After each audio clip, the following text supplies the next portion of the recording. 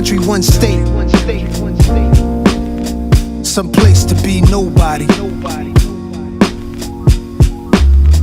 Some place to be. Some place you wouldn't know probably.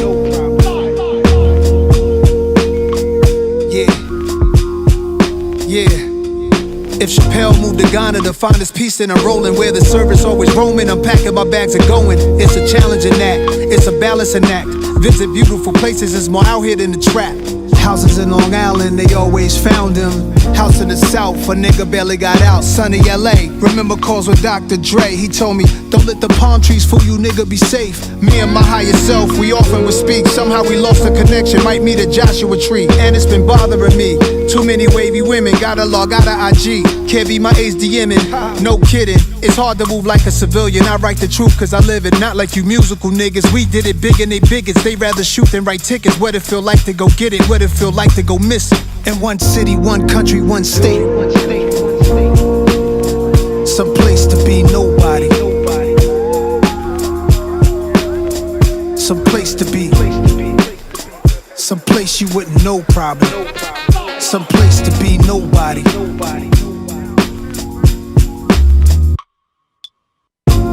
Dog bought a plane, said let's go to Paris. That's where baguettes are from, French bread that's long and narrow. I like the other definition, rectangular carrots. The concept of the song is rather esoteric. This girl said in Grenada we should go get married. Broke the meaning down of the Virgin Mary. And you got your own place. My favorite part of the night when you text me that you made it home safe. I'm contemplating at the home base how I'm used to breakfast in the ghetto sipping OJ. That's a picture right there, a moment in time. Before anybody wanted a photo of mine. Before the internet energy and social decline destroyed the vibe, fooling us with the headlines, keeping us blind. Vultures eat you alive. Take heed to the signs. Wishing I find one city, one country, one state. Some place to be nobody. Some place to be. Some place you wouldn't know probably. Some place to be nobody.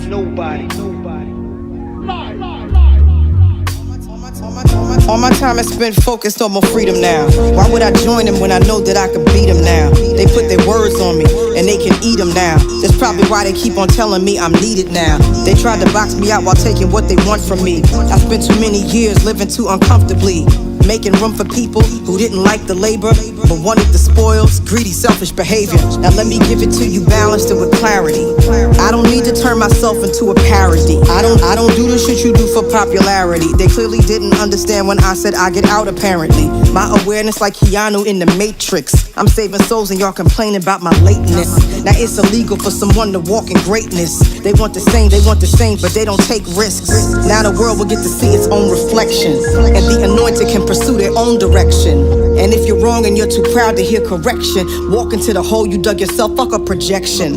See me in my freedom taking all my land back. They said a lot against me thinking I just stand back. I got my legs beneath me, I got my hands back. A lot of people sabotaged, they couldn't stand that.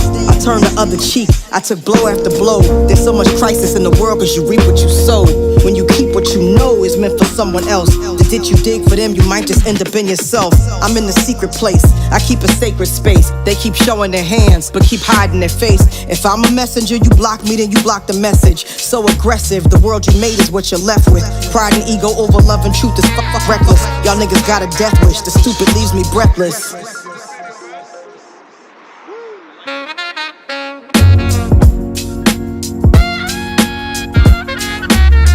Some place to be. Yeah. Ain't ducking nothing. Just might have to build my own city where I need a real nigga passport to enter. Miss Hill, we ain't going nowhere. They gonna have to deal with us. Make them uncomfortable. Yeah. Alright, how's it going, everybody? Had some buggy mechanics this morning, apparently. But we should be alright. Maybe. We will see. I'm not one to jump to conclusions. Welcome to the stream. The initial lineup I had for you guys got scrapped, given how this morning ended up playing out. Stuff happens. It is what it is. So instead, I had another idea. So as you guys know, Phil has essentially has a begathon coming up Saturday, right? So that gave me the idea to go back and look for a couple of gems. Now I don't know exactly how much time that we actually have, and let alone do we have enough time to go through these 3 videos. So we'll just go ahead and play it by hand. We'll go ahead and play it by ear, and we'll see how it goes. Time isn't necessarily a factor per se, but we'll see. If not, there'll be another stream later on the week, so we can pick up from there. So that is a thing. Hopefully you guys are all doing all right. And let's see here. Let's go ahead and do a bit of an update, I should say, on what the business has entailed. So Phil had 1 or 2 streams over the last 7 days or so that he made, ironically enough, that he made about $7 for the stream, which is hilarious, by the way. I don't think I've ever seen him have a stream that low, but I'm pretty confident there might have been one. But in our modern era, it's been a little while since I've seen something like that, which is absolutely hilarious. Second thing is we had Feasting with the King, the second Feasting with the King, I should say. And he had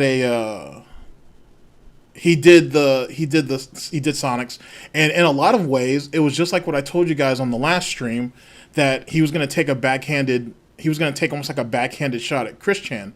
And theoretically that whole Feasting with the King was just that, because if you think about it, given how the Chris Chan situation is going on, he may very well outlive Chris. He's kind of cemented himself as the top lol cow, theoretically, even though Chris Chan is getting way more attention.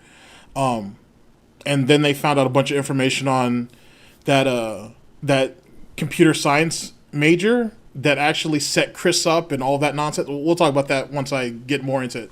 So that's a thing. But Phil has kind of cemented himself as king of the lol cows, if you guys think about it. You know what I mean? And him putting on the Sonic hat kind of cements it. That's his crown, if you think about it.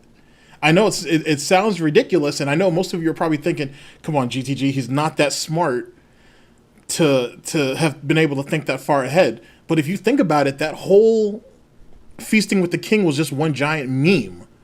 That's exactly what that shit was. That was a giant fucking meme. And you're telling me out of the other 3 choices or 2 choices he had, he decides to go ahead and he purposely goes for Sonics. He goes for the hot dog. He goes for the hamburger. He goes for the blue drink. He puts the fucking blue Sonic hat on. Like, he dressed himself up for memes, as far as I'm concerned.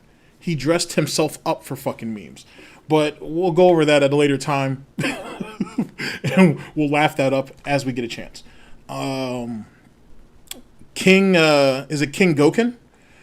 Is apparently his name ended up falling up on the hit list of mods who have also decided to take the knee and back off. Even though, if I remember correctly, the dirt on him is he might be a pedo or some shit like that.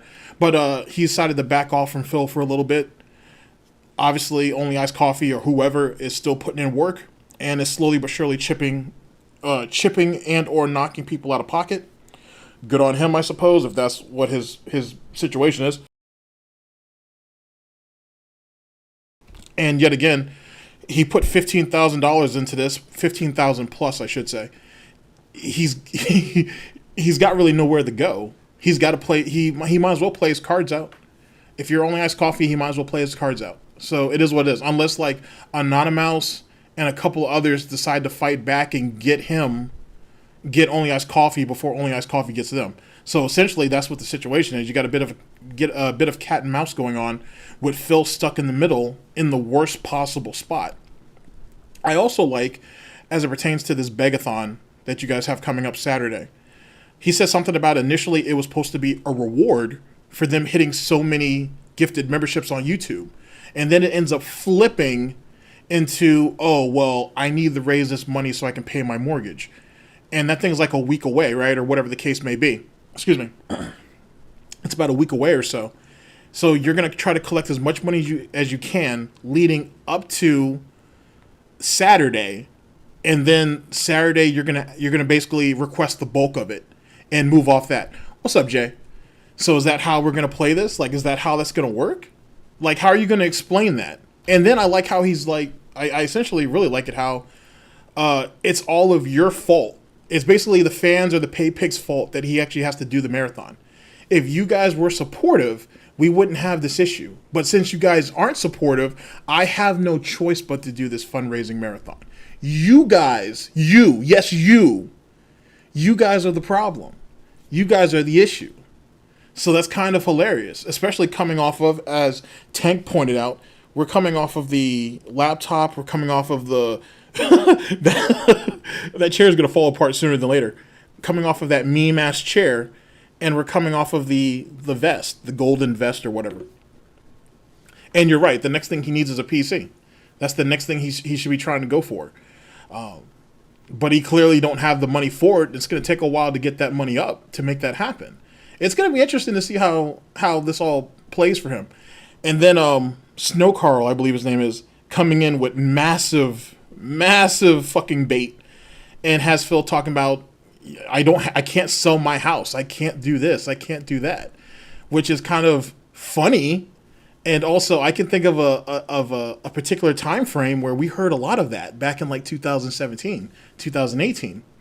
So that's pretty much us getting caught up to date with that. There's a little bit more going on, but I'll wait and see how that plays out. Kiwi Farms is back up, I think, but limited registration, or if it's by invite only. And for some people, you can be on the site and you can click to the next page and get booted off for whatever reason. So yeah, that's gonna be crazy with that shit. Let's see here. Yeah, I saw the pictures of her and everything, and yeah, she's essentially what she was essentially trying to do. We're talking about the troll who's doing this Christian shit. I don't have all the details, so I can only tell you what I know. But essentially, she runs some type of splinter cell of like Christian like trolls or whatever the case may be, and her end goal was essentially to get Chris to commit suicide. And what this whole thing about sleeping with his mother, just like I told you guys during that stream, someone has been leading him on to do this for a while, for a good minute, to be honest. Actually, in Null's or Josh from Kiwi Farms, in his last stream, he had went over some of his old messages with Chris, and Chris was hinting at him that he had a girlfriend and all this, and if you put everything together, Chris was talking about his own mother. Yeah, it's a mess. It's a mess. Like, but that chick right there, and then the animal abuse or whatever else she's accused of doing, that shit's ugly. That shit's ugly as hell. I like I said, Phil has it easy compared to some of those people that are actually out there. Like, there's some real animals out there and whatnot. If he's got it lucky. He's very lucky. He's very, very lucky. Holy shit. So yeah, I've heard a little bit of it. I don't have all of it yet though, but it's yeah. Yeah. Initially when I saw her though, I was like, I don't have the picture or anything, but the first picture that came up of her, the most distinct thing about her that stands out to me anyway is her eyes. They're empty. Like when you look at her, you don't see nothing. You don't see nothing. It's like literally looking into a void, which is already a very dangerous situation in itself. But that small militia or army of people that she has backing her up, that's something to be worried about. So, no, I have not. Actually, I think I just opened up a new Twitter account the other day. This should hopefully be temporary because yet again I want my old one back. But I have a new one for just temporarily. So just so if people need to reach me by like DM or something, I can actually reach back out to you. But no, I did not find out who was the person who found out who Only Iced Coffee is. And if so, can they confirm it?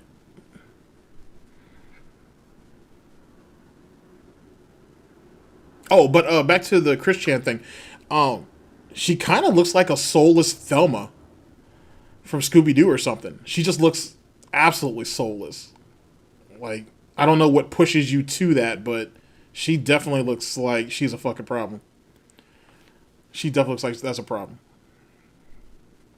So, I don't know what to make of that one. Oh. Well, I'll be damned. Well, it looks like I have something to kind of take a look at a later time and date. Yikes. All right, first things first. Let's go ahead and set the mood a little bit with some of this. All right. And let's go ahead and get into the video itself. Yeah, she looks like she really do. Like, that's kind of what she looked like. It's like if Thelma had no fucking soul and shit, that'd be her. Like, shit. I don't get it. Like, I don't get it. And that and the animal abuse and shit, like allegedly adopting pets just to kill them. Like, Jesus Christ. I don't know. I don't know. But she definitely don't seem like she ain't anything to play with. And if the information is true about her parents, yikes. Just yikes. So it is what it's interesting though. If you ever want to get a chance to take a look at it, like I said, I'll look into it a little more, and then maybe we can have more of a discussion over it. But it's a definitely yikes type thing. It's a very yikes type thing. Okay, so all right. Well, anyway, thank you guys for all showing up and everything like that. Stream's over, so I'm just joking. Let's go ahead and get into our first video, and yes, Thelma has a soul. You don't get to be thick like that and not have a soul. What's wrong with you? What is wrong with you? All right.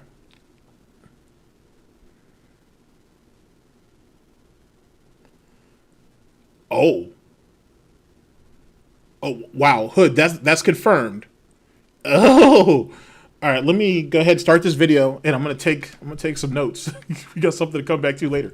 Speaking of which, hold on just a second, because there's somebody. There you go. All right. Let's go ahead and get into the video itself. It's gonna be a bit of a history lesson, so to speak. Should be fun nonetheless. Let me go ahead and tell you guys actually what we got up for grabs. Ladies and gentlemen, we are going to be here today with Snort Burnell. Oh, yes. DsPgaming revealing the problem. This is from November 24th of 2017. The link, as usual, will be down in the description. Song that was played was Nobody by Nas and Lauryn Hill. The link to that song is also down in the description as well. You can, please go ahead and listen to the song. It's a good song. All right, here we go. This is how to play the game. By the way, if I'm not loud enough, or if the video's too loud, or whatever the case may be, let me know so I can make my adjustments. All right.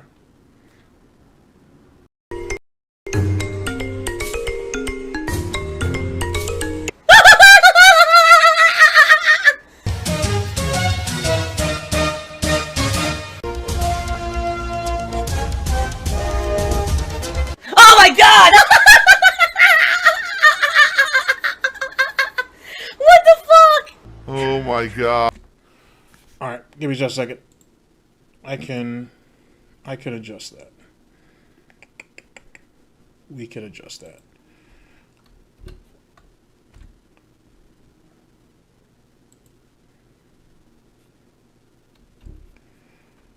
Let's bring it down to this, and then you guys can let me know. If you need me to raise it or lower it again, let me know, and I'll go ahead and make that happen.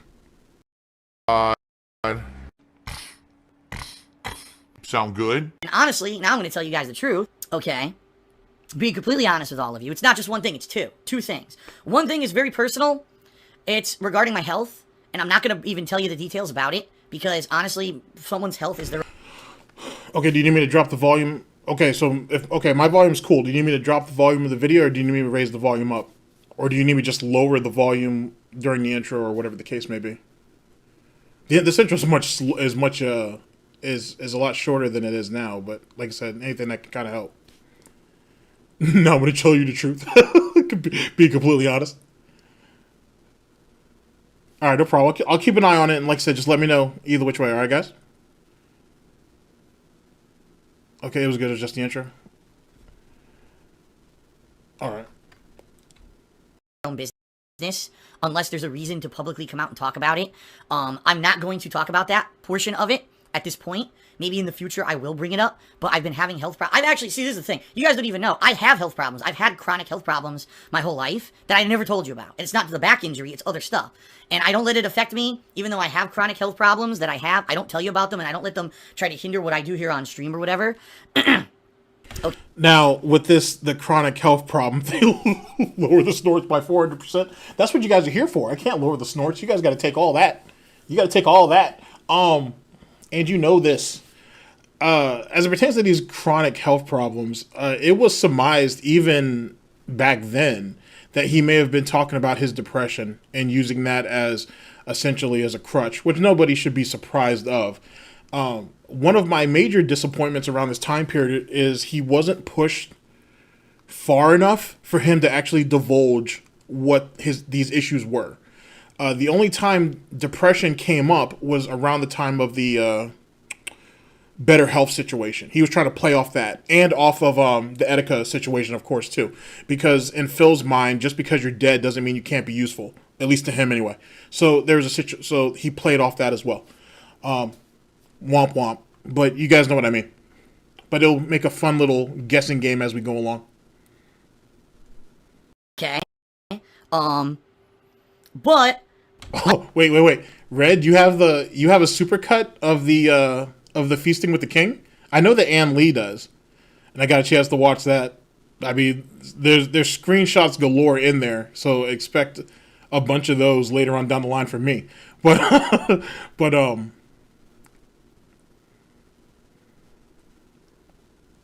oh, yes. Okay. We got something to look forward to later on. I've been having a few complications that have been negatively affecting me. Let's put it that way. To the point where long-term, could it affect me really badly? Yes. Not yet, but long-term it could. And I am worried about that, and that's always going to be something. Health is something we all worry about all the time, right? So I'm not going to go into detail, but FYI, that's one of the things that's been affecting me. And yes, eventually it could really negatively affect me, all right? But the other thing that's been happening at the same time is that, let's see how I begin here, all right? Just listen to the whole story. Don't assume and jump off or at any point. Listen to the whole story. Here's the whole story.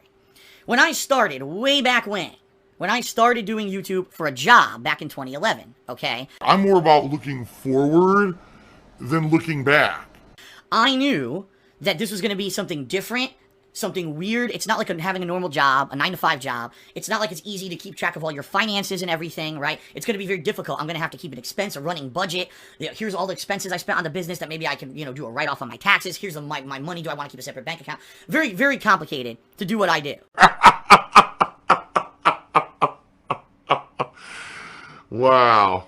All right, it is. And every year, it's a nightmare to try to figure out at that one time of the year when I have to figure out, gee, what do I owe taxes on this? Do I owe that? Do I get a refund this year? Do I roll it over? How many expenses can I write off?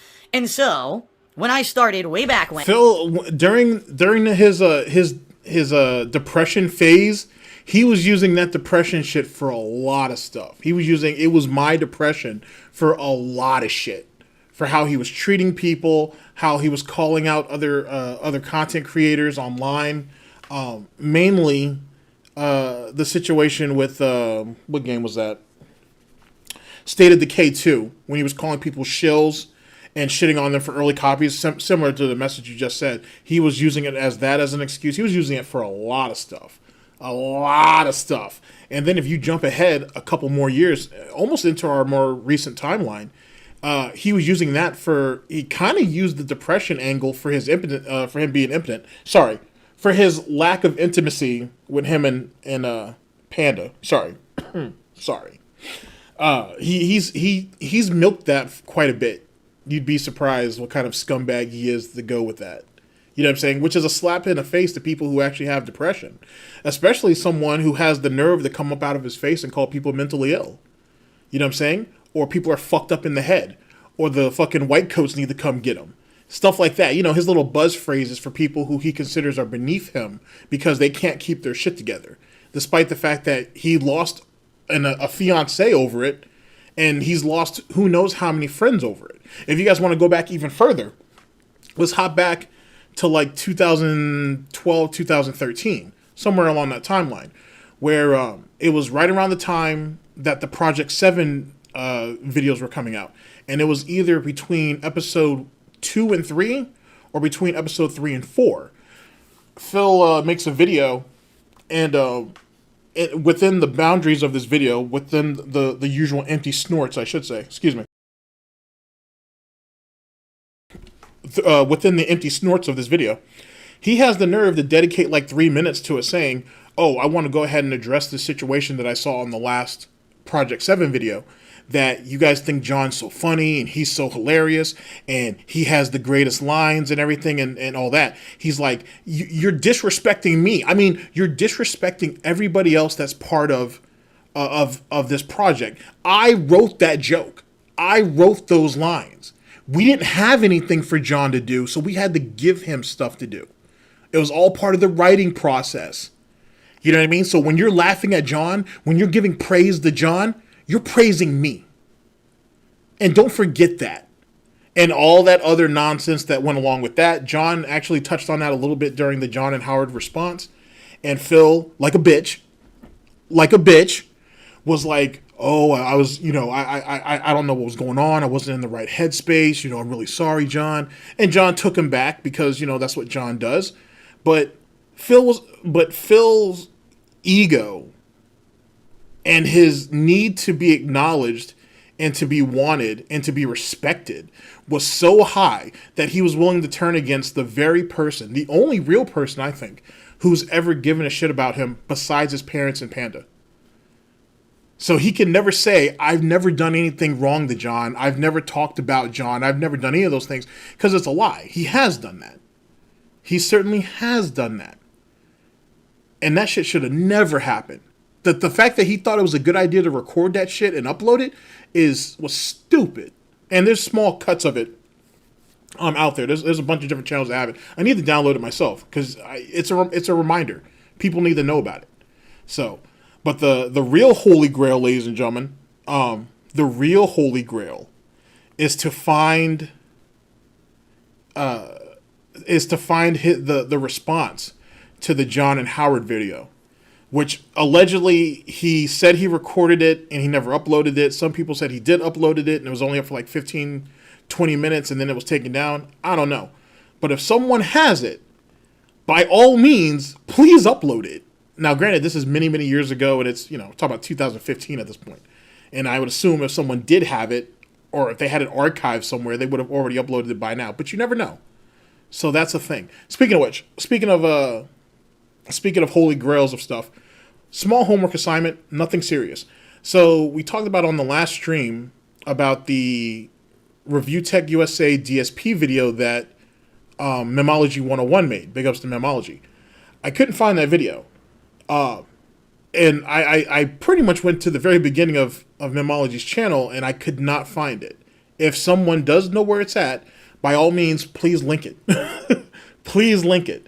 If it has been taken down or lost to history, or if he privated it or whatever the case may be, then so be it. But it's just a thing. I'm sorry, like, for all of you guys who like, I'm not asking you guys, anybody in particular, to do it. If someone, slips and bumps and goes over there to his channel and they happen to find it, that's all I'm saying. Thank you. I'm very much in your debt. That's all I'm saying. And expect some homework assignments, ladies and gentlemen. There's a lot of history going on out there in the Gowdy universe. Just saying. I also did check his Memology second channel too. I didn't see it there either. And now it's very possible that I missed it. It's very, very possible. So, but here, let me continue. And like I said, I'm eternally thankful to all of you. And making money doing YouTube full time, I got a tax attorney to be. I was just on his channel like the other day. I know there was like a countdown. Given that he was trying to clear up some strikes or something. But there was like a countdown against his channel. As far as I know, it's still up. At least I hope it's still up. But I was over on his main channel the other day. So, like, I hope it hasn't been taken down. But Memology has always been able to bounce back. Because this isn't his first rodeo. This isn't his first rodeo. He's Jesus Christ. Jesus Christ. If you're not following Memology on Twitter, you should. And you can get an idea of some of the shit that he has to deal with. It's stupid. It's really dumb, the crap he has to go through. My full-time tax attorney. Now, I didn't just get any old tax attorney. I did research. All right, I did research. This is back when I lived in Connecticut, back in around, I'd say, was it? I'm trying to remember if it was 2011. I don't remember the first year that I actually did this. Okay. So, I did research. I found a guy in Connecticut, 30 years experience, actually taught accounting and finance at universities before, okay, and had these awards and degrees, and it wasn't his full-time job to do it 100% of the time, but it was one of his sources of income that during a year he had clients who he would do their taxes for them. And now, this is important, too, because it's a part of our lore that's a little bit missing, is that this tax guy that Phil is talking about, that dean, exactly, that whole dean and shit, I don't think I'm a snake. That's kind of hurtful. I think that's a snake. But that snake in the grass, if you will, if that's what you're trying to imply. That dean, that his tax guy, is actually like a family friend of his parents. Like, you know what I'm saying? Like, that's a family friend of his, which doesn't make a whole lot of sense. Big ups, Gunslinger. Which doesn't make a whole lot of sense on how this guy would have gone out of his way to screw Phil. It doesn't make any sense for any of that to happen. Yes, Jay, I did see your DM on my old account. I did. I can't respond to you. That's why I had to open up another one temporarily. Well, I don't know. I'm not gonna ever erase it, but it's up there. So yeah, it's on the main channel page too, like the link to it, if anybody ever needs it for whatever reason. But sorry, back to what I was saying. So this tax guy who screwed Phil over was a family friend and has been for a very, very long time. So please keep that in mind too when he talks about all this nonsense. And this whole full-time tax attorney situation, maybe because Phil has to pay his taxes periodically throughout the year, maybe that's what he's talking about. But then again, if that was the case too, then that really don't make a whole lot of sense on how he was getting away with not paying state and business occupation tax in Seattle for as many years as he did, right? And swore to God he don't know anything about it, despite the fact that Panda paid state and business occupation tax. So none of that ever made any sense to me. Speaking of which, Jay, I was meaning to do that, which doesn't make any sense in itself. So please keep that in mind as well as we're moving forward on this fantastic journey of ours. when I lived in Connecticut, from 2011 to 2014 when I was doing this as a full-time job, my taxes were done through him. And every year what I would do is I put together this spreadsheet of all my expenses and send all the information to him. And he basically put it together so that it would be easy. All right, an easy system, no problems, nothing, every year I just sent him the information, he has a couple questions, boom, we file, we're done, all right? And I pay a shit ton of taxes. Now, one of the major reasons why I wanted to get out of Connecticut is because Connecticut has what's called a state personal income tax, meaning whatever you earn in the state of Connecticut, the state takes income away from you every year as a tax, so does the federal government. Now, the state doesn't take... Now, here's the hilarious part about it, which, like I said, this is where the con comes into play. This idiot... right? This idiot ran across country to try to avoid taxes. Think about that. He was paying a state tax and he was paying his federal while he was in Connecticut. This dude jumps across the country, pays his federal, but doesn't pay this state and business occupation tax. This same state and business occupation tax that Panda had to pay, that Panda knew she had to pay. So in a lot of ways, he kind of made sure that she paid her shit, but he thought, oh, I'm excluded of that because I don't have a physical product. Even though you do sell shirts, you are collecting money in their state through different means and different variables. And more importantly, ladies and gentlemen, pay attention, chat, because this is important. This might be on the test later. This idiot right here files for business exemption. His office, air quote, is just that, an office. He claims that as a business expense. You guys have seen the fucking bankruptcy documents. Everything he tries to write off everything. Utilities, the cable, the office itself, I think he did the same thing for Panda's room, which is another dumbass thing. That he doesn't, the fact that he doesn't let Catherine make content is kind of a waste. If you think about it, I know I hate exams too. It's kind of a fucking waste. It's kind of a fucking waste. Because then he could just go ahead and claim Cat's office and won't do it. The fuck is that about? Like, what's the point of all that? So none of that ever made any sense. Here, let me, bam, there's Anley. Big ups to Anley. So like, it doesn't make any fucking sense what he was doing. It doesn't make any sense at all. At all. Like, what the fuck? And then, like I said, what do we have 2 internet lines for? Like, what is he really using 2 internet lines for, right? He has the business line, if you will, attached to all of his video games and shit. And then just recently we found that the second line, he's like using the Wi-Fi of that. Well, why can't Catherine use that main line? Like, that doesn't make any sense.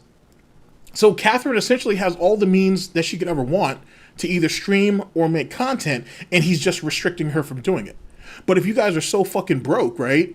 And if you guys are in such dire straits, I should say, then why not get her out there and have her making some content, especially if it's something that she already enjoys doing anyway. Hey, if Catherine wants to stream at like 3 or 4 o'clock in the morning, fuck it, let her. You know what I'm saying? Fuck it, let her. Because she's not important. That's hurtful. That's hurtful. That poor girl is probably lonely. You know what kind of gold dust that could be pried out of her? You know what I'm saying? With the right type of suave. There's some people in this chat right now that if you showed up to her stream, I bet you anything you guys could mine for diamonds for days. Let's be honest. Let's be honest. Every horse needs to be broken in. Nearly as much as the federal government, okay? But they take a decent chunk. And I was like, man, I could literally leave the state of Connecticut and move anywhere that doesn't have a state income tax, or I could move to a state that has a much lower income tax and pay less taxes. And what would be the loss? You know, I work from home. I live stream, right? So, you know, what's the big deal if I were to move out of Connecticut and go somewhere else and do this? I'd be basically just making more money doing it because I don't have to pay all these exorbitant taxes that I'm paying in Connecticut. So at the time, all right, I did some research on what states did not have personal income tax. I started looking for houses. You all remember. Guy with 2 names. I was not implying. Nor did I call you that. Okay? I just want to clarify. That was never something that I meant. Holy shit. This, if you're longtime viewers, you remember this. It was like 2013 and then 2014, I actually started house hunting. And at that time, I was in constant communication with my tax attorney saying, gee, you know, what would happen if I were to move, say, to Washington or to Texas or to one of these states that doesn't have a personal income tax? He said, basically, that was it. You just don't pay personal income tax. You just pay the federal. You're good to go. I was like, wow, that's great. You know, that would be really exceptional. And so as things progressed, right, things progressed more and more. Eventually, I came out here in April of 2014 to Seattle area, Washington. I saw several homes while I was out here with my then girlfriend. And we decided on this house. We thought this house was the perfect fit for us. And before I ever took one single step towards buying this house, okay, I up front asked my tax attorney 2 important questions. I said, number 1, are there any other taxes that I'm going to have to pay if I move to the state of Washington outside of the federal income tax? That's number 1. He said, no, it's just the personal federal income tax you'll have to pay. You know, a quick Google search could have cleared all this up. When he told this story, I'm pretty sure I was watching Tevin's stream of this at the time. But when he told the story, there were people in his chat that were doing quick Google searches and immediately found it. So this never made any sense whatsoever. I think someone actually called him out in his chat over this, if I remember correctly. Number 2, I asked him, in writing, I still have the fucking email. I said, since I'm moving to Washington State, doesn't it make sense that I should get a tax attorney out here who basically has more... Speaking of which, as it pertains to that email that he has between himself and this tax attorney or CPA or whatever, because if you guys really follow this timeline, the name just kept changing over and over and over again. I always wanted to see that email that was allegedly sent to him by YouTube to delete all those videos because of those false copyright strikes. I always wanted to see that email, and he never showed it. And the reason why is because it don't exist. But we can talk about John, and we can talk about John's text messages, though. We can do that. That's okay. Because I'm an honest guy, you see. More knowledge of the state laws and stuff like that. They'll be more knowledgeable about that. So basically, I'm going to say goodbye to you. After this year of taxes, once I move to Washington in the summer, I'm going to basically not need your services anymore. That makes sense, right? And he came back to me and said, Oh no, I'm still able to handle all of your tax concerns. No problem whatsoever. You'll still be fine.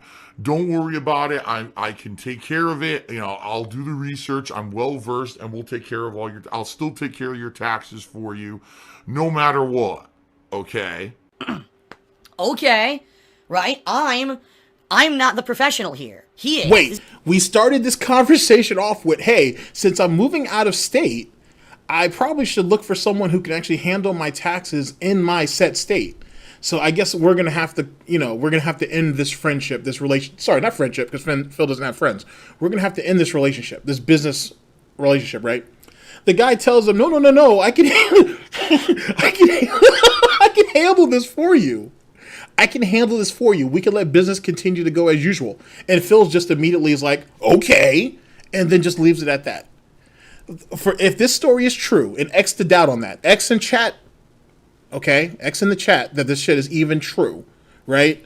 Let me go ahead and contribute to all this bad behavior. If that's it took just that little bit to persuade you to go otherwise. Are you fucking serious?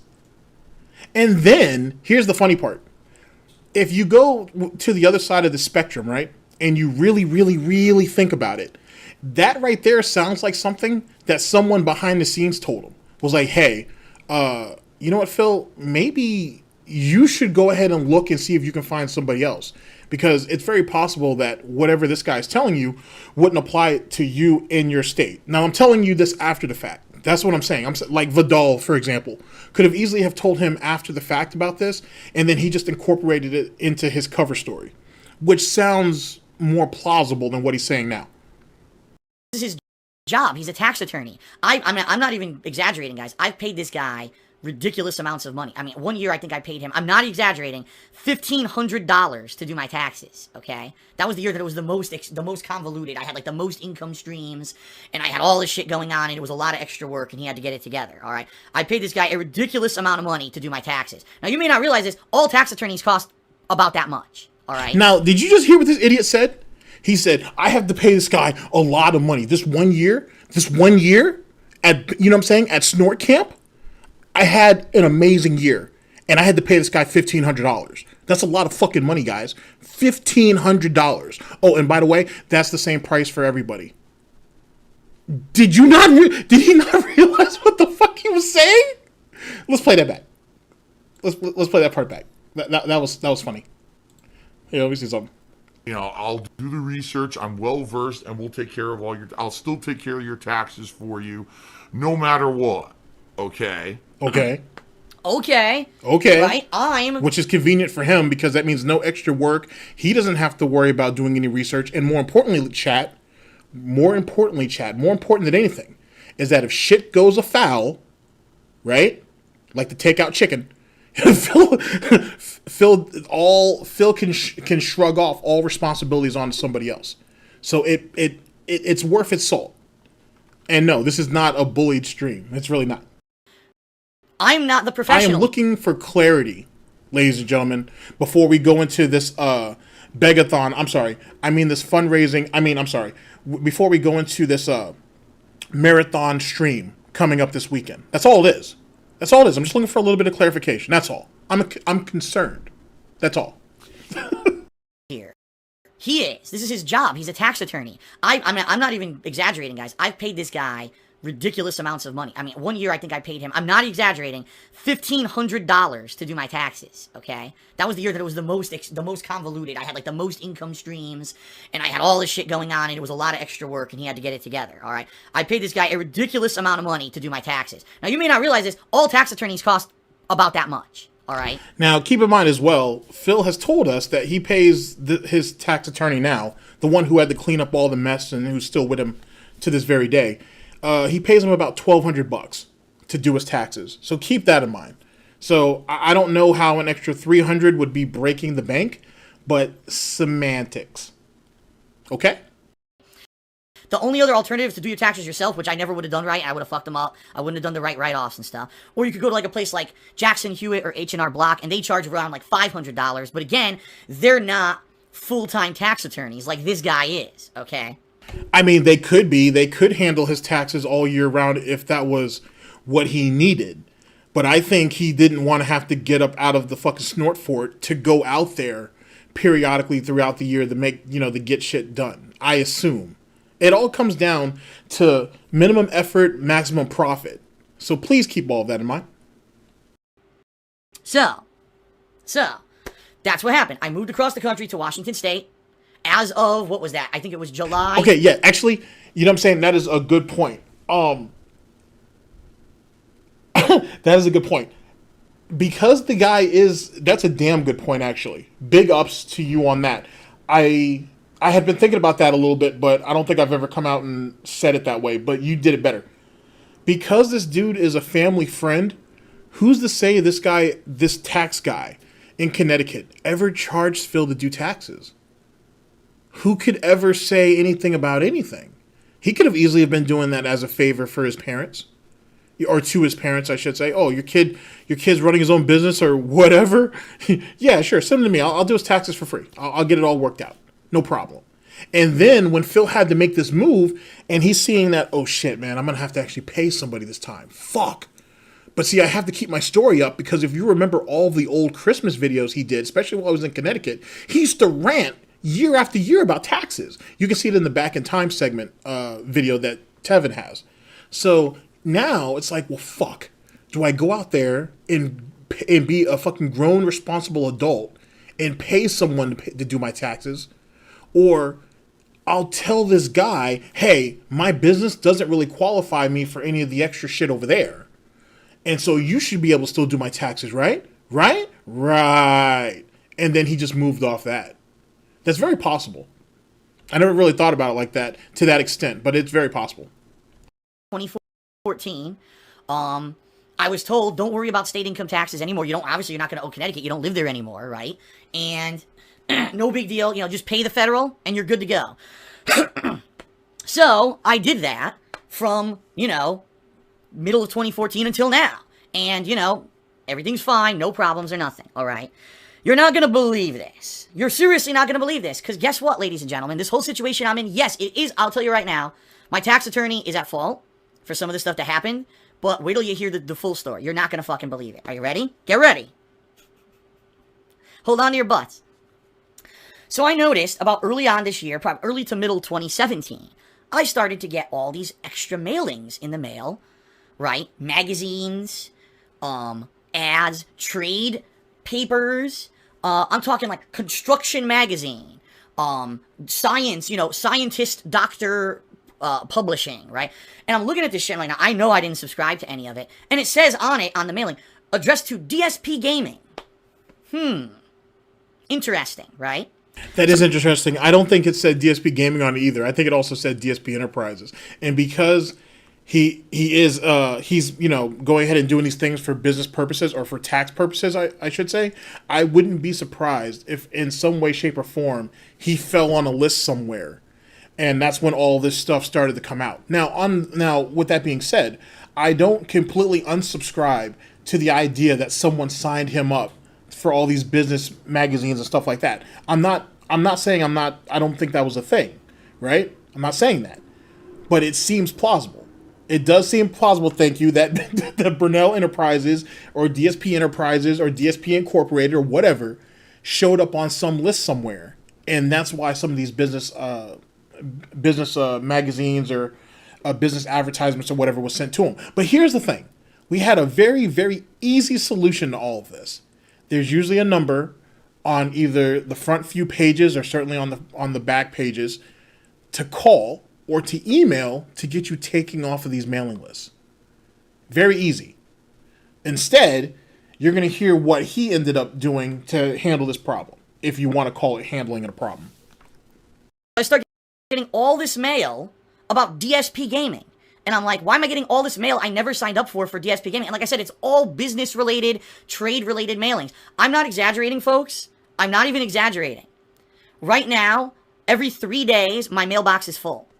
Because whoever this was that did this signed me up for like every possible free publication that there is regarding like business and trade. And I'm getting every 3 days a stack of mail this high that fills the mailbox. So every 3 days I have to go empty the mailbox because someone did this to me. Okay? That's insanity. So that happened, and I've been putting up with that all year. There's nothing I can do about it. There's nothing I can do about it. I just got to put up with it and throw it out. That's what I do. I shred it. I shred it all. It goes to the recycling. All of a sudden, in... So yet again, instead of unsubscribing to these publications, first off, he's mad that he has to go out there every 3 days, which I don't know about you, but you know what I'm saying? I enjoy going to get my mail every day, to be honest with you. That's just me. But two, he brings it home and just shreds it or just throws it in the trash can. Are you fucking serious? Are you fucking serious? Oh yeah, Hate Army. It actually kind of makes a little bit of sense that he only goes out to his mailbox every 3 days. Back at this time, in this time period here, let me reaffirm this for the chat. We are in 2017. Imagine you having 14 pieces of mail come in saying that you owe money. Because remember, we have credit cards, we have business loans, we have all this shit coming into the fucking mail. I wouldn't want to go and check my mail either if I had that much debt hanging over my head. Keep that in mind. And then we're still paying the mortgage in Connecticut and everything else that's entailed. So yeah, I wouldn't want to go back there either. Is this the Panda era? This is actually, let me check for you real fast. I think this is actually afterwards. It is. This is November 24th. And if you remember, she left earlier in the year.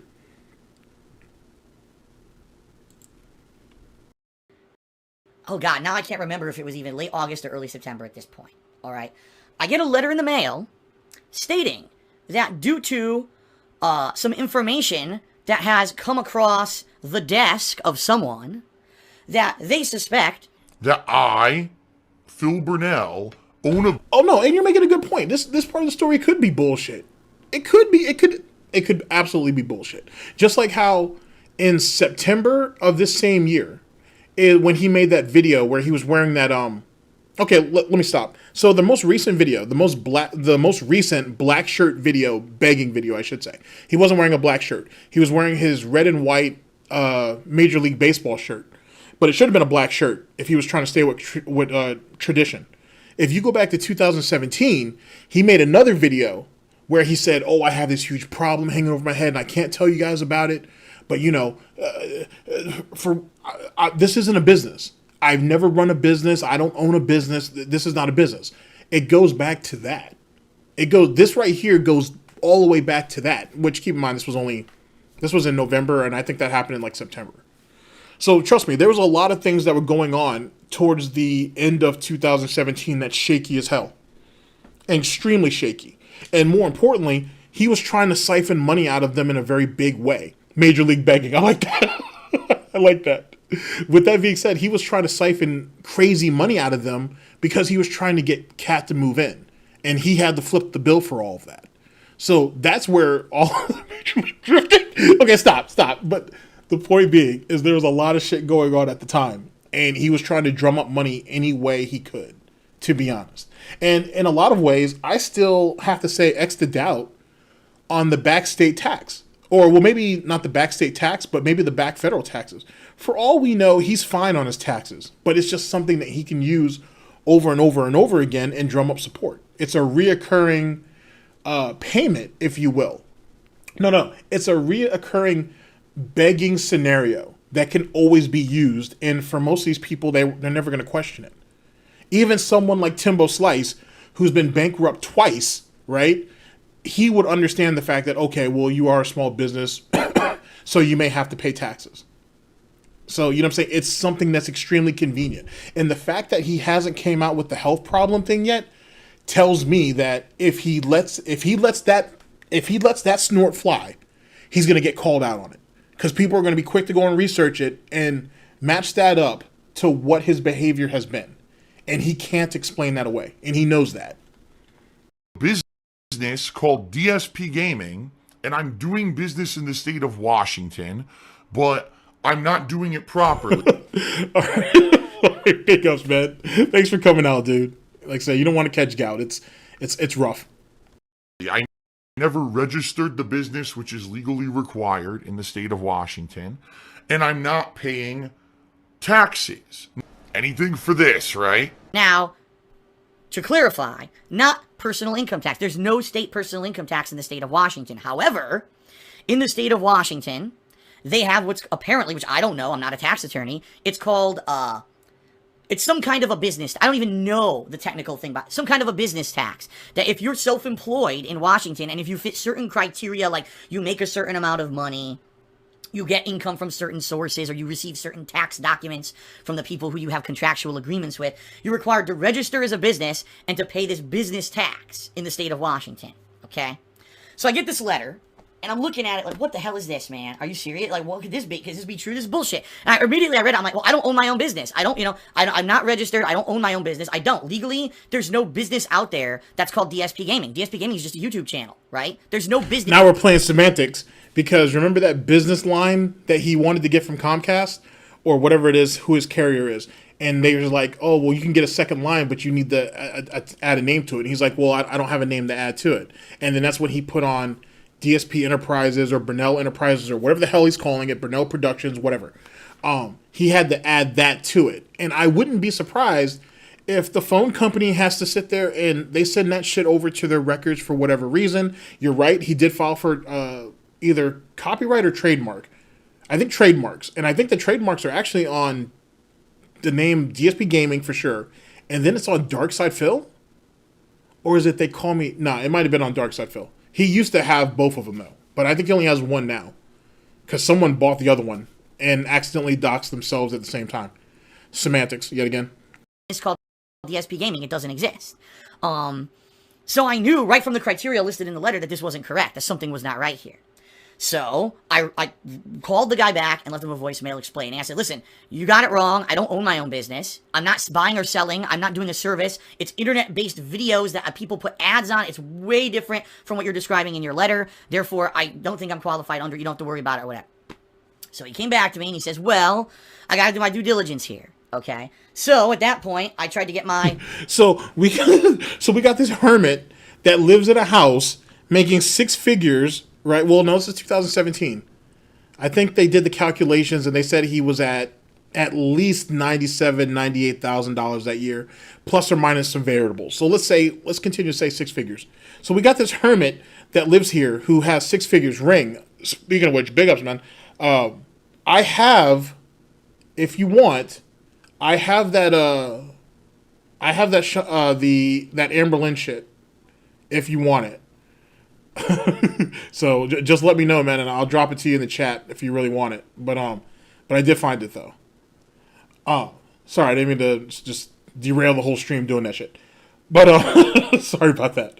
But he railed on. But like I said, you got this hermit living in Seattle who's making all this money and believes that he doesn't qualify for state and business occupation tax, despite the fact that there are literally compilations out there. Mr. Huffstuff made one, actually. Big ups.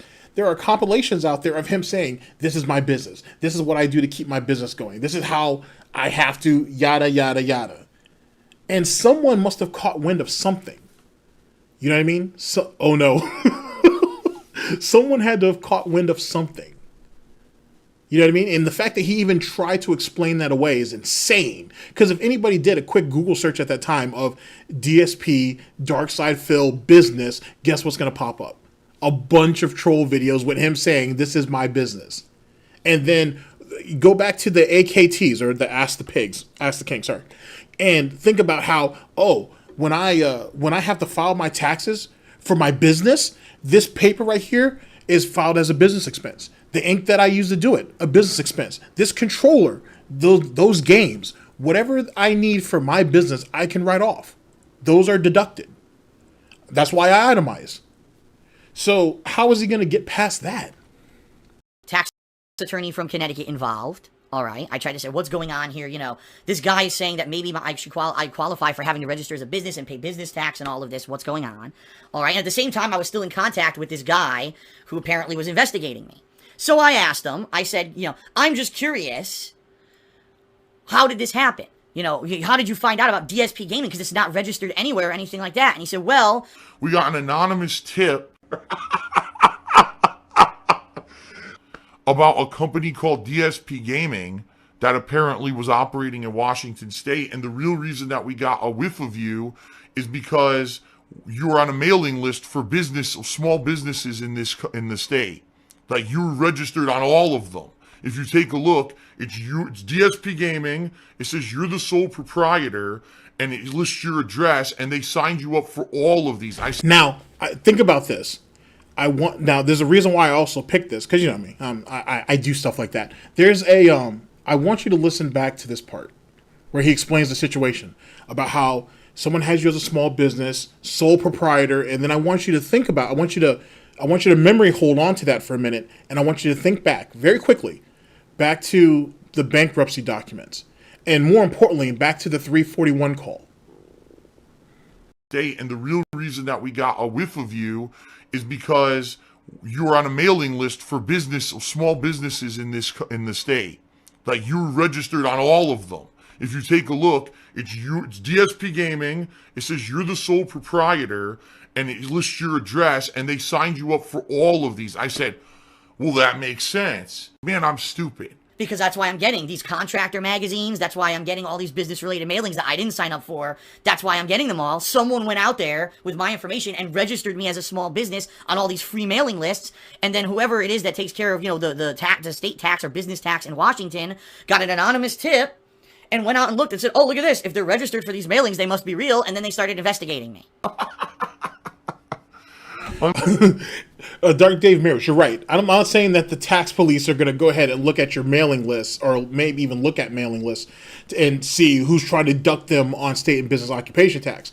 But what I am saying is someone who has a whole lot of time on their hands went and looked and saw that, hey, this guy is registering himself as a small business. What type of publications is he getting, or can I sign him up for? And then essentially put his name on high alert.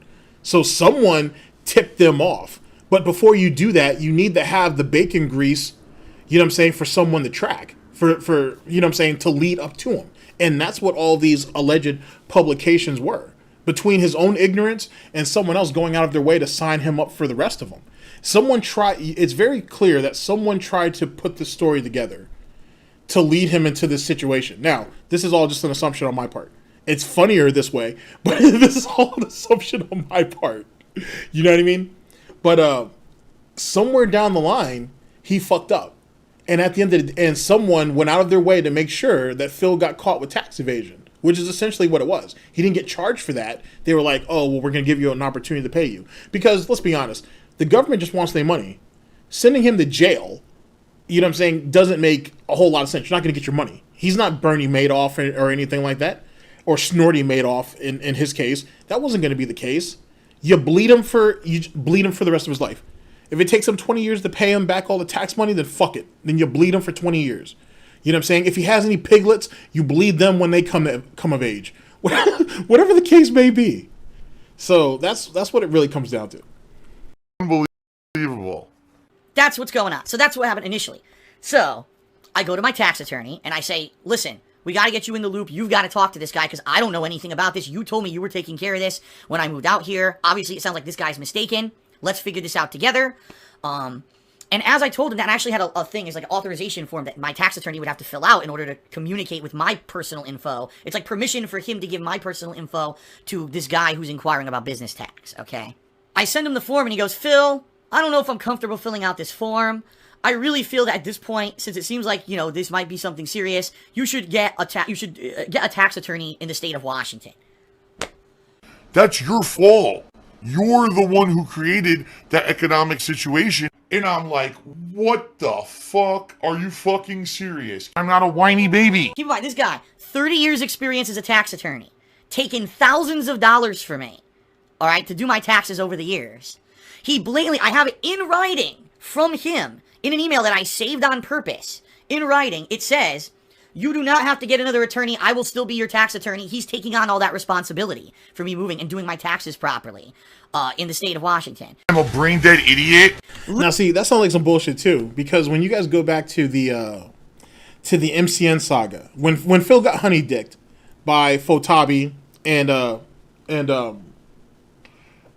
Laveria, and he said that, oh, the contract looked wrong, but I'm going to go with it anyway. And this way, if shit goes bad, I can go ahead and point out that, oh, well, you have details on this contract that doesn't work out. And that's how I'm going to weasel my way out of that situation.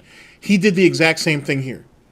He did the exact same, or he tried to, I should say. He attempted to do the exact same thing here. And it blew up in his goddamn face. And he's been paying for it ever since.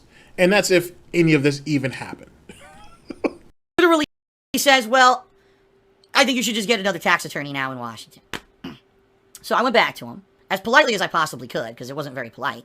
And I told him... Oh, and speaking of which, congratulations to Snort Burnell, who hit 15,000 subs, and David Davison, who hit 11,000. So if you're not subscribed to either one of them, which I'm sure you guys are, next time on their next videos, or just go to the channel and say big ups. Absolutely not. You're responsible for this. You were the one. I have it in writing. You can't try to, weasel your way out of it. I have it in writing stating that you were taking on this responsibility, and I think that you need to fill out this form and start talking to this guy right away. Okay? So he did. My tax attorney either they filled out the form, apparently sent it to the guy and said, I'm willing to talk with you or whatever. So then I went back to the guy who was investigating me for this business tax, and he even said, I recommend at this point, since it seems like your attorney from Connecticut is trying to shirk responsibility, you go get an attorney in Washington who's going to be able to analyze the situation, or else, I'm going to end up holding you liable, and maybe you're not, You got to do your due diligence, cover yourself. Okay. So, I did two things. The first thing I did is I did research legally online, and I said, I wonder what the liability is of a tax attorney who blatantly lies in an email and says that they're going to do due diligence. And so I'm going to go ahead. So, he gets caught up. Allegedly, he gets caught up. His tax guy from Connecticut is like, hey, you should probably get your own tax attorney out there. And then the person who's handling his case says, hey, you need to do your own due diligence. You're like 35 at this time, or whatever the case may be. You know what I'm saying? 34. You need to do your own due diligence. You need to go ahead and get yourself a tax attorney. If not, you're going to be held responsible, which he was, and you're going to get caught holding the bag. What's the first thing this idiot do? He just told you. I went online to do some research to see if I can basically throw all responsibility on my tax guy so I can go ahead and squirm away clean. I've been caught red-hooved, and now I need to figure out how I'm going to get out. And I need someone to get hit with this piggy grease to make it happen. So let me go ahead and let the first thing I do is figure out a way not to resolve the situation, but to how to get out. To how to put the blame on someone else and get out. Keep that in mind. Basically negligent, because let's say, for example, the state of Washington finds me guilty of not filing business taxes for 3 years, right? Because now at this point, that was August, September, so it was around 3 years at that point of unfiled business taxes, if that's the case. What's the liability on the tax attorney who screwed up? And I found my answers. The answers are simple. Basically, I'm responsible for the money, the actual tax money. I would be responsible 100% for the tax money that's owed to the state. Okay, no matter what, because I owed it if I owed it. All right. And this is where I'm not sure if any of you guys have gotten it yet. I'm not sure if you guys are picking up on this, but by him throwing, let's say this whole scenario is fake. Let's say this whole state tax thing is bullshit. Watch me work. Go ahead and say that you owe state and business occupation tax, right? Because Panda's gone now. And we knew Panda was paying hers. So now let's say that I owe that. Let's say that I'll tell my audience that I owe state and business occupation tax. I'll use that money to go ahead and move Cat over, and then I'll go ahead and keep paying my federal tax. And now that people know that I got screwed over by my tax attorney, and now I'm getting pulled from all these different directions about this money and whatever the case may be, I can sit here now and say, hey guys, I owe my federal taxes. You guys know this, but now I got the state business occupation tax hanging over my head. I'm going to need you guys' help big time now. Even though Catherine's is over there now, she's in the house, she supposedly has a job, I'm going to need your guys' support. Because now I owe taxes on 2 different scenarios. I really need your help. That's my first scenario. Let me give you another one. The second one is, what if they both exist? And what if they both said, okay, don't worry, Phil, we'll put you on a payment plan. We'll go ahead and work out what your payments are going to look like, and then you'll just pay it. And Phil just goes, oh, okay. So it's just like a credit card. All right, bet. I'm going to go ahead and tell you guys are going to help me go ahead and get this money together. I'm going to move Kat over, right? I'm going to move my girlfriend over, my soulmate over, and then I'm just going to pay them back periodically like a credit card. And yes, Cat will eventually be the next scapegoat, just like Panda was. So one of those two scenarios could fit either which way, but I'll let you guys decide on which one you think. Or you can throw out your own scenario. That works too. Now, what I could do is I could sue my former tax attorney. Why am I toxic? For fees, damages, and interest. Because basically, when you have unpaid taxes for an extended period of time, you get fees that are associated with that, late fees, as well as interest that's accrued on that makes it even higher. Plus, there may be, like, let's say, for example, well, I had to get another tax attorney and I had all this cost and everything. I could try to sue my former tax attorney for all of that. Now, that would take forever. It would take years. It would have to go through claims court. It's basically going to be, it would be a very time-consuming and an expensive process. And the problem is, my former tax attorney is in Connecticut. So it would be a nightmare for me to do that because I'm not there, right? So basically, I'm shot. Like, I don't know how I could get anything out of my former tax attorney because I don't have... Number one, I just told you guys, I'm strapped for cash. I'm literally living paycheck to paycheck. I have just enough money to pay for everything I need to pay for. How am I going to have enough money and time to sue this guy when I have to keep streaming and keep paying the bills and everything? It's not possible. I can't do it, okay? The other thing I did, all right? The other thing I did is I got a new tax attorney, all right? Now, this new tax attorney, no surprise, all right? No surprise. Very expensive, all right? No lie, I'm not gonna lie. $800 just to retain the services of this attorney, which I don't have. I had to put it, guess what? On a credit card. Which I desperately am running out of credit. I have almost no credit left. I'm to the point where I'm massively overextended. The way it was working was I was paying everything down to the point where every 4 months I could pay my taxes, which would bring all my credit cards and shit back up, and then I would pay it down gradually, and then the taxes would do again, it would go up, you know? So I'm like, I told y'all, massive T pose, by the way. I told y'all. I told you this in the last stream or the stream before. We're sitting here putting fucking taxes on our credit cards while doing all this absorbent spending. And just paying it all back gradually over a period of time. Now, let's go ahead and take that same logic, right? If you want to call it logic, DSP logic, if you will, and apply that to that $25,000, $27,000, $30,000 that he made off of the vest streak or the vest scam, if you will. And think about what, as a whole, what he could have done with all that money. That could have gone to finally fixing that bathroom or that toilet in that bathroom, right? And any other underlying damage that could have happened. That's also making other home improvements. So if he does really, quote unquote, ever need to sell his house is at least in decent shape to do so. And he keeps using that as if we go through all three of these videos, you'll find out. But he uses that as an excuse. Oh, there's no way I could sell my home because I have all these problems with my home and I can't afford to sell it because I don't have the money to fix this stuff up. Well, Phil, so you would rather live in this dilapidated home instead of doing what you need to do and make it what it needs to be. But ladies and gentlemen, this is the same person who's like, oh, I have this broken PS4 and I have to deal with it until someone donates me a PS5. I just don't have a choice. I'm sitting in this beat up chair because I don't have any choice. I don't have central air in my home because I'm a fucking idiot. So I have to deal with this window unit until, someone pays for me to have a new housing air conditioning unit, and so on and so forth. The laptop, the beat up old laptop, and just the old TV, and so on and so forth. This is someone who is so comfortable living in his own squalor that he will not improve anything unless he really, really has to, and even then someone else has to flip the bill in some way, shape, or form.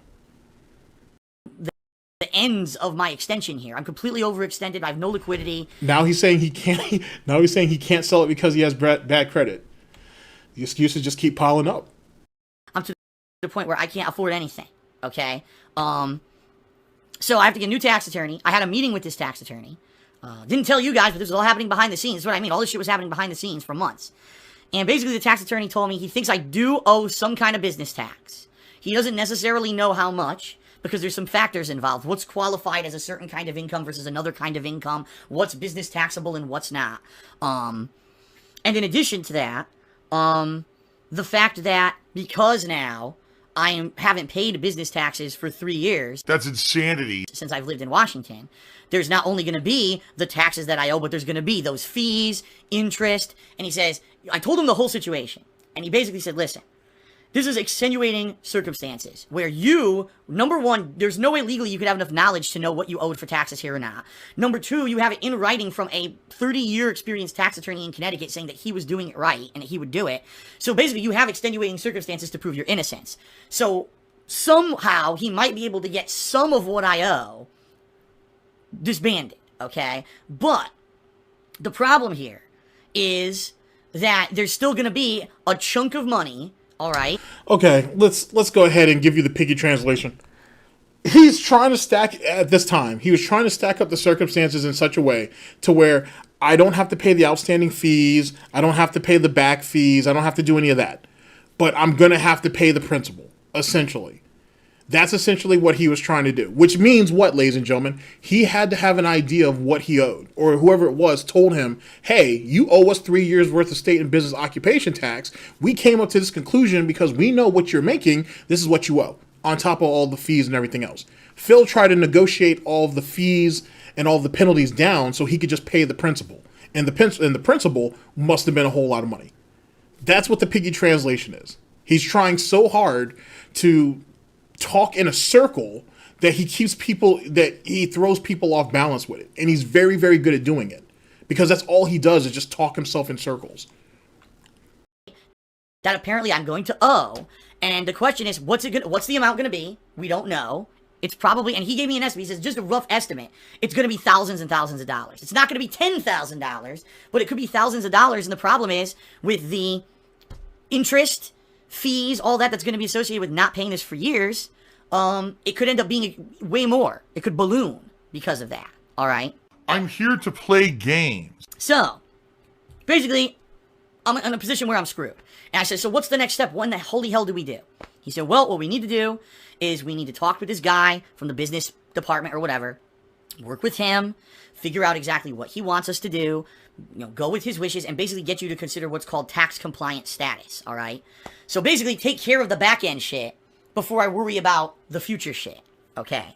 Now, what he thought is he's saying, since this is a extenuating circumstance, and I told him all about my finances and everything. I was like, listen, sorry, I just don't have the money. Like, if you right now put down a $5,000 to $7,000 tax bill in front of me and said, Phil, you owe this, I have no money to pay it. I don't have enough credit to pay it. Nothing. Couldn't pay it. There's nothing I could do to pay you. It would just go delinquent, And he's like, well, what I think I'm going to try to do, all right, is I'm going to try to get it so that whatever you owe ends up being on a payment plan. And he says, I've seen payment plans that have gone as long as 5 years.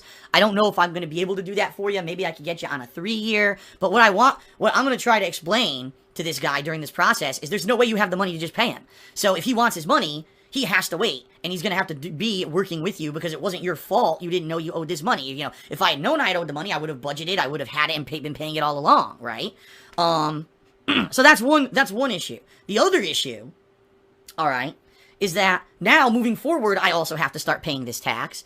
And I've been told that basically whatever this tax is going to be for the year of 2017, which we have no idea yet, it hasn't been calculated yet, is going to be due on January 31st of 2018. What's it going to be? Could it be $1,000? $3,000? I don't even know what it is. And again, I don't have it. You know what I mean? I just don't have it. I need that money. I really do. I need that money to pay my bills. Now the good news is, this is not absolutely world-ending horrendous yet, all right? The good news is a few things. Number one, and no, by the way, this is not the IRS. People are saying IRS. The IRS is from the federal government.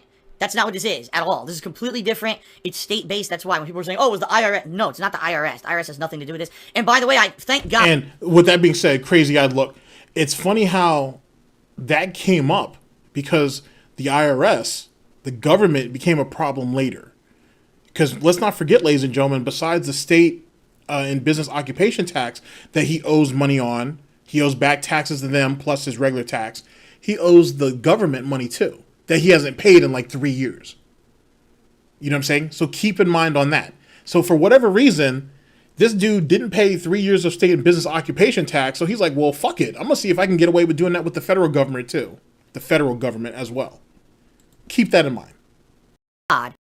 I confirmed with the new tax attorney, my taxes are good in the federal level. Like he says, everything here's right. He's like, this guy did everything perfect at the federal level. It was just he didn't file anything for business taxes when you moved, and that's his fault. Okay?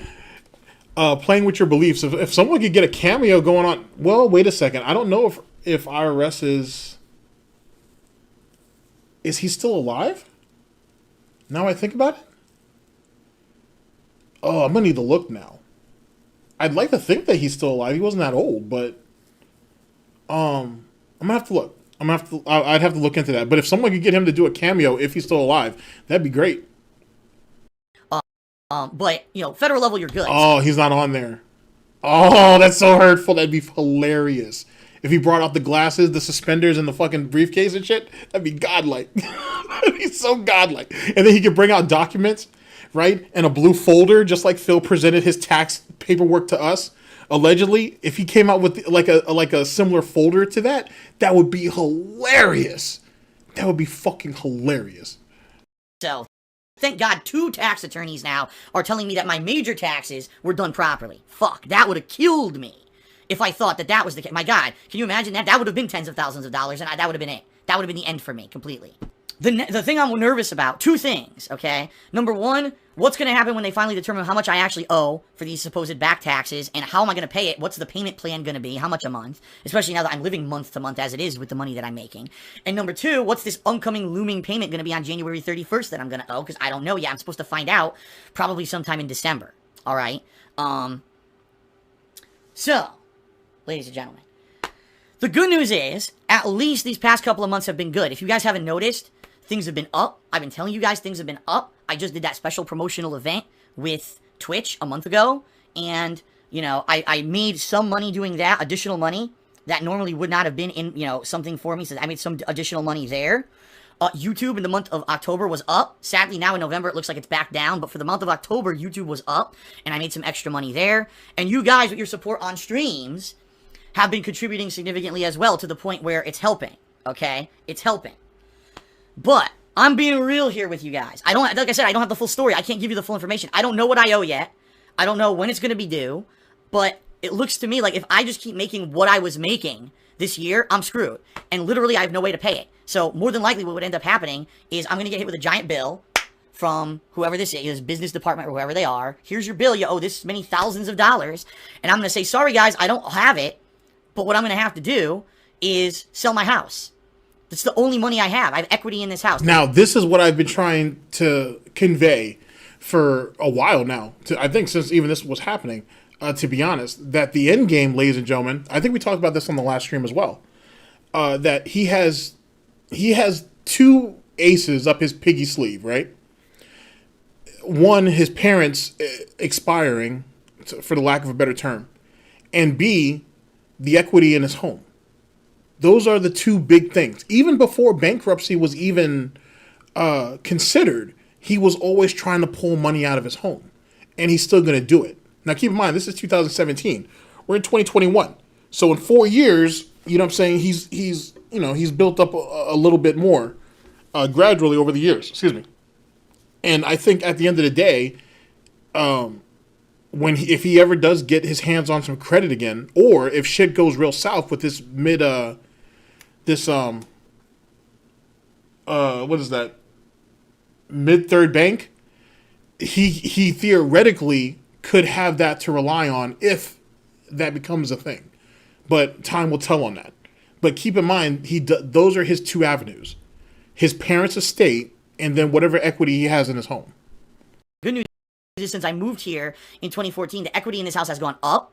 I don't know exactly how much. I know a few houses in this area have sold for a lot of money, but they weren't necessarily in this complex, so I don't know what my house would sell for. In addition, selling the house is a very time-consuming process. I'd have to get the house ready to be listed, which is going to take at least a month to start selling shit out of this house, right? I have to sell all the furniture. I have to sell all the shit that's in the house to get it I have to have people come in and start preparing the house, which I don't have money, so I don't know how I'm going to pay people to come in and have the house ready to be sellable. Just the walls of this office has all this soundproofing foam that's stuck to it that's going to destroy the paint. I'm going to have a full paint job redone on the house and everything. I don't have money for it, so how am I going to do that, right? And then I'm going to have to put the house up for sale, right? List it, see what happens. Will it get listed? Will it get purchased? How quickly will it get purchased? How much money will I make on the purchase? How long will it take for me to actually get the money from the sale of the house? Then I got to worry about finding a new place. I got to figure out what I can afford. If I can afford a place out here, a smaller place, or if I'm going to move back all the way to Connecticut. Right? all options now that I'm sure he has tossed out the window. This can't happen now. Because I assume the bullshit story is, I need this room, I need this house, this is how I conduct my business, I'm already settled in, I have all these problems, I can't afford to leave. But back then, it was all considered. It was a nice little con job back in the day. In 2017, he gave these people all these principles of hope that things could get better, or these are what my options are, but man, I really need to try to keep this house. I understand what I'm going to possibly have to do if it comes there, if it comes to that point, I should say. But I really need to do whatever I can to keep this house, because I worked so hard for it, guys. I deserve this house. I love this house. You know? Snort. It's fucked up, man. It's fucked up because, again, I told you guys months ago, all right? The rantings of like a 5-year-old. This has nothing to do with me. I did nothing wrong. I paid a guy with 30 years of experience who assured me he knew what he was doing to do my taxes properly, and he did not do due diligence when I moved across the country to make sure I was doing my business taxes properly. He didn't even do research at all. He basically... Okay, Sunspot. Well, wait a second. Okay, Hate Army. He said this 2 days ago in a rant to Snow Carl. I will check that out. I will definitely check that out. To Sunspot Gallery, 10 grand to move to Washington. Yeah, theoretically. When he means by 10 grand, let me try to clarify this as best I can. He really means him and Panda's move, because they moved with a pod, so they had to move together, and then to furnish the home. It wasn't 10 grand just to move from one side to another. It was 10 grand to move from one side of the country to another and to fully furnish the house. That's what it comes down to. And while all this is going on, we never thought about, hey, our house, our townhouse, our condo, whatever you want to call it, doesn't have central air. Maybe we should invest some money into that. Maybe that's a good idea. Maybe we could have had the previous buyer take care of that. I don't know. But that didn't happen. And he does actually justify that too. It's not in the video lineup that I have set up for us right now, but we'll eventually go over it, where he said, oh, it's really cool in Seattle. Like, you know what I'm saying? In Washington State, it doesn't get really hot. There's no heat waves, but it doesn't snow all crazy like in Connecticut. So, man, who gives a fuck about an air conditioner? We'll be fine. We'll have a couple of fans. It'll all be gravy. Now look at him. Sweating in his own juices and shit. You know what I'm saying? Literally looking like the Mr. Potato Head in that platinum vest and cooking as such. I bet we wish we had central air now. He just said, there's no state income tax, you don't owe it, and he never went the next step. Now, 3.5 years later, he's shirking all responsibility, like he never told me that he could still be my tax attorney, which is insane. It's absolutely insane, okay? That's the situation I'm in. I can't sue the guy because I have no money to do it. Any money that I make has to go towards whatever I owe these taxes before I think of anything, right? Before I consider anything. So, that's the position I'm in. And the problem is, it's a short time frame. Like, basically, I'm going to find out by the end of the year what I owe. They're going to expect me to start paying it back in 2018. Snort, listen, Seattle. Big ups. Big ups to that. That's a good one. I like that. I really, really like that. 18. Plus, I'm going to have this big payment of whatever they think I owe for business taxes for the whole year of 2017 that I'm going to have to pay by the end of January. And then I'm going to have an ongoing payment of whatever this back taxes are every single month. And then, by the way, I still got to pay my federal taxes. Those haven't changed. So I'm still going to have to pay that on top of all of this. So, it's ridiculous, man. It really... And just think about this now. Seriously. This is what I'm trying to... Oh, shit. Big ups, Chio. Holy snap. Oh, and, all right, yo, big ups to Hate Army. I see that link, man. I got you on that. Oh, that'll be fun. Do. Every day I'm coming to stream. I'm trying to put out entertaining streams for you guys and gals. And I'm trying to act like nothing's wrong. Well, playing with your beliefs. That's why he never sued him. That's why he never sued him.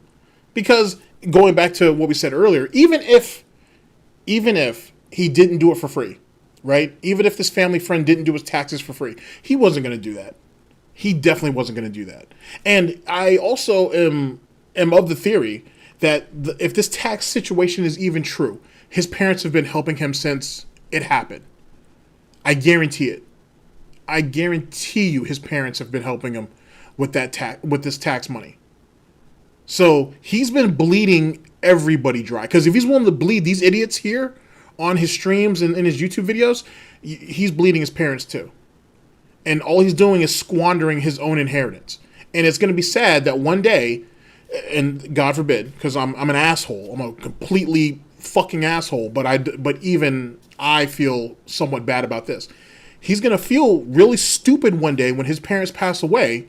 And he's up here on stream crying and complaining and saying that I love my parents and I'm not going to have anybody. I'm all alone now. It's just me and my wife and my son or Jasper or whatever the case may be.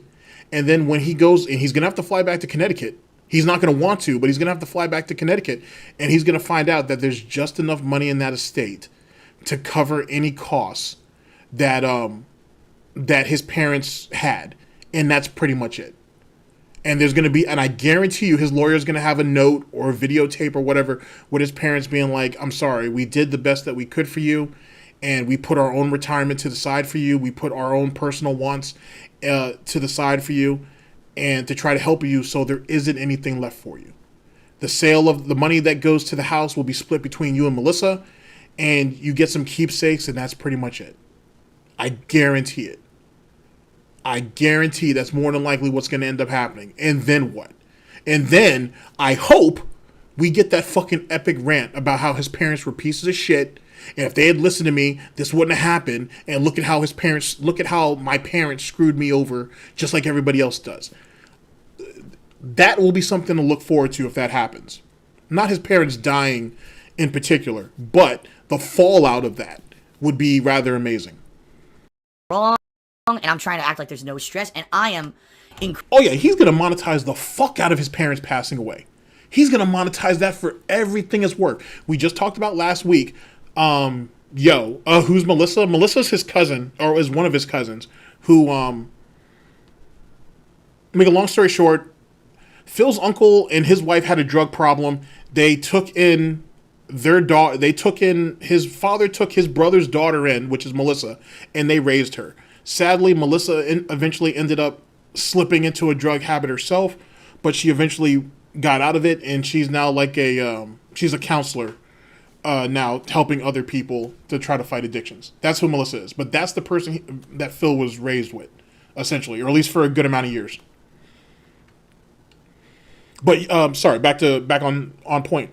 Yeah, he's gonna monetize the fuck out of his parents' death. He's going to milk that for everything it's worth. And we saw it last week on stream with Low Tier God's ex-girlfriend trying to raise 20 grand for her cousin's funeral. You're telling me Phil won't try to do the same? It's not uncommon to see people on Twitter, send up a link to GoFundMe saying, hey, if you guys can help me out or whatnot. Didn't one of the Kardashians or one of the Jenners had a funeral for their friend or some shit? And they tried to raise up money in the same type of fashion? Same concept. Same depth and style. Is the Melissa story confirmed? I think Kiwi Farms already found her, or they certainly were able to track it down. But I don't think anybody has gone that far to lock her in or anything. I don't think it's that serious. But I think at least the information that I conveyed, I'm sure that someone can confirm that, at least that much.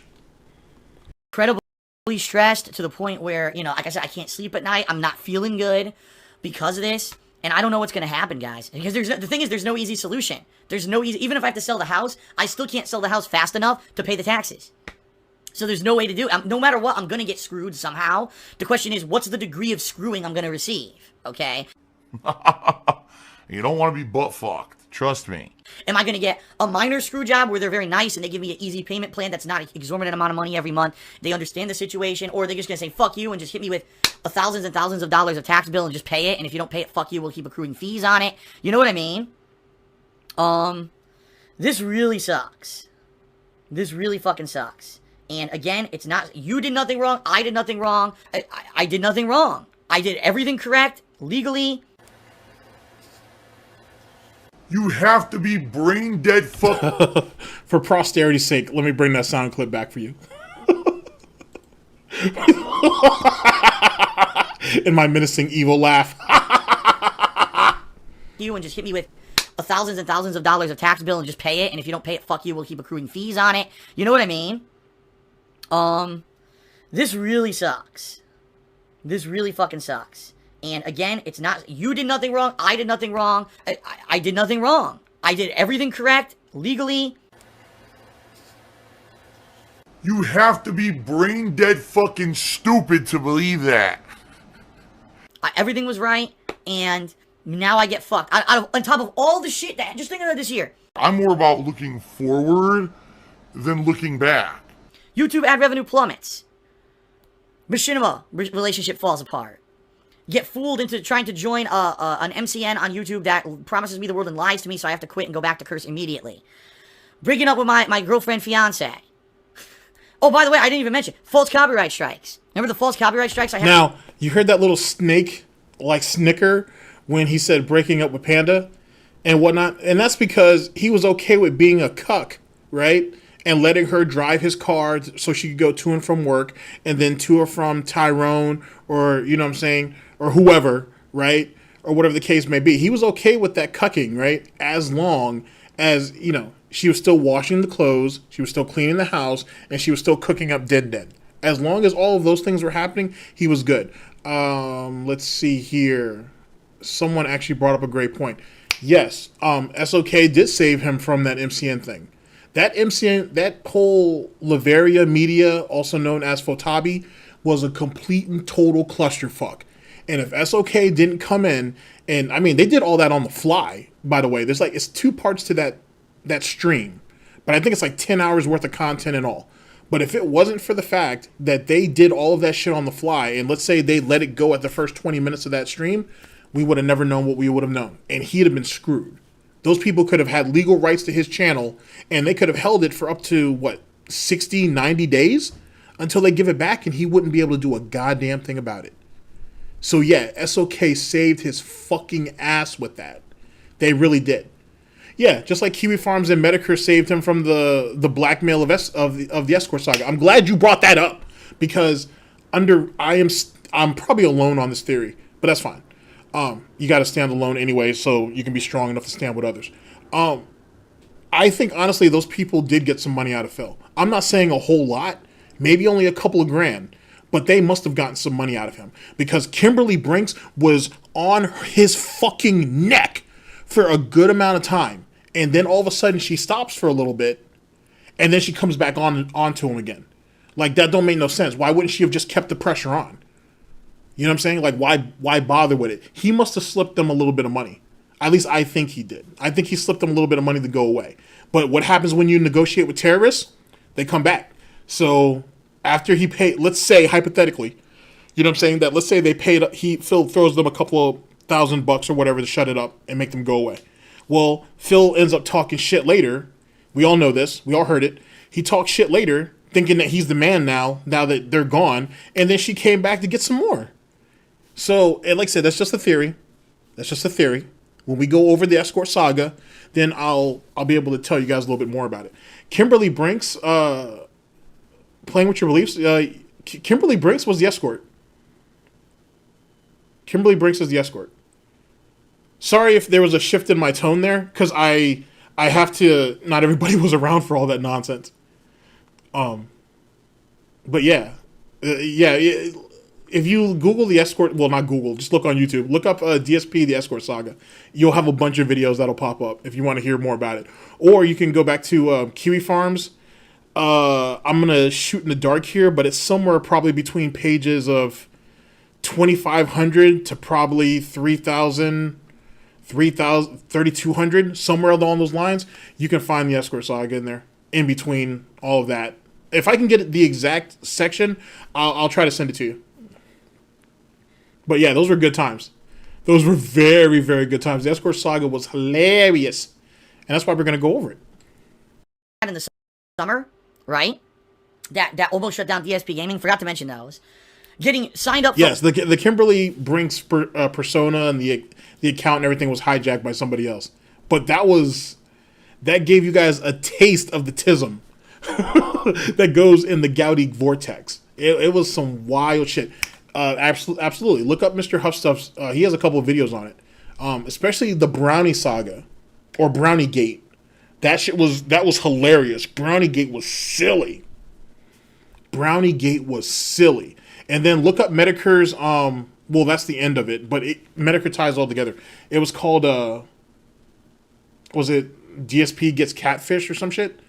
It was something along those lines. And what you can still find that. There's a bunch of the Medicare archive channels that have it. But yeah, it was like a month and a half.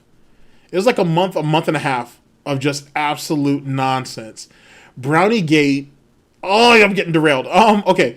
Browniegate was okay, after Catherine came to visit the first time or the second time, one of Phil's mods basically started to wake up from the pignosis a little bit. And and so they basically were asking Phil about these brownies, this brownie recipe that Phil said his girlfriend who came to visit him made for him. Because the Escort Saga, what makes the Escort Saga so fucking good is they coordinated their attacks around the time Phil was saying that his girlfriend and him were meeting up. It was silly. It was so silly. So every time Phil was divulging a little bit of information, Kimberly would kind of this Kimberly persona would pick their spots and play off of it. And the story fell together so good, right, that it almost coordinated perfectly with Phil's story. Let me give you a really good example.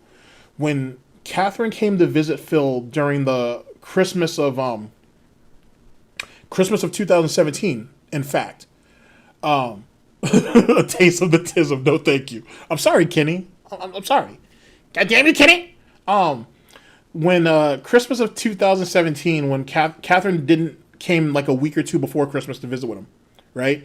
And Phil was complaining on Twitter about the travel plans and the issues with the travel problems and shit, right? Like how she was having issues, delays with her flight or whatever. Well, Kimberly Brinks was coordinating the same shit on her Twitter and maybe on her Kiwi Farms account, if she had one at that time, saying that she also had travel issues and she was having problems and whatever. And you're talking about these things were being coordinated within hours. Like, the shit tied together so fucking well, it was ridiculous. It was so fucking ridiculous. Holy shit. Yes, actually, I did do a video on that. Yeah, special report on the brownie plot. Hashtag Browniegate. Yeah, I do. Wow, I forgot all about that. That must have been a long one, too. Because I think I had a couple of videos to go over during that part. That whole Escort Saga was crazy. It was so crazy. The shit was so crazy. Every day was just a new tism. Oh, it was so good. It was so good. It was S-tier trolling. It's not like the trolling you see now, where it was funny. It was really, really funny. And like I said, I got cool with a lot of people during that period. Oh my God. I could tell you stories of information that I got. And it was like, okay, do I report on this or do I pass it up? Where do I go to actually even verify this? It was fucking hilarious. Absolutely fucking hilarious. That whole, and how Phil was dealing with it was fucking funny. Holy shit. Anyway, I'm sorry. Let's continue. My bad. I'm getting you guys all derailed and shit. Isn't that when I started first making videos? I think the first video I ever did on DSP, I think it was a DSP Logic, and I think that was right around the time he first got hacked. So that was like, it had to have been September, late August, maybe September, maybe even October of 2017 is kind of when I first broke into the game, if you will. That was the first time that I was confident enough to step on the court. For sure. So, I don't know if I would consider that my rookie season, but it was a good season to jump in. It was a really good season to jump in. Yeah, but I was there a little bit before the situation, because that was like, it was essentially like right after SOK fell, essentially. Yeah, Tales of Begging and Catfishing. Holy shit. So much fun times, bruh. Oh, that shit brings back so many fucking memories. Holy shit, that shit was fucking fun. That was wild. Like, you're talking about everybody. I'm getting completely fucking derailed. I'm sorry. I apologize. But, I'm not sure why they sent your comment. But, the Escort Saga, dude, like, literally, every day it was like a new tism. Like, it was ridiculous. Like, Phil was profiting, you know what I'm saying? And whatnot. The trolling was top fucking notch. You know what I'm saying? That's when all the players were starting to be identified on the court. It was wild, dude. Like, it was really, really wild. And like I said, this was like after the SOK thing. Yeah, the scam never ended. But it was crazy, man. It was crazy. Like, I had never heard of Kiwi Farms, like, I think up until the Escort Saga, to be honest. Or no, before it. When Tevin made his video going over, what was that? The Autistic Illuminati. I think maybe I heard about it then a little bit, but I had never heard of Kiwi Farms up to that point. I had heard of Lolcow and some of the other ones, but I had never gone to any of them. But that's when I first heard about Kiwi Farms. But that was silly, bro. Like, the tractor videos were coming out left and right, dude. Like, you could barely keep up with anything. It was ridiculous. It was so ridiculous. Like, everybody was, like, working overtime and shit to keep up with the story. Oh, shit. There's Almighty Tevin. Big ups. Big ups. But, oh, my God. That's another one. I was watching, like Tevin didn't really cover the Escort Saga like that. You wanted to wait and see how it all kind of played out. But, god damn, dude. Like, that was like a video or two a day, I think, for some people. Just trying to keep up with the tism. That shit was insane, bruh. So insane. Holy shit. Anyway, here, let's continue. But yeah, I look forward to going back over the Escort Saga, though. Just crazy shit, man. It's absolutely crazy shit. All these business mailings and basically being registered, even though I'm not, as a business in Washington, even though I'm not a business. You know what I mean? Which then tips off, because an anonymous tip, gee, I wonder who that was, who tipped off this business department that supposedly I'm doing business in Washington and not paying taxes. And now, on top of it, and then health, too. Like I said, some health stuff's been coming up, too. And it's all at once. It's like, what the fuck, dude? Like, what the flaming fuck am I supposed to do? You know? What did I ever do? What did I ever do to anyone on this planet that they would literally try to end me? This is what this is. This is because it wouldn't end. Even if I lose the house and I move back to Connecticut, they still will get out. They'll still come for me. They're still gonna, you know what I mean? It's not gonna end. They're still gonna be coming for me. Give their money, give their money. Then that's all I care about. Anything for this, right? So that's the situation, everyone. So honestly, first of all, I want to say to everyone, thank you. Thank you, you fucking worthless humans. Because this year, the streams have been a relief. Me coming to stream and sharing gameplay with you and having fun with games again has been a fucking huge relief for me. From all the shit and stress that's been going on behind the scenes. It's been really hard to keep this story in for 2 months and not tell you guys anything about it. It really has. And by the way, don't plan on me giving you many updates unless I have concrete ones, because, you know, I don't want to just keep dragging this along. I don't want this to be the subject of every stream. I just want to continue like I've been doing and having fun with gameplay or whatever. I don't want it to be every day talking about this shit. Alright? And I want to say, I mean, people are being tremendously generous right now. You're seeing people are subbing and tipping, and I appreciate it. I really do. I don't understand what they were thinking. Some people are just fucking idiots. What else can I say? You gotta be an idiot. And that adds up and helps immensely. Don't get me wrong. This helps immensely with all this shit going on. The problem being, I know I'm gonna owe thousands of dollars, and, you know, if someone just said in the stream chat something, doesn't Phil have one, like, really exorbitantly rich fan who could bail him out? I'm not asking for that. That would be, so, I'm so grateful you guys. Well, see, that came later with King Tut, or Tutmosis, or just Tut, however you want to word that, and then Emerald 7, and then people were like, well, don't you have, like, a relative or something? Oh, my parents are already helping me out to the fullest. But Phil said, it must have not have been this year, but I think last year maybe, someone was pressing him over the taxes, and he said something about he had like an uncle or something who threw the money up, or whatever the case may be. The Tut Saga was funny too. The Tut Saga was funny. That was hilarious. But so trust me, he's exhausted a lot of his resources, or not exhausted, but he has a lot more resources than he says he does. He implies that he's destitute all the time.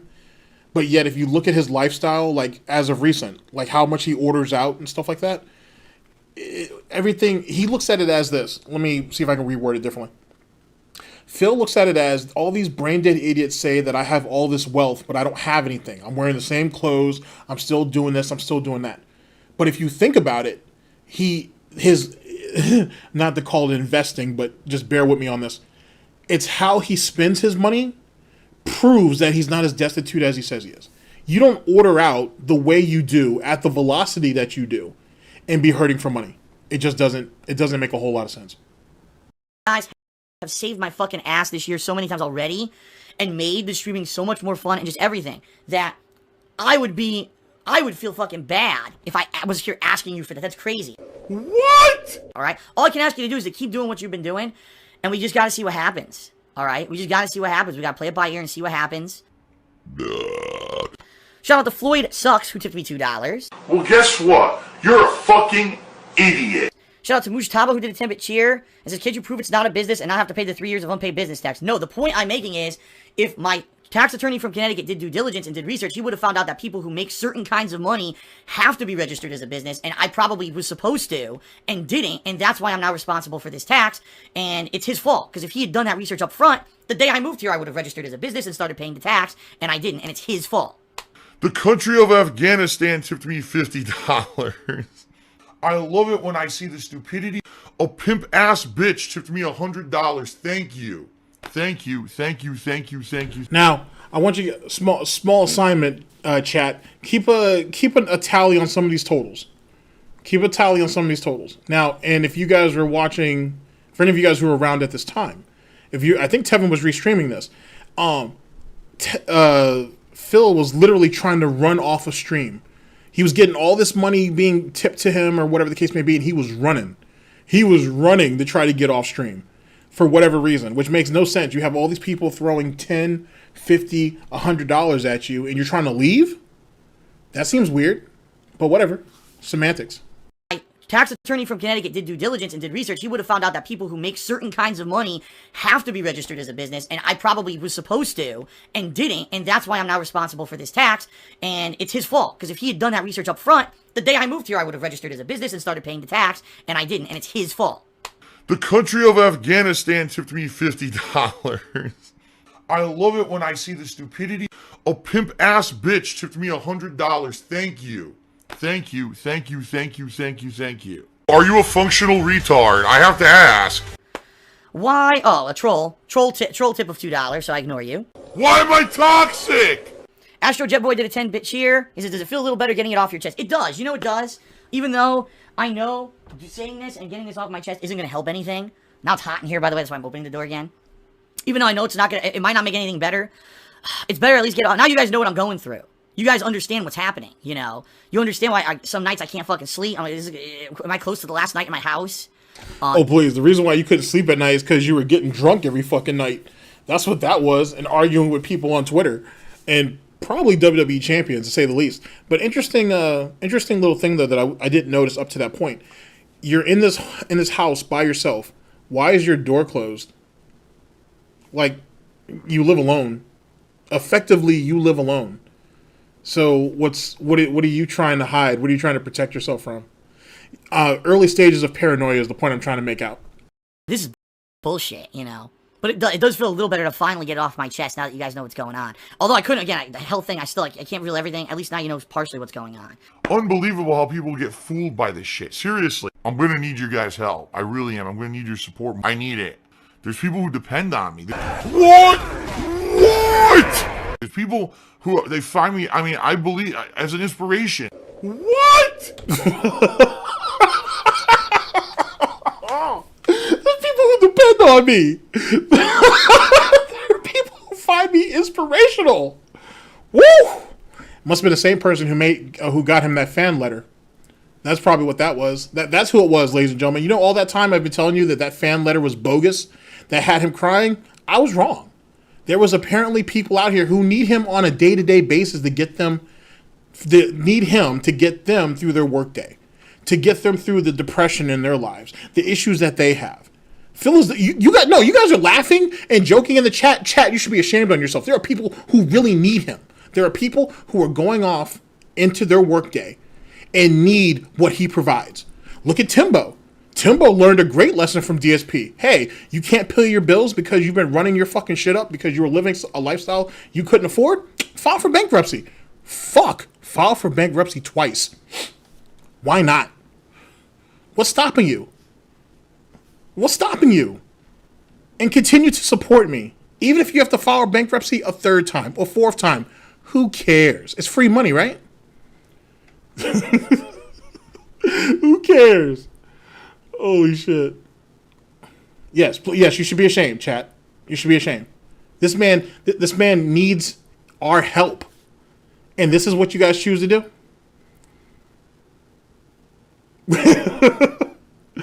Oh shit. Oh shit, you did a counter to that fan letter? I'll definitely check that out. Because that fan letter is absolute bullshit. It's absolute bullshit. It's written with the same type of piggy-tisms that I would expect Phil to have interpreted from someone who would actually write a letter to him. It sounds exactly like that, to be honest with you. Exactly like that. Because Phil is always looking to make himself seem more important than he already is. So it only made sense that he wrote that letter. It only made sense. I've been doing this for 10 years, and every possible fucking thing that's been thrown at me, I've found a way to get through. I've got to find a fucking way to get through this. I have to.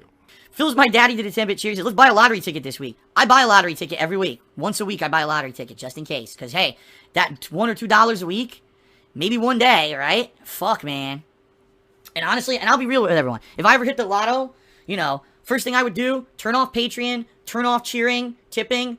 I don't need your money. I'm here to have fun. And I would not stop making streams. I would still be here. I would still He's lying his motherfucking ass off. I'll tell you, you want to know what happens if Phil wins the lottery? Mark my words if this ever happens, because I know there's a debate whether pig luck exists or doesn't. I think it does. To be honest with you, the devil has to be walking with him. But if somebody is, or something is, I should say. But if he won the lottery, I guarantee you he's up on stream the next fucking day rubbing that into all of our faces. Calling us absolute assholes, calling us pieces of shit. He is going to milk that shit for everything that it's worth. And then he dips from the internet for a while. And you want to know what the first thing I think he's going to do? He's going to try to sell that house right there, or his condo, or his townhouse, whatever you want to call it. And he buys another one. And it's bigger. And maybe he's smart and actually pays the damn thing off. Right? And then he comes back on stream, or no, he might not even do streams. He may do IRL streams, but I think he would just make videos. And he's like, yeah, guys, I got big things going on, you know, since I won the lottery and everything. And, you know, me and Kat are finally living the life that we deserve. And, you know, I'm trying to make up and try to be a good husband to her and give her everything that I couldn't give her beforehand because these fucking brain dead idiots fucked with my business. Well, fuck them. I won the lottery. Fuck all of you, because now I have the money. And now I'm in a better position than any of you guys could ever be in. I guarantee you a couple months later is when you guys get the house tour. Yeah, I guarantee it. I guarantee it. Because he's going to do anything and everything that he can do to make sure we don't find out where he lives. I guarantee it. And once he has that spot, like once he found that place, it's a wrap. And if he was smart, he would do like what Nick Rekieta did. Like you know, I'm not sure if you guys have seen pictures of Nick's house, but if you've ever seen Nick's house, that's a really fucking nice house. And it's kind of just out there. You know what I'm saying? It's like in a nice, real quiet area, a lot of space and shit like that. I assume he'd probably do something like that. But he would rub that shit in our fucking face. And then he'd be like, and then at that point, he would definitely stop making content, because think about it. If the content, if there's no new content, right, what are people going to do? I would hope that would be the big movement for people to go back into the lore and actually do shit. But there wouldn't be any new content. He would think he'd be in control. He would think he would have total control of the situation. Because he's like, hey, if I'm not putting out any new content, you guys can't make nothing. So he would look at it as a way to try to starve people out. And you see how milquetoast the content is now. At that point, he could do whatever he wants. He could do literally whatever he wants. No,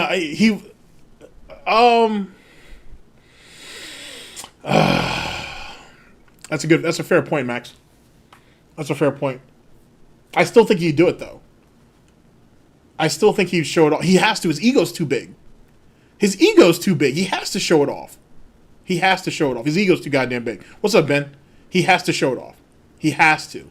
He has to let people know that this is what I have. And go ahead and make videos about it. Make assumptions all you want. I won the lottery. I'm rich, bitch. You know what I'm saying? Like he can't do it. He has to. He can't not do it. He has to do it. His ego is just too goddamn big. Too goddamn big. And then what's the next thing he do? He tries to go ahead and weasel his way back into the FGC Twitter community again. He tries to get back in there. Because now he isn't this fucking e-beggar that was casted out of the FGC anymore. Now he got money. So now he can sit there and he can feel like he puts himself into the conversation because he has money. So that's the thing. You know what I'm saying? I guarantee you he cannot do it. He has to. It's what he does. It's what he does. I mean, and if he win, and keep in mind, I'm assuming the amount of money he wins, but if that's the case, he could literally just buy into Scopy. he could buy into the WWE if he wanted to. At that point, I don't know if it's worthwhile, given that there's still rumors that Vince is going to sell, but whatever. Imagine Phil listening to this. The only way that this will ever get out is if Phil ends up hearing it. But that's nothing new though, because I'm actually been doing this as like a mini project of like all the times Tevin has ever said anything and Phil ends up regurgitating it in his own way at one time or another. You can find moments where LSB has done that, where LSB has said something and it made it back to Phil and Phil said it. You'd be surprised. You'd be surprised. Phil watches a lot of people because he's got nothing but time on his hands. He's got nothing but time on his hands. And that's the only way he can kind of keep ahead of the drama. Other than that, he's got nothing else. That's how you know he ain't spending no time with his wife. That's why there ain't no panty time happening, dude. That's how you know it. You know what I'm saying? He's more invested in a lot of ways, I think. And I know this is gonna sound strange, but Phil is equally as invested in us as we are in him. He may be even more so. Because all of us have to step away from this to do shit. Phil doesn't have anything else but this. You have to remember that. Let me give you a really good analogy. It's not a good analogy, but you know what I mean. It's like imagine the internet as a prison and Phil's the prisoner and all the detractors are the COs or the whatever, the correctional officers, whatever you want to call it. If you think about it in that situation, the prisoner essentially runs the prison, not the other way around. Yes, we're theoretically watching him, but he's also watching us. And he has way more time to do it. Think about this, seriously. There are 24 fucking hours in a day. How much content do you guys really, whether you make content or you're watching it, how much time are you really putting into this? If you really think about it. How much time are you really devoting to this? You know what I mean? Even me with my long ass streams, you know what I'm saying? After that, I'm done for the day. You know what I'm saying? I'm going to go ahead and get myself a shower to get some of this pig grease off, and then I'm out. I'm off to doing whatever I have to do for my day. But for Phil, he has all day. He has all day. And you got someone who stays up till 3 or 4 o'clock in the morning. Confirmed. It's not just WWE. You know what I'm saying? He's watching and listening to as much content as he can. It's what he does. That's the same reason why he's on Kiwi Farms. He needs that. He has one of the biggest threads on Kiwi Farms, if he doesn't have the biggest. He's reading all of that shit. He takes in all of that. Good, bad, or otherwise, because he needs it. He needs it. He needs it more than I think any of us will ever know. Here, because I love it. I love doing this. I love streaming. I love talking to you guys. What do you think he does on his breaks? Come on, Nate. What do you think he actually does on his breaks? Oh, well, no. Chris Chan has the far biggest one. But the chick who doxed or who put out the information on Chris Chan, that thread is getting huge too. That thread is getting real big. Like I heard the thread started on the 1st, I think. It was August 1st. By like the 8th, it was already at like 1,000 pages. That's that's kind of scary. That's kind of fucking scary. Just imagine if the DSP thread exploded like that. I love gaming. I did it as a hobby before I did it as a job. I'm here because I love what I fucking do, not this. And that's why all this is so bad. Anything for this, right? IRS came for DSP, did a 16-bit cheer, said, "It's okay, Phil, we love you." YOLO Dobber did a 10-bit cheer. He said, "Didn't you research what that Washington takes business tax? That's pretty much like your state tax in Connecticut." Dude, I am not a tax attorney. You see how he got caught? Let me go ahead and bring that back for you. Because he got called out. And now you're going to see him go back to playing ignorant, being like, "I'm not a tax attorney." Let me let you guys hear this. Thing for this, right? IRS came for DSP, did a 16-bit cheer, said, it's okay, Phil, we love you. YOLO Dobber did a 10-bit cheer. He said, didn't you research what that Washington takes business tax? That's pretty much like your state tax in Connecticut. Dude, I am not a tax attorney. I am not a tax attorney. I had a tax attorney who I paid to do that for me to make sure I'm doing it right. Why would I then go and research it myself too? That's the point. That's why you pay someone like that lots of money to do the right thing. Why am I toxic? Why am I toxic indeed? Okay, so it's Chris Chan, DSP, then the Gun. Really? Brianna Wu still that high up there? Damn. I'm actually surprised Ralph's thread is that high. I thought Ralph was like number 5. And then Giannis is still. People still talk about Giannis. Didn't part of his part fall off, and then the dog ate it or some shit like that.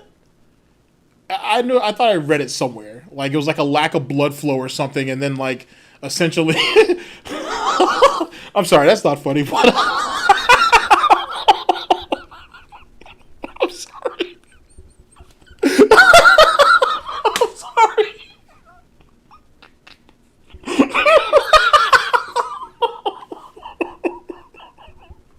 I'm sorry. I'm sorry. Okay, I'm sorry. Okay. Supposedly with Giannis, okay,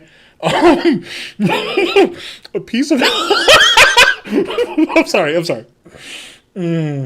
Supposedly a piece of Giannis's clitoris fell off, like it rotted off, if you will, and his dog ate it.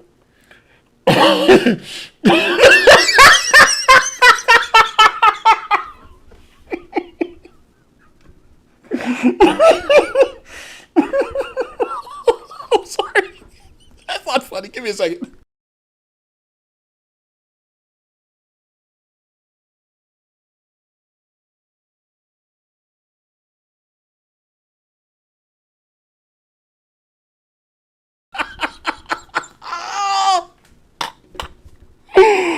Oh my god.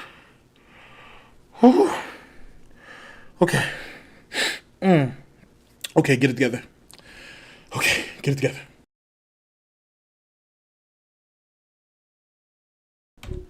Oh. I thought I had muted myself. My bad. But yeah, that's supposedly the story. That's supposedly the story. I'm sorry. Let's continue. My bad. Holy shit. Your bully, your what? Your bull Tyrone did a 30-bit cheer at Fappy Wanksgiving. Oh my god. Golden Colts just did a 845-bit cheer. You're an idiot. You paid me money. All of your mothers just tipped me $100. This guy fucking sucks my dick. That was delicious. Thank you guys. Fuck. Thank you. Wow. It's still going. I can't stop. You guys keep going. This is amazing. Oh my god, I just got another $100 tip from the king. He says, stay strong. Thank you. I got paid for your stupidity. Thank you guys. Fuck. I'm so overwhelmed. I'm so tired, but I'm happy that I got off my chest and you guys are being supportive and, you know. Thank you guys. Wow. Thank you. If I could get down on my hands and knees and say thank you and still be on camera, I would do it. Okay? I seriously would do it. Oh my god. Fluffy Shits just tipped me $100. Thanks for the money, stupid fuck. Who? Negate. Just tipped me $10. Says Happy Thanksgiving, Phil. Thank you, everyone. Good job. Thanks for the money. You're stupid. Thank you, Dooley, for a $5 tip. I appreciate the tip. And I'm $5 richer, so thanks, moron. Thanks for the money, dummies. Because that's exactly what you fucking are. A bunch of fucking empty-headed idiots who paid me money to get absolutely nothing out of it. Thanks. Wow. I prefer a penne. Oh! Easy to eat. Oh! Phil's a faggot. Phil's fat. Phil's a loser. Phil's a beggar. I have a micro penis. Oh shit. Alright, I'm not dead, but I swear to God, I wish I fucking was. Oh, that was a good meme. Holy shit. That was a good meme. Yeah, I missed the old outro too. Okay, ladies and gentlemen. Let's go for a second one. Let's go for a second one. Holy shit. Okay. Would you guys like to see when DSP got fired from Curse? Is that a thing, chat? Is that what we want to go for? Are we in it to win it? Or should we save that for another day? Oh, shit. Holy shit. Goddamn. Oh, boy. That was hilarious. All right. All right, ladies and gentlemen, we're going to go into our second video. Also brought to us by Snort, Burnell, DsPgaming, sorry. Fired from Curse, DsPgaming channel in jeopardy. And kogaming. kogaming's the new hope. I forgot about that silly shit. This is from July 21st of 2018. The link is also in the description. Oh boy. I'm sorry that I told you guys about that. That was rude of me. But that was rude. Holy shit. Sorry, not sorry. This is how I play the game!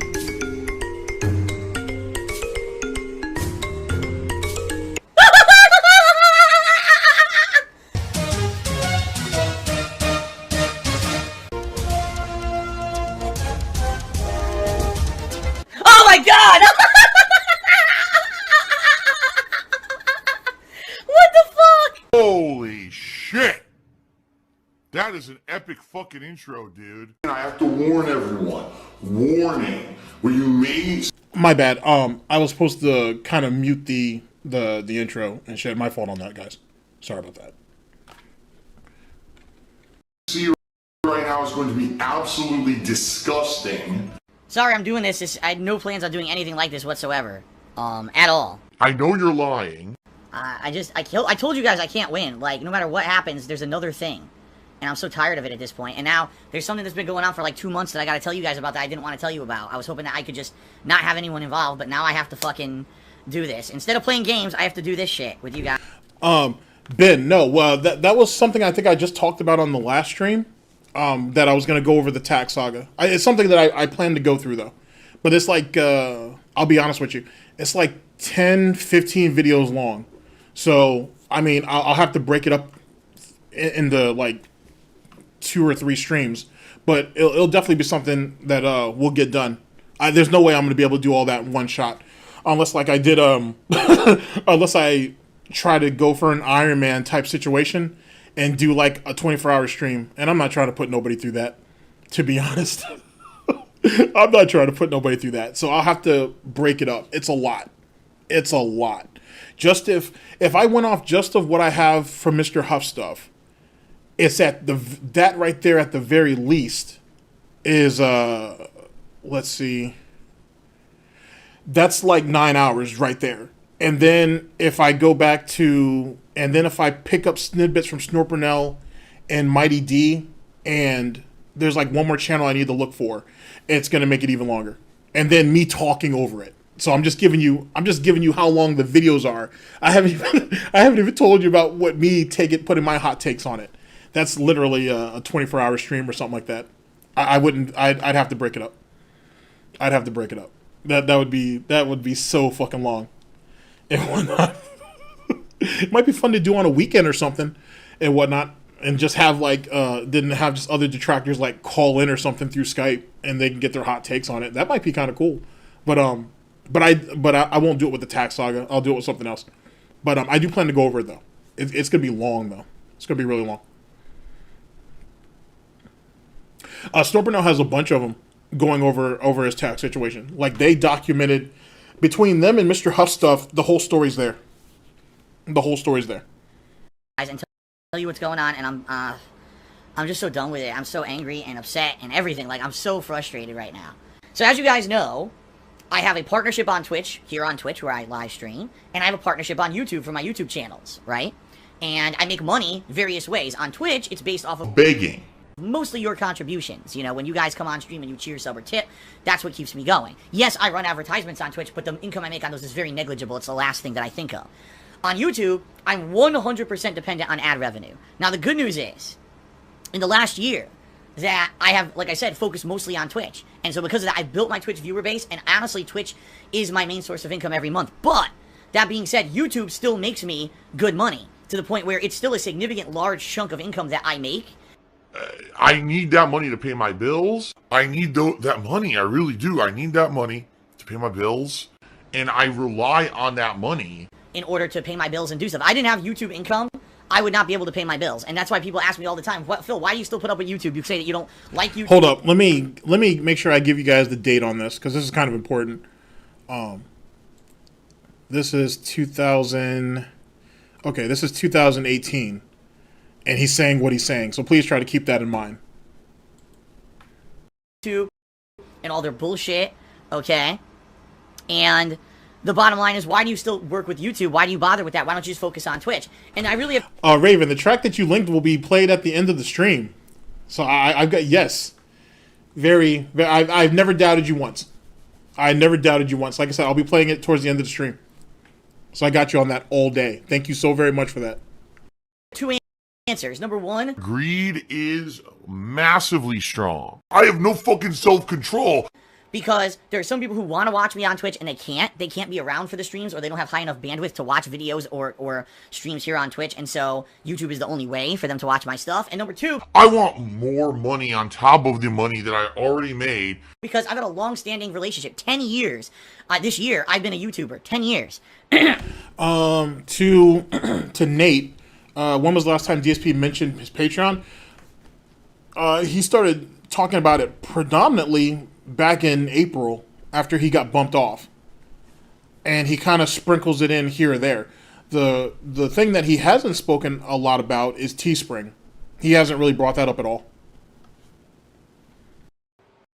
Where I've been able to put out content on YouTube and build a fan base. And it really is those people on YouTube that made me known on the internet, so I don't want to abandon them. 10 years of support for people over on YouTube. Alright, but what happened? Well, here's what happened, guys. As you know, DsPgaming is my main YouTube channel where I upload all my gameplay videos. I do so on a daily basis, and this has been the channel for 8 years, over 8 years, where daily I put my blood, sweat, and tears into putting out gameplay footage for you guys. What? And I've had various ways to make money over the years, partnerships. First I was partnered with Machinima, and then for the last year and a half I was partnered with Curse Network, okay? Basically, in a nutshell, without going into too much detail, I'm not partnered anymore. I got the chair. And this was in the works for a long time. Like, this was actually something that I had multiple discussions with Curse about, and it was actually an amicable way that we were gonna... Okay, I'm gonna bring this back because I want you to hear this, because this proves my theory, and certainly what I've been saying, that he was begging Curse to take him back for the longest time. And now you guys actually get to hear it, so that's cool. Okay? Basically, in a nutshell, without going into too much detail... I'm not partnered anymore. I got the chair. And this was in the works for a long time. Like, this was actually something that I had multiple discussions with Curse about, and it was actually an amicable way that we were gonna end our partnership. It wasn't any hard feelings on each side. It wasn't like I was mad at Curse or Curse was mad at me. Not like the Machinima situation last year at all. Okay? It wasn't like that whatsoever. Okay? It was very, very different situation. And the bottom line is, I could get into the specifics of why the Curse partnership... Well, yeah, it is very different from the Machinima situation, because he essentially talked himself out of his job at Machinima. Because let's be honest, he was just an employee. And he wasn't... he worked for Machinima, essentially. Like, you know what I'm saying? He was one of... in reality, that's what he is. He was, you know what I'm saying? He was an employee. And he talked himself out of that job. He had a quick refresh. Apocalypse was happening. He said he saw his income dropping like 30%, something along those lines, and he wanted answers. Machinima told him, "We don't have any answers for you. All you can do is shorten or lengthen your video lengths, and I don't know, find other sources of revenue. That's all we can really tell you." He basically said that wasn't good enough. "Don't you know who I am? I've been a partner for a long time. You guys actually owe me, and I want to talk to someone in management, essentially being DSP Karen, and or Darkside Karen, and he in a rather interesting turn of events, which gives you the inkling that if DSP actually put his fucking mind to something, he might have actually been able to accomplish something with the waste of his life. Almost worked his way up to either the president. He might have almost worked his way up to the president of Machinima. He almost got into contact with somebody that he clearly shouldn't have been able to get a hold of. He was almost there. He was literally like a phone call away, and he got intercepted. They basically gave him an ultimatum. They were like, "Yo, chill the fuck out, or you know what I'm saying, or there's going to be problems. Like, you need to back the fuck off. We've told you as much as we can. You need to just chill." And he basically said, "Well, if you're going to treat me like a child, I don't want to be with you anymore." And they were like, "Bet, you're fired." And that's what happened. He literally talked his way out of that job. All he had to do with that whole Machinima situation is when they were like, "Hey, we don't have any information. We'll let you know when we let you know," is guess what? Take his begging over there to Twitch. Because he was already on Twitch. Because he went back to Twitch in like November or December of 2016. All he had to do was go back there, ramp the begging up, and he would have still had the protection on Machinima. He might have kept that protection even after the great MCN purges and up until they closed. Maybe. I'm really kind of reaching on that one, but he would have been there for a good amount of time. That's all he had to do, is take his begging over to Twitch where he was already at. He didn't want to do that. He liked making his little easy money on YouTube, and once that drop came into play, he panicked, and when DSP panics, he does stupid shit, just like with the copyright strikes in 2015. So he reacted poorly, they let his ass go, and rip. Then he sits there and he basically sits on that Machinima thing for like a month or two, maybe. Something like that. He sat on there for a good amount of time. Because when he finally let it loose, what was going on, he only had like 3 days before his partnership actually ended. So he was fucked. Like, he was fucked.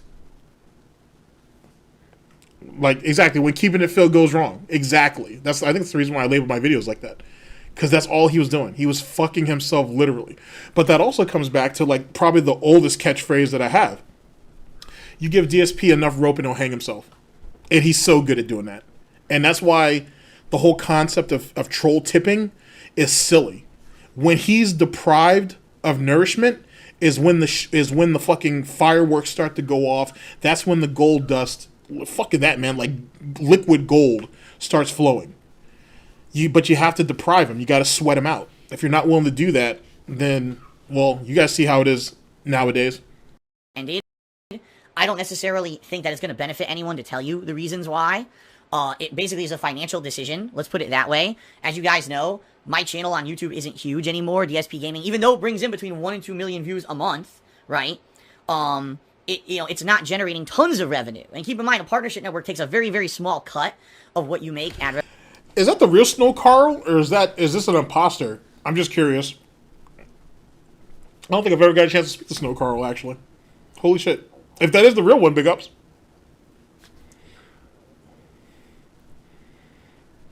We've all sat back and enjoyed the amount of work that you've put in, for sure. I definitely appreciate it. I didn't actually get a chance to actually see the video. Oh, okay, the one and only. Big ups, man. Big fucking ups. I appreciate your work. I really do. Third Eye the Third would be proud. Third Eye the Third would have been proud. Holy shit. All I've seen so far is just pictures or screenshots, I should say, of Phil towards the end of that stream where he only got like $7. Yeah, he looked like a mess. He looked beaten down. He looked beaten the fuck down. And that's the type of shit I like. Uh-oh, is that Lummox? I believe that is Lummox. But yeah, he got beaten the fuck down in that shit. That shit was incredible.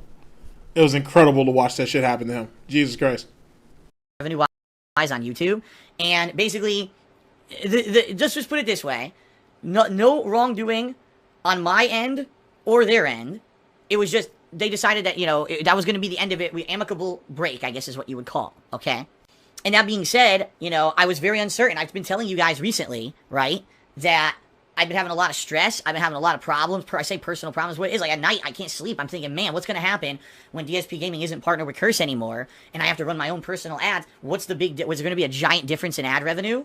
I don't know, because I've never done that. You know what I mean? I just want to say thanks a lot to everyone. I hope to entertain you in the future. Please go to my partner channel, The King of Hate HD, and click on the ads that show up on the videos there, because hopefully, fingers crossed, that actually starts giving me some money. I've never done that at all. I've never run personal ads on an active YouTube channel where I'm trying to make money to see how much money I can make. So I have no idea how it would work, right? Silver-tongued talker, right? Oh, I'm just going to say it one way, and hopefully you'll believe it, even though that's not the truth. And that's literally what's happening here. The guy's a liar. The guy's a fucking blatant liar and lying to everyone. But people are believing it because they don't know any better.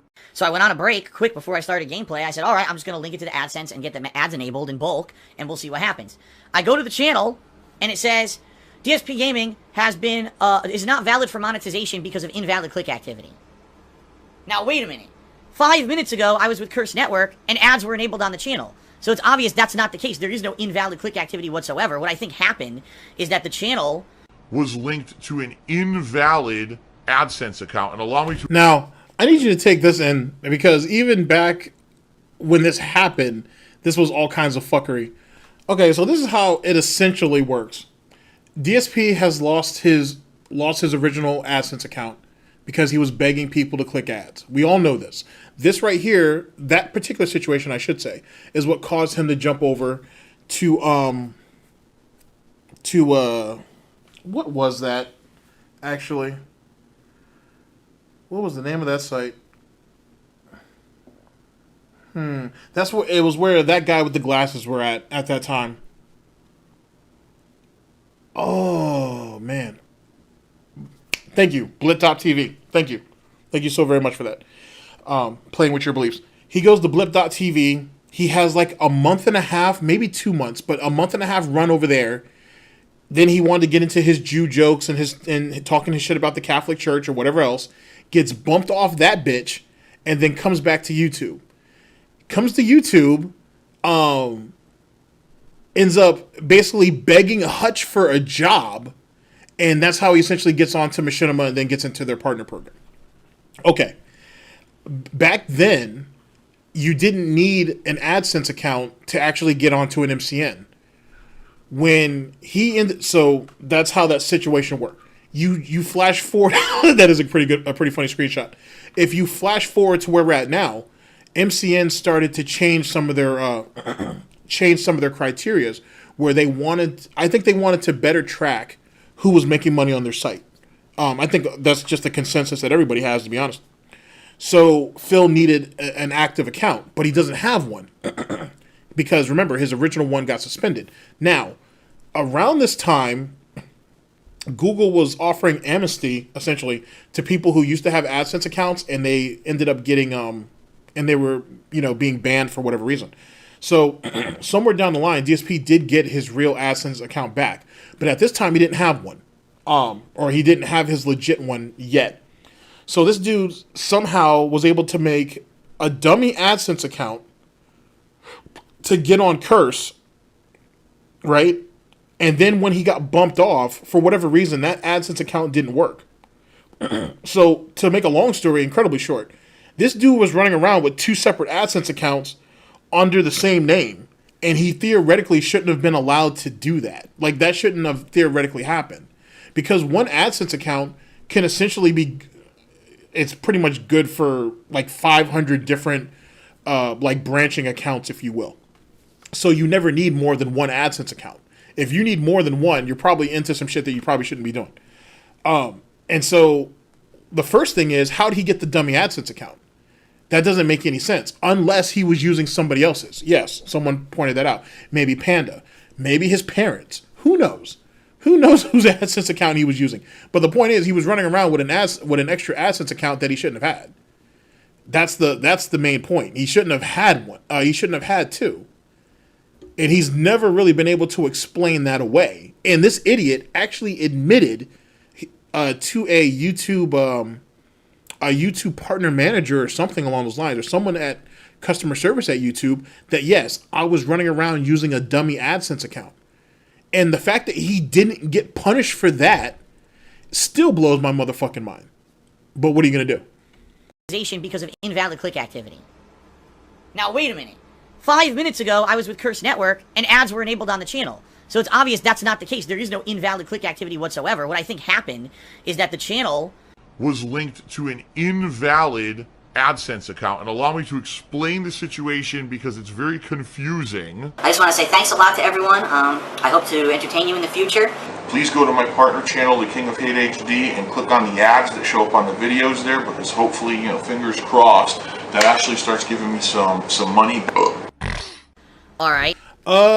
Yes, I guess you could say it's a detractor stream. I like to think of it as really more of a bunch of people who are, what's the proper term for it? Bacon enthusiasts coming together to learn how to make better bacon. From the essential capturing the pig, all the way up to cutting the strips of bacon, to cooking it, to disposing of the bacon grease properly, outside of pouring it down your fucking toilet. That's my thoughts. I don't know how other people choose to label me, but I'd like to think that's what we're doing. This is more educational, if you will, with a tad bit of, I don't know, entertainment or whatever. But that's what I look at it as. This is a haven for those who appreciate bacon. It's very, very confusing, and I want to explain what happened up front. Last year, YouTube instituted a new policy that if you were going to be partnered with any partnership network, you needed to have a personal AdSense account created and linked to your YouTube channel, alright? And once it was linked to your YouTube channel, then you could get partnership through a network. You couldn't just link to a network at all anymore. They completely changed the policy, okay? Now, they did this, alright? Yeah, you probably shouldn't. Well, I mean, it's a shame that you have to leave, but I don't want you to be branded as a traitor. That wouldn't be good. But to be honest with you, though, and this is just off the topic, I'd like to think that I'm flying so under the radar that DSP just doesn't notice. So, theoretically, I would say there's not too much harm in anything.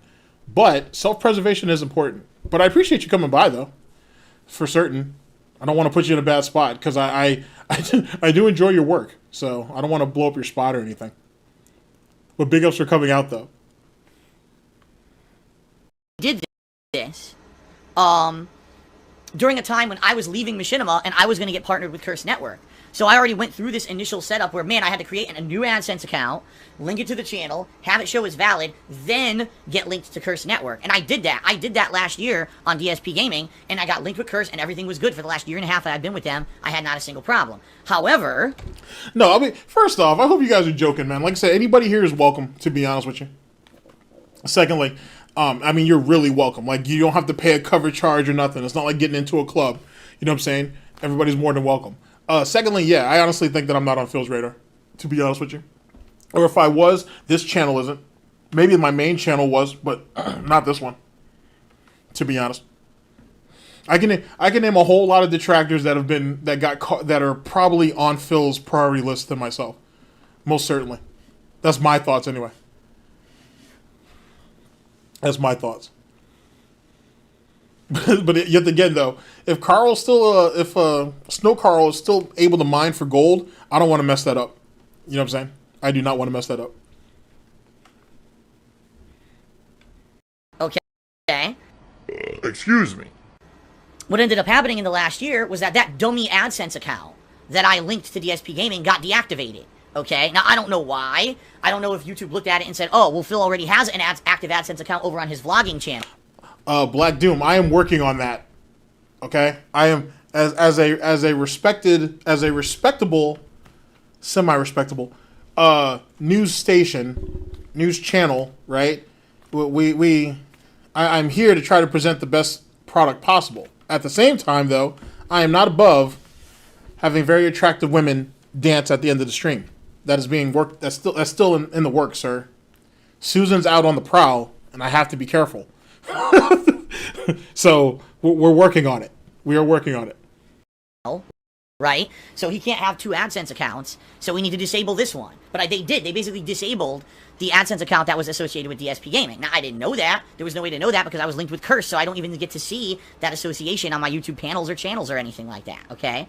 So, what I think happened is once Curse said, okay, we're releasing your channel, it defaulted back to that old AdSense account, and that AdSense account shows as suspended, so now it just locks the channel and says you can't monetize any videos anymore on DsPgaming. So what does that mean? That means literally no ads. No ads on DsPgaming, okay? I can't put any ads on DsPgaming right now. So literally any video you watch on DsPgaming has no advertisements unless a third party claims the video. For something I didn't do wrong. I did nothing wrong. I did nothing wrong. I did everything correct, and that means I went from making some money every day to zero. Literally today, zero. All right? This sucks. Okay? This sucks. And No. No. I'm going to assume, not even going to assume, I'm just going to go ahead and say he wasn't asking me to do any twerking at the end of the stream. No. Oh, back when I was starting off, I was a rather brazen pup, to say the very least, to be honest. So like some of my earlier content, I did stuff in a lot of like a slideshow method, essentially. So like I had friends of mine who would like grab certain clips and shit like that, and I would ask them to go ahead and insert like cosplay or really attractive women into it, and with mixed results. But I thought it was funny, and I thought it was, and I admired it, so I did it. So it was what it was. Yeah, my early stuff is some interesting stuff to behold. And then I had a series called the Ladies of GTG. It was like a monthly thing. I still have the idea. It'd be so much better now than what I was doing. And that was fun until some hater, I don't know if they were a hater, but they started getting age restricted, which is wild because trust me, there's some interesting stuff on YouTube that was far more explicit, if you will, than what I was doing. Far more explicit and whatnot. And I took a lot of shit over that too with the ladies, but I didn't care. I liked it, so that's why I did it. That's why I did it. So fun times though. But now I know how to do it. Like I have so many better ideas and so many resources now that like if I was gonna do like a Ladies of GTG now, I would probably have to age restrict it off the jump, but it doesn't matter because you would appreciate it. That's all I'm going to say. You would appreciate it.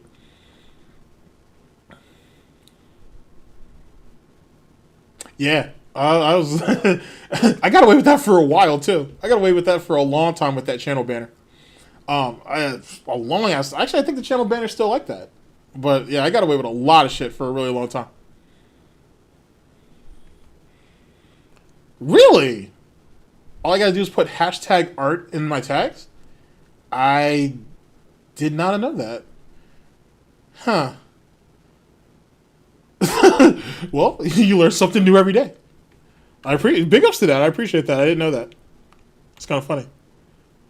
And the bottom line is that I can't find another network. Number one, I doubt another network would take me. And number two, another network cannot partner me unless the channel shows is valid for being monetized, which means I need to get the ads re-enabled on the channel. I don't know if I can. I don't know. So what I've done, there's an appeal form, and I filled out the appeal form and said, listen, I don't think that you guys disabled this for invalid click activity. You couldn't have because it was active until I delinked from Curse. What I think happened was there's this invalid AdSense account associated with the channel. I don't want that AdSense account. I have a working one over here that I want to associate with the channel. Right? And I want to do that, but there's no way to do that. The channel just says not valid for monetization because of invalid click activity, and there's no way to fix that. So I filled out this form explaining that and submitted it. I don't know if that's going to have any success. I have also made an email to YouTube creator support explaining the situation, and I sent that off. But here's the major problems, all right? Here's the major problems.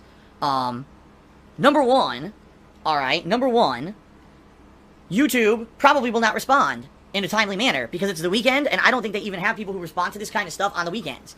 They very much have this kind of 9 to 5, Monday through Friday mentality Even though for emergencies, maybe they'll have someone, but I don't know if anyone's going to review this case and respond over the weekend. That's number one. Number two, what do I do? Now, let's say, for example, DsPgaming can never be monetized again, and it's nothing I did wrong. There's no actual invalid click activity. It's just their default nonsense that they say on there when something goes wrong, I guess. Please go to my partner channel, The King of Hate HD, and click on the ads that show up on the videos there. What do I do? Right? Like I told you guys, I rely on YouTube ad revenue to pay my bill. I cannot continue to afford what I do if I don't have YouTube ad revenue. I mean, real talk, I think last month, I brought in more on Twitch than YouTube, but not by much. You know what I mean? Like, I brought in maybe 25% more income on Twitch than I did on YouTube, okay? But I still have a giant chunk of my income was YouTube ad revenue. So that being said, I don't know what to do, you know, because I need to monetize my YouTube videos, and I don't know how. Like, I mean, there's other options. Number one, I could create a new YouTube channel, and I could start uploading videos there, push everyone to the new YouTube channel, and then, enable that YouTube channel with my working AdSense account. But you know what's going to happen. It's going to be like pulling fucking teeth, getting people to go from the old DsPgaming YouTube channel to the new YouTube channel. It's going to be an absolute nightmare to get people to go from one to the other. It is. It's just going to be a total nightmare. Okay? And by the way, I don't know where the mods are, but I see a bunch of trolls in the stream chat who I'm now going to get rid of. I'm just going to ban. So, here's the deal. And no, see, now people are spreading misinformation. Phil's AdSense got deactivated. No, the AdSense that I had was never activated. The AdSense that I had on DsPgaming was never valid. It was never working. I had to make a dummy AdSense account on that channel so that I could partner it with Curse. And I never really activated it or never ran an ad. There was no ad revenue owed to that account or anything. It's not that it got, you know, your account was banned or whatever. I've got bad news. I told you if there was bad news, I would let you know. Yeah, this sounds very, very familiar. It should sound very, very fucking familiar. I'm an honest guy, and to be completely honest, I have nothing to hide. So I'm not worried about talking about this publicly because I've done nothing wrong. I got an email last night that Google has suspended my AdSense account. They're claiming there's been invalid click activity, and I 100% disagree. I know I'm innocent. Please go to my partner channel, The King of Hate HD, and click on the ads that show up on the videos there. I have not violated any of their terms and conditions, and I appealed the decision. But what this effectively means is, as of right now... Now, with that being said, and I want you guys to think about this. Here, let me go back to his pudgy little face back here. Not that one. Though he looks more healthier here than he looked back then. I'll give him that. Here, let me play from here real fast. Your account was banned or whatever. I've got bad news. I told you if there was bad news, I would let you know. Because I'm an honest guy. And to be completely honest, I have nothing to hide. So I'm not worried about talking about this publicly because I've done nothing wrong. I got an email last night that Google has suspended my AdSense account. They're claiming there's been invalid click activity, and I 100% disagree. I know I'm innocent. Please go to my partner channel.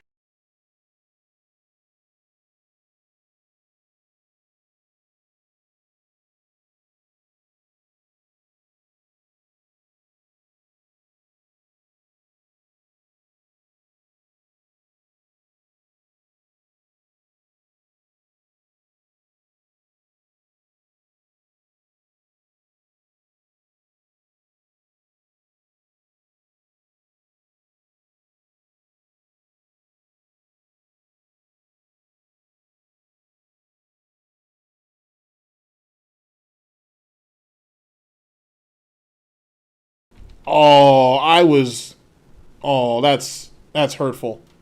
Okay. That's all right. I remember my monologue. F in chat, everybody. F in chat. Hurtful. Just hurtful. Holy shit. All right. So here's my monologue again. How is it that in this scene right here that you're seeing, and then the one previous to it, he looks healthier in these two positions than he does now? I mean, think about it. We have he had a job back then. He had his family. He had friends. How the fuck does he look healthier here than he does now? And he does next to nothing. Like, what sense does that make? Like, how is that even plausible? He prematurely aged, if you really think about it. And this is why I tell people YouTube was the worst thing that ever happened to DarksydePhil. or Phil Burnell, I should say. It was the worst thing that ever happened to him. It doesn't make any sense whatsoever on how he transformed from this right here, which this is what, 2010, end of 2010, what you're looking at right now, right, to now in 11 years. That makes no sense. It's almost like looking at a different person at times. And don't get me wrong, you know, some people age better than others, but was it worth it to live comfortably, if you will? And that's if you even want to call it living comfortably. You know what I'm saying? Like Phil, it's almost like Phil Burnell let the DarksydePhil persona take over and he just ran with it.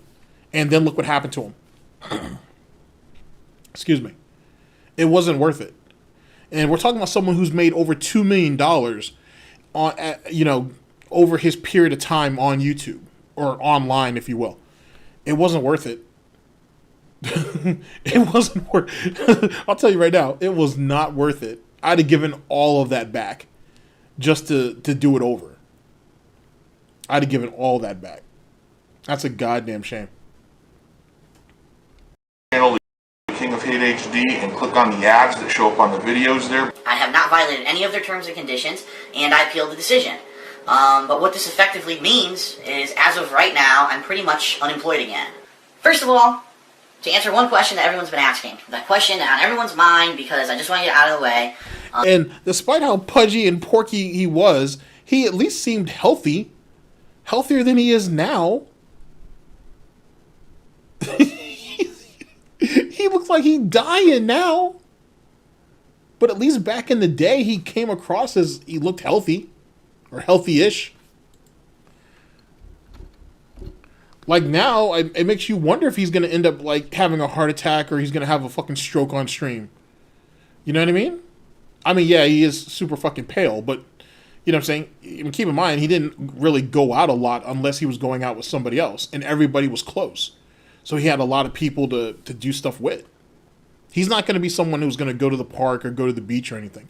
Think about when he was filming for Project 7. That was probably the most time he spent outside, to be honest. Everyone's saying, well, Phil, you know, and we all know that like this past weekend, you know, your Google AdSense accounts got shut down, and therefore, you know, we're not looking to do anything anymore on Google with participation.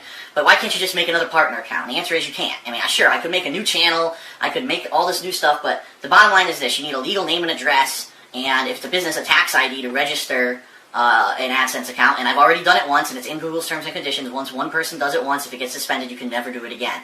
So I'm not going to falsify information and break the law, or it's not really breaking the law, it would be breaking Google's terms and conditions basically to do it. I'm not going to do it. That's not the kind of person I am, and it wouldn't be right. It wouldn't be right to try to fool their system into thinking I'm someone else so that I can try to make money again. Makes no sense. Now, some people have said to me, Now, keep in mind, that only happened because at that time he could go over there to blip. That was really his only little way out. But my thing was, when I first heard this, is why didn't he just appeal the decision and instead of being permanently kicked out of AdSense, just take a 3 or 4 year ban or whatever the case may be. And keep in mind, if we go by the original timeline, at that point, he would have already sucked some dick and been on Machinima anyway. So at least he'd have a fresh AdSense account, even if he didn't need it. He would still have a fresh AdSense account. That's my thing. And then on top of that, the King of Hate forums, right? I don't know if they have ads on there or not, but he could have run ads on his forum through his AdSense account. So there was, you know what I'm saying? Like, he had money-making opportunities. He just didn't utilize it. And then this idiot thought he was going to be on Machinima essentially for the rest of his online career, so he saw no reason to go back and fight for it. So, do I think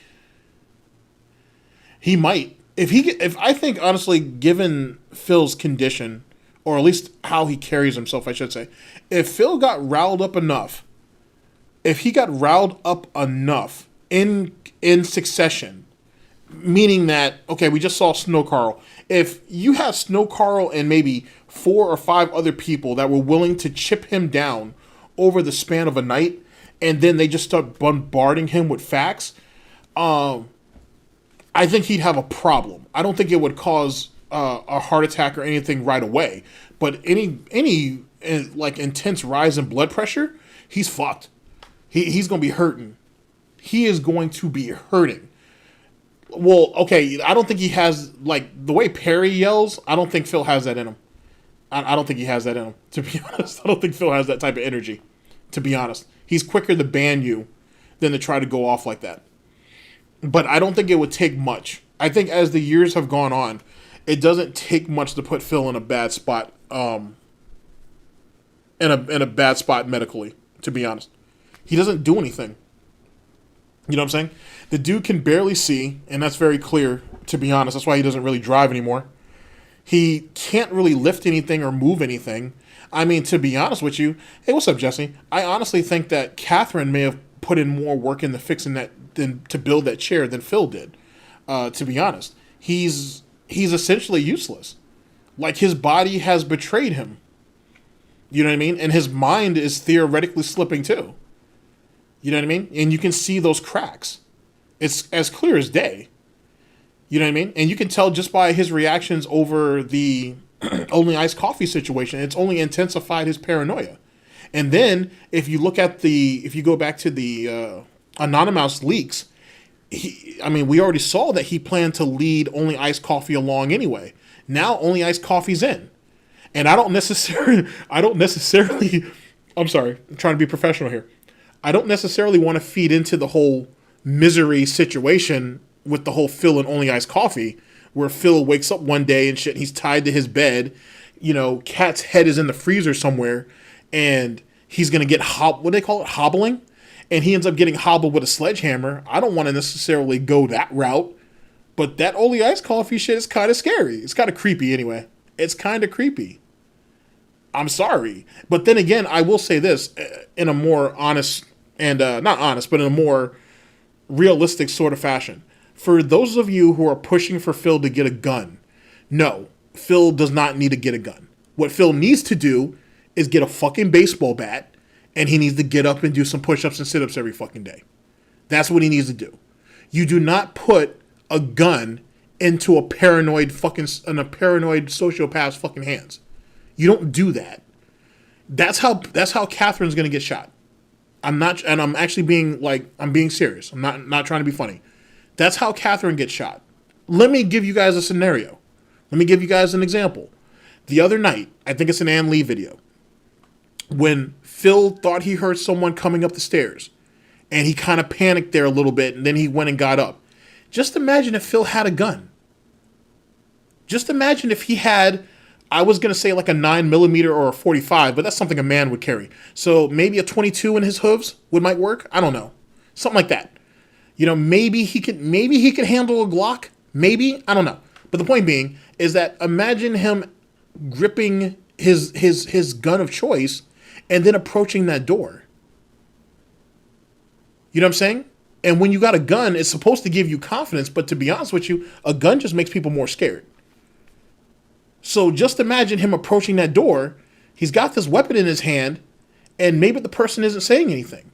Maybe this person is really, really quiet. Like when you come up from the top, when you reach the top of the stairs, and then you're walking along that rug. You don't know what his paranoia would be like. You don't have a clue. And yes, you guys are all pointing it out. He has terrible aim. Dude, it only takes one. Just like the guy tells us at the gun range, it only takes one. It only takes one. And then what? How does he explain that away? Are you going to tell the cops that it's the trolls and shit and the haters that made me do it? It's not my fault? Because just off that example alone, it tells you that Cat and him are not communicating. I've already said this, but he didn't know Cat's schedule. Cat didn't text him to let him know he was getting off work or she was getting off work and coming home. You know what I'm saying? There's obviously there's a disconnect there. So you add that on top of someone who's already paranoid, and then you want to put a gun into that situation? Nah, bruh. Give him a baseball bat, tell him to get up and do some push-ups and sit-ups and shit, and then he can work it out like that. That's the best way to handle it. Putting a gun in DarksydePhil's hands or someone like DarksydePhil is a terrible idea. It's a terrible idea. terrible. Finish the video like this. I said, Phil, if you had a falling out with Machinima. And actually, here, let me give you one more side of that spectrum. Let's say that there is an actual intruder, right? Let's say there is an actual intruder and they get into the house and they engage him. You don't think they wouldn't turn the gun against him? Or they wouldn't turn the gun on him? You know, or there you go. That's another great example, AJ. Or he accidentally shoots himself. You know what I'm saying? No. We don't need him Lil Wayneing himself. You know what I'm saying? We don't need that. And Lil Wayne was lucky too. He took that shot to the chest. If it wasn't for that cop that had already known him and gave a shit about him, he'd have died out there. So, you know, or plexico burst or whatever. You know what I'm saying? You know what I'm saying? You don't want that. That's all I'm saying. You're not with them anymore. Why? And you're not in a managed partnership. Why on earth are you with another partnership company? Okay, why? Because it's way different on YouTube. A lot of people now don't even go with partnership companies. They just go with Google AdSense or whatever. Oh yeah. That actually brought up a good point about the Triforce DSP situation. Trust me, he wanted no parts of Triforce back then. He really didn't. I'm not going to go into all the details, because I looked into that situation, because it's old, and I really was interested in it. Dude, Triforce was around some goons at that time. So trust me, DSP and some of those friends of his didn't want nothing that those guys were bringing. They really didn't. You know what I'm saying? There was a lot of people who didn't like Triforce, but they had an understanding of who he was running with at that time. You know what I'm saying? And when you're running with people like that, at least some of those guys he was running with, you know, there's a reason why you hang around people like that. That's all I'm saying. You know what I'm saying? No necessarily shots against those guys. They do what they do. But when you're hanging around dudes like that, there's a reason for that. You know, you know what I'm saying? There's a reason for that. Phil wanted none of that at all. He wanted none of that. So him talking all that tough talk, you know what I'm saying? About, oh, if I confront you, there's something's going to happen, yada, yada, yada, yada. All that was going to happen is that Phil was going to end up on the floor and whoever else was with him. That's what really was going to happen. Let's be honest. Let's be honest.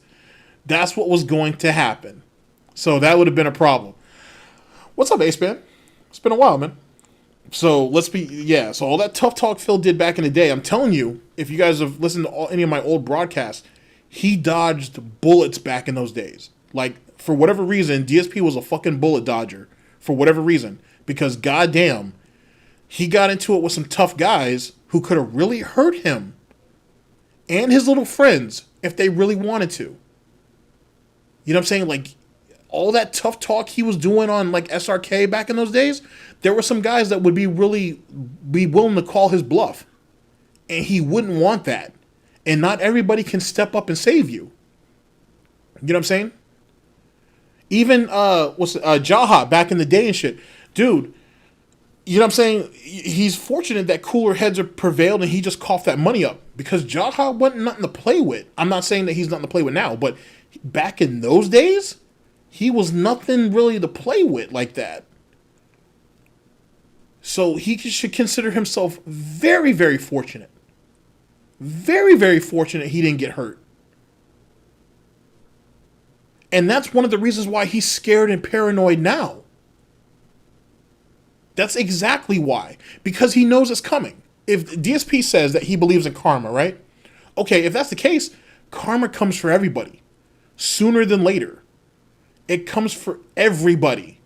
Phil doesn't need any of that shit coming back on him. But eventually it will. It comes back on everybody. You put in some work's going to eventually get put in on you. Especially if you decide to play as hard as you're going to play. He should consider that. You can't sit there, good point, Jesse. You can't sit there and hide in fucking bathrooms and shit. You can't expect other people just to step up for you. Eventually, you're going to have to bleed a little bit. It's just the way it is. You go ahead and pop off, you talk shit, you talk about essentially imposing violence on someone. It's back to what my parents used to say. You keep knocking on the door long enough and someone's going to answer you. Sooner than later. And that's the reason why he don't want to do nothing now. Like I said, Phil isn't willing to bleed for any of this shit. He didn't have to. But you run around talking all this tough shit. Just because it's the internet don't mean there ain't someone to call you bluff. Sooner than later. And no one's wishing that upon him, but that's what will happen. It comes to everybody. So he sits here and talks about how persecuted he is and all these trolls and shit like that. I've already showed you guys some examples of how some of these other troll communities get down. Like, he's very, very fortunate that he has what he has. And as usual, DSP doesn't appreciate what he has. You know what I'm saying? There are other communities out there that would look at the Christian community. Like, you guys think people gatekeep over here? They gatekeep. They play no games over there. And that Christian shit. There have been plenty of people who've been run off, and for a good reason.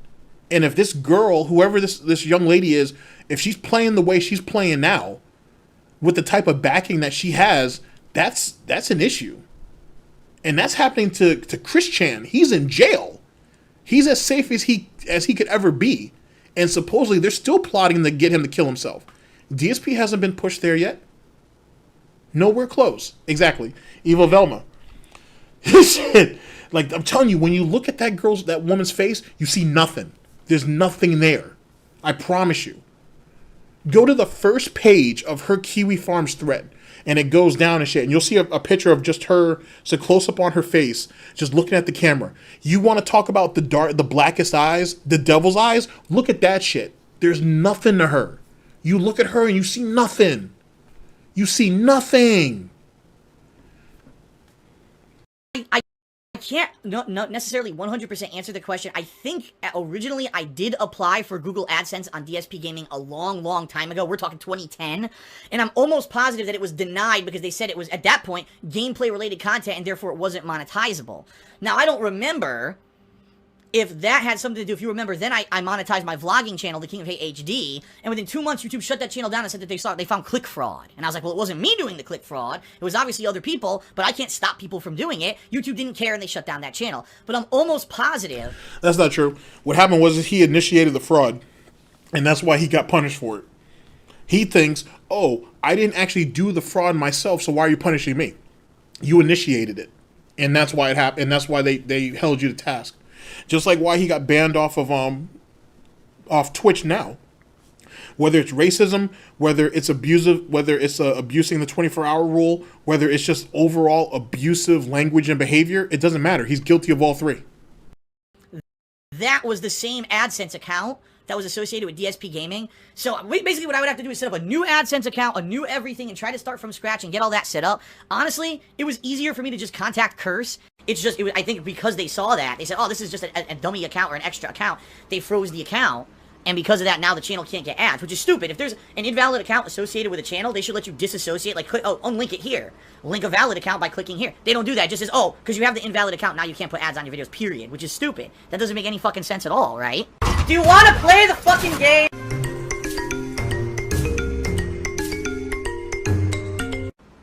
Okay. Really dumb. So, the bottom line is, I don't know what to do. I mean, here are my options. Here's what I'm thinking. Okay, there's a few options that I can do. Number one, make a totally new YouTube channel. All right, over the weekend, I'll have to think about what it's going to be. Make a new YouTube channel, right? Brand it with new content, new stuff. Make videos for DsPgaming saying no more new content over here. This is an archive. Come to the new channel. Once the channel hits enough subs and enough followers, right? Link it to my AdSense account so I can monetize it. And then hope for the best. Hope that I can get enough people to migrate from DsPgaming over to this new YouTube channel, and that this YouTube channel will bring in some revenue for me, okay? It wouldn't have worked, though, to be honest. I, for one, actually wished he actually did that. I wished he actually made another YouTube account and started from scratch. And actually let the comments go. You know what I'm saying? Let the likes and dislikes go. Just let it all happen, right? I wish he had done that. Because in reality, DsPgaming, for all intents and purposes, is dead. To be honest with you. The only value that it has, in air quotes, is just the name. And the name and the fact that people recognize it. Other than that, it means jack shit. It means nothing. And theoretically, with KOgaming, that was his chance at another start. That was his I wouldn't go as far as calling it a redemption story, but that was his second chance, and he still blew it. And he still blew it because he is emotionally invested in DsPgaming, even though he's already betrayed the channel. He's killed it. The channel, for all intents and purposes, is dead. So why keep fighting for this? You know what I'm saying? It's useless now. He's got, what, 192,000 subscribers? And he pulls, what, 300 or 400 people on stream? Maybe? It's nothing. It's nothing. The views are even worse. So what's the point? You're better off starting fresh. That's why kogaming exists. He did that so he could completely start over something that wasn't linked to his name and just start over. And he can blame SOK for eventually finding the channel and letting the cat out of the bag. But in actuality, it was DOA on arrival anyway. Yes, he had a little bit of success, but yet again, DSP being DSP, he fucked it up and he couldn't capitalize on it. You know what I'm saying? And that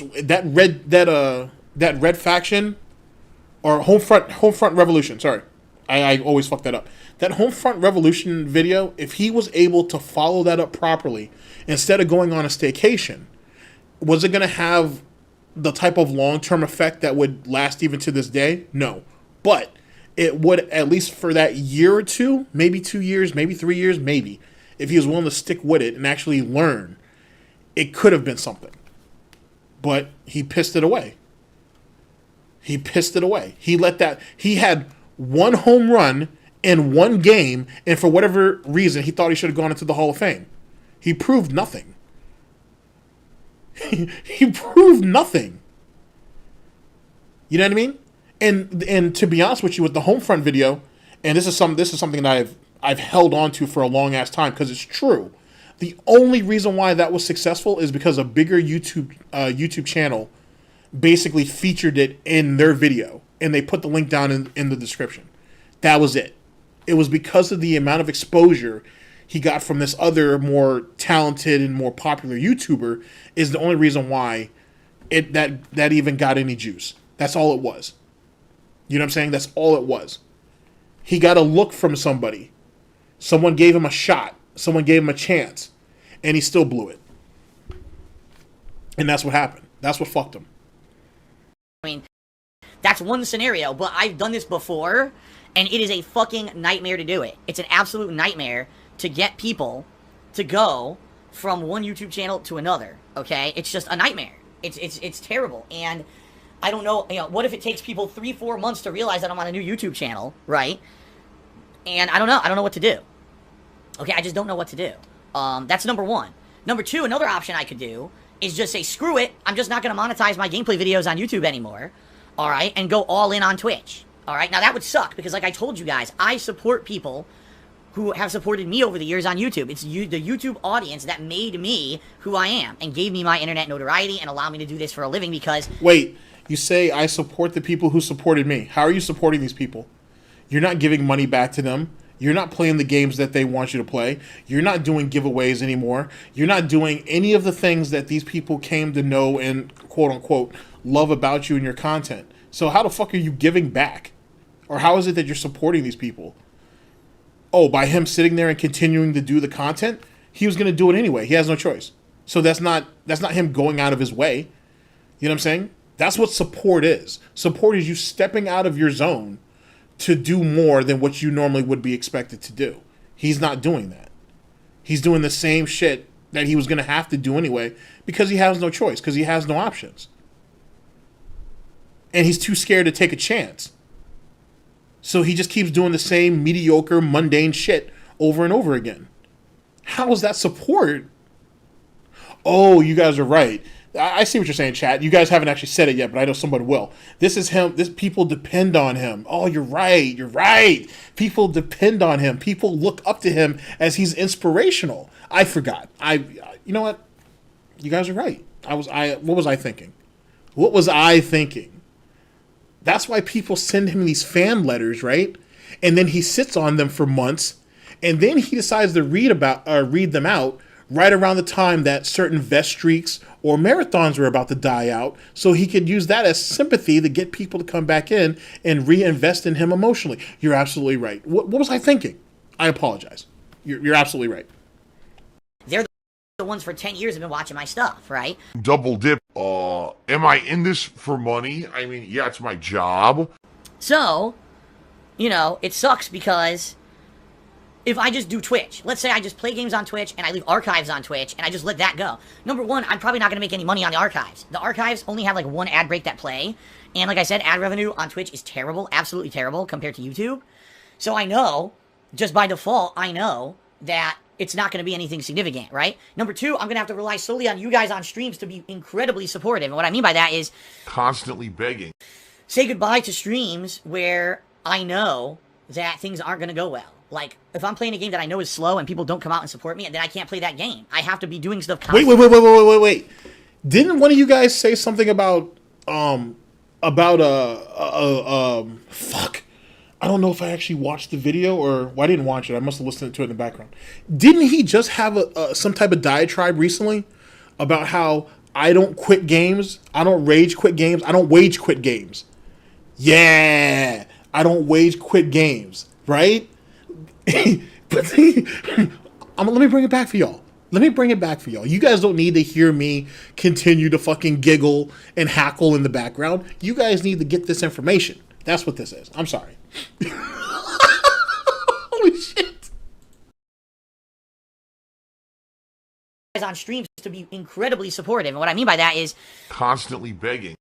say goodbye to streams where I know that things aren't going to go well. Like, if I'm playing a game that I know is slow and people don't come out and support me, then I can't play that game. I have to be doing stuff constantly where people are entertained to the point where they're going to be supportive on the stream so I can make money. I can't have unprofitable streams anymore. You know what I mean? I love gaming. It's not. Okay, do we got a confirmation on who made that video? Is that Ann Lee? I see David Davison. Is that a Mr. Huff stuff? Big ups to all of them. Whoever has it, like I said, big ups. But here's the point. This is 2018, ladies and gentlemen. This is 2018. There's a compilation. There's two of them actually. It's made by the same guy.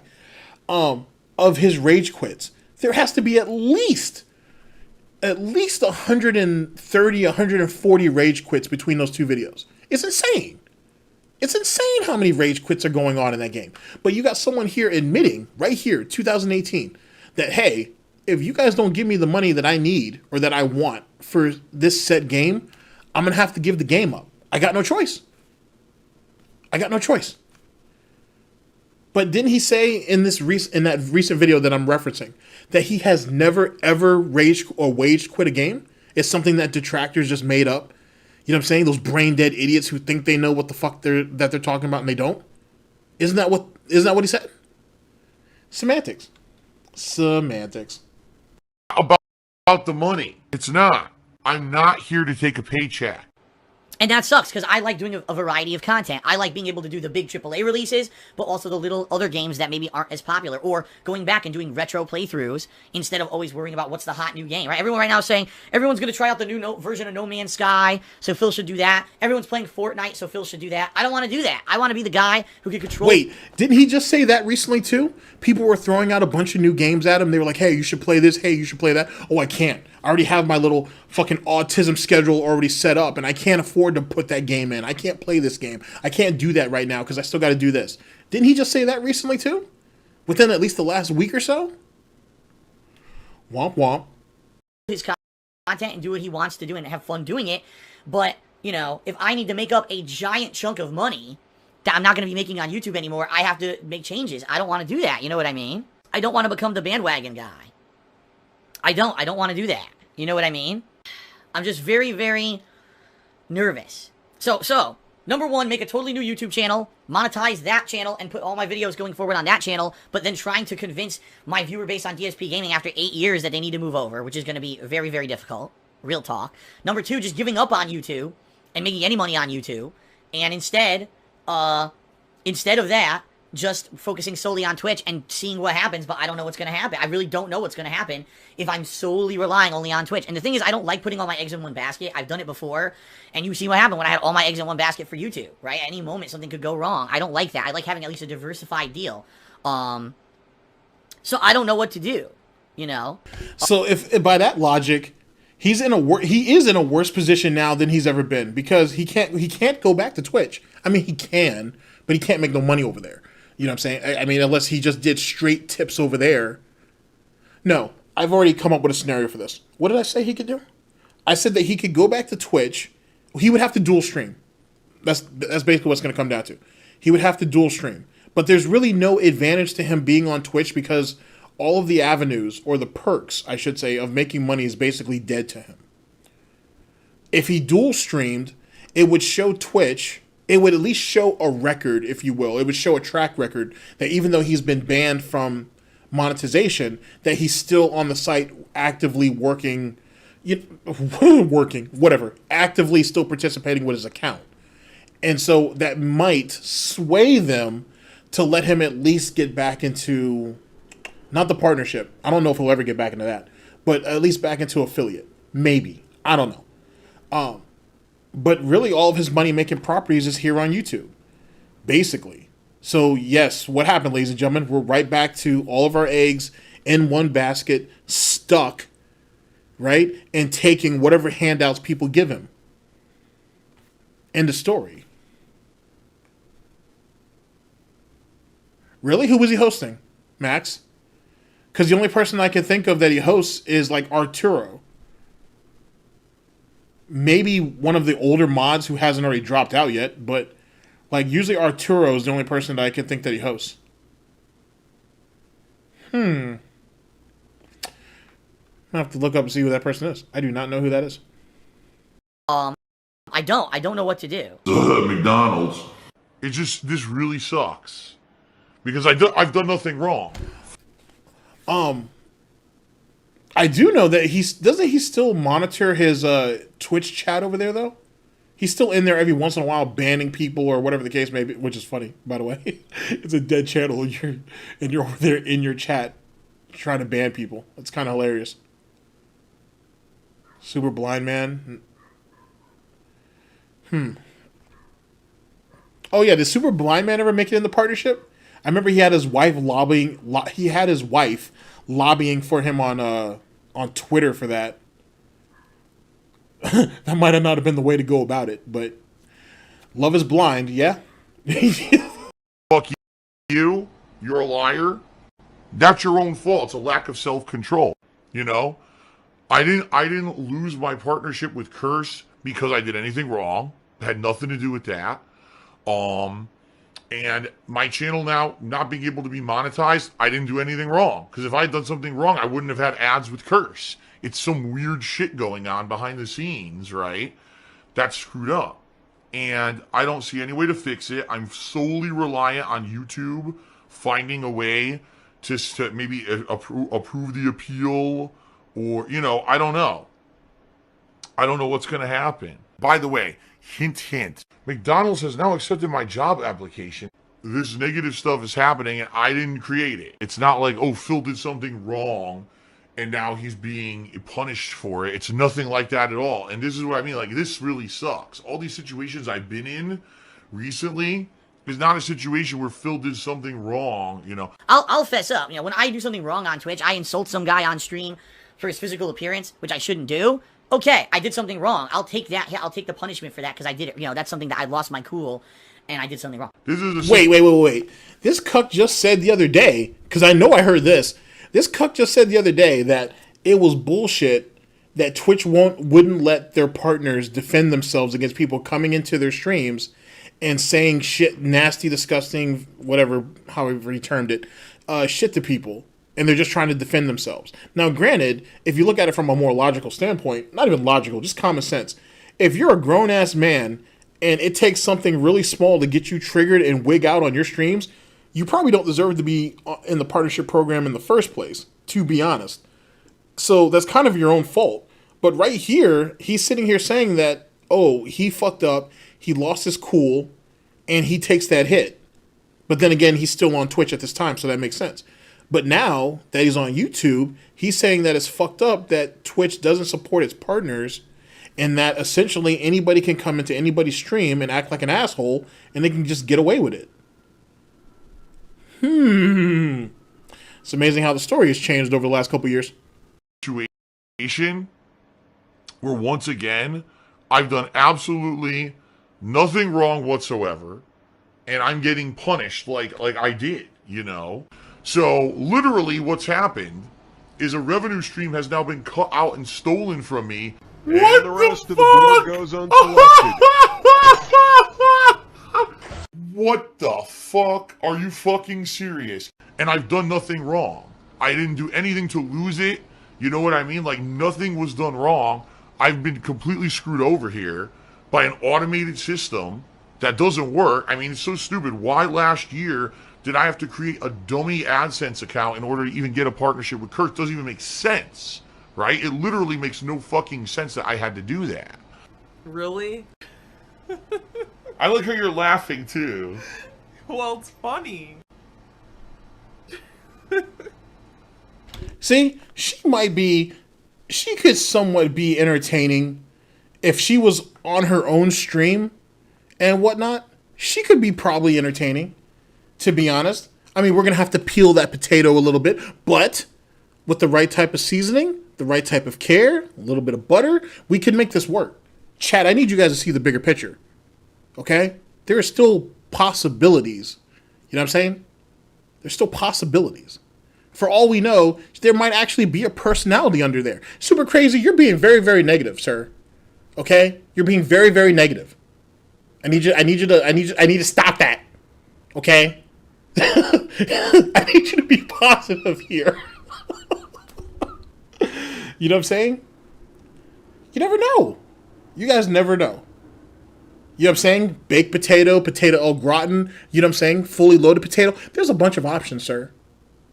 Okay? Jim and Tyrone was onto something. I need you guys to see the bigger picture. The Twitch streams have been great. But like I said, this month in particular, the Twitch streaming has been really good. You guys have been very supportive, so thank you for that. But now I'm going to lose all my YouTube revenue. I mean, see what I mean? It's like every time there's a positive in my life, a big, nasty negative comes out of nowhere and negates it. Karma, I don't know what to do anymore. This is ridiculous, and I can't... Max, in a future stream, we're going to go over that. We're gonna definitely go over that, Max. And Eisen, that's definitely something. Well, sorry, actually, you're one above the other. The lean in is funny though. Eisen, we're gonna eventually go over that. So hold that thought. I've got a stream in the works for that. Can't not work. Like people, go get another job. That's not gonna work. Any other job that I get will pay me less than what I do on the internet. It's true. Maybe some freakish thing will happen, and over the weekend, YouTube will review the situation and say, okay, the reason that your account can't get ads is because it has an invalid AdSense account on it. You're saying it's a dummy account, we get that. What we're going to do is we'll disassociate your account from that, and then you can link your valid AdSense account and everything will be okay, alright? But, judging with the experiences I've had working with YouTube in the past, I don't think that's going to happen. I swear people over the years think that, like, I'm so against having a regular job. I'm not. I had a regular job my entire life until I started YouTube as a job in 2011. All right. I'm the one who always seemed schizophrenic and chaotic, and I'm actually the ultimate schizophrenic. Why do you think I was laid off from my job, you know, in 2010? My whole life, I did a regular job, whether it was an office job. Okay, I see potato cream pie. I see stuffed potatoes. Can we try to be generous about this? Can we try to be nice about this, chat? Sweet potato. A baked sweet potato. Just saying. Thank you. Gosh, can you guys be civil for once, please? Please. Sales job, fast food. I've always had a bank job. I've always had a regular job.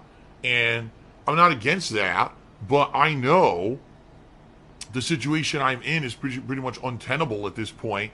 If I get a normal job, I need to make a certain amount of money to pay my bills. And I'm making it, or I was making it, doing this on the internet, right?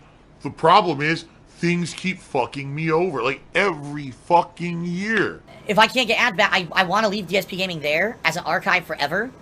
And the bright side here is that the channel is not gone. Last month, the channel was gone, and I got it back, which was great. So at least it's there. The legacy is intact. The legacy is intact.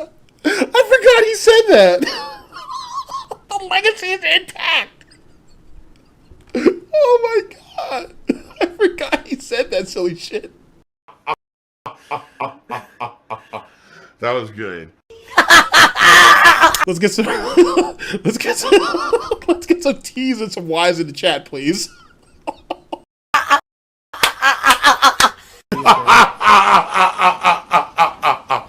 It sucks I can't monetize the legacy, but the legacy's intact, right? And the other bright side here is I have Twitch. It's not like, oh no, YouTube monetization's gone. I'm completely now screwed and I'm done. I have Twitch. I can continue to do what I love for a living. It's just, can I make enough doing it this way? You know what I mean? Can I make enough doing it this way in order to keep doing what I love for a living after 10 years, you know? So there are good things. So anyway, I'm actually going back and looking at all the videos on KO Gaming. The truth is that actually, in reality, not all the videos got demonetized, but every new video that I was uploading, I'm going to test it today. Wait, no, this is lying scumbag. I want to bring this back. Okay, so any of you guys who know the KO Gaming lore, right? At least on why he doesn't upload anymore, is he was putting out his edited content over there, and he was putting his edited content over there. That's the whole point of KO Gaming.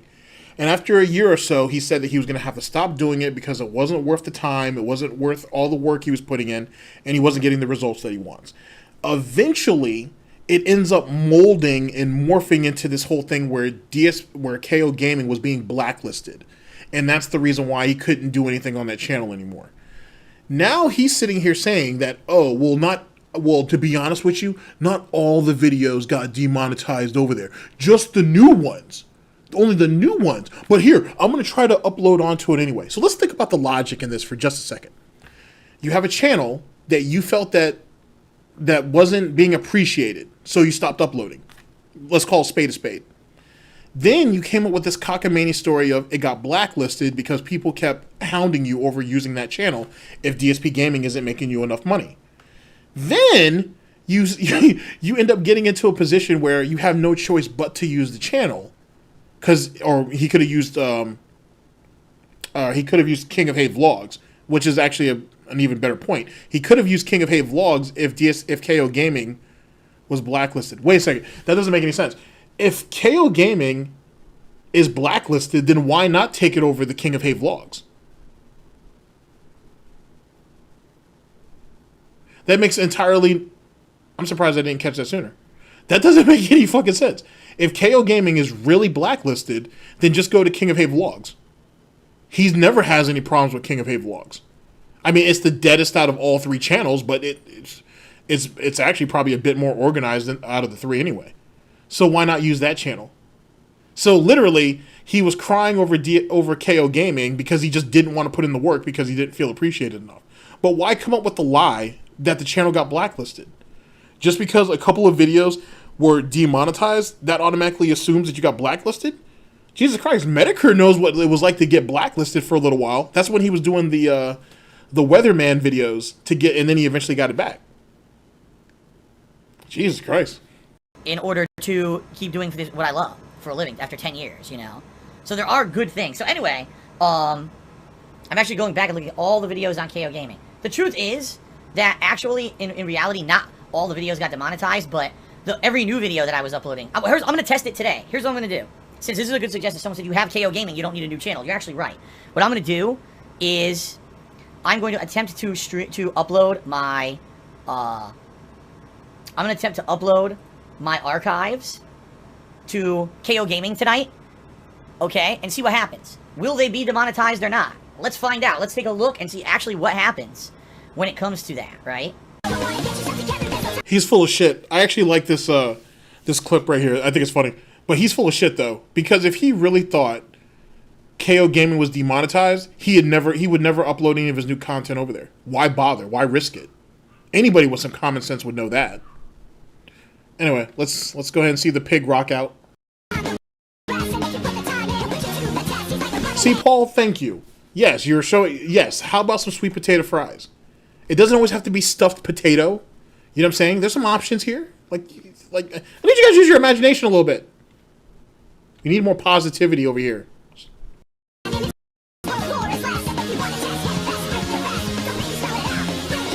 your best.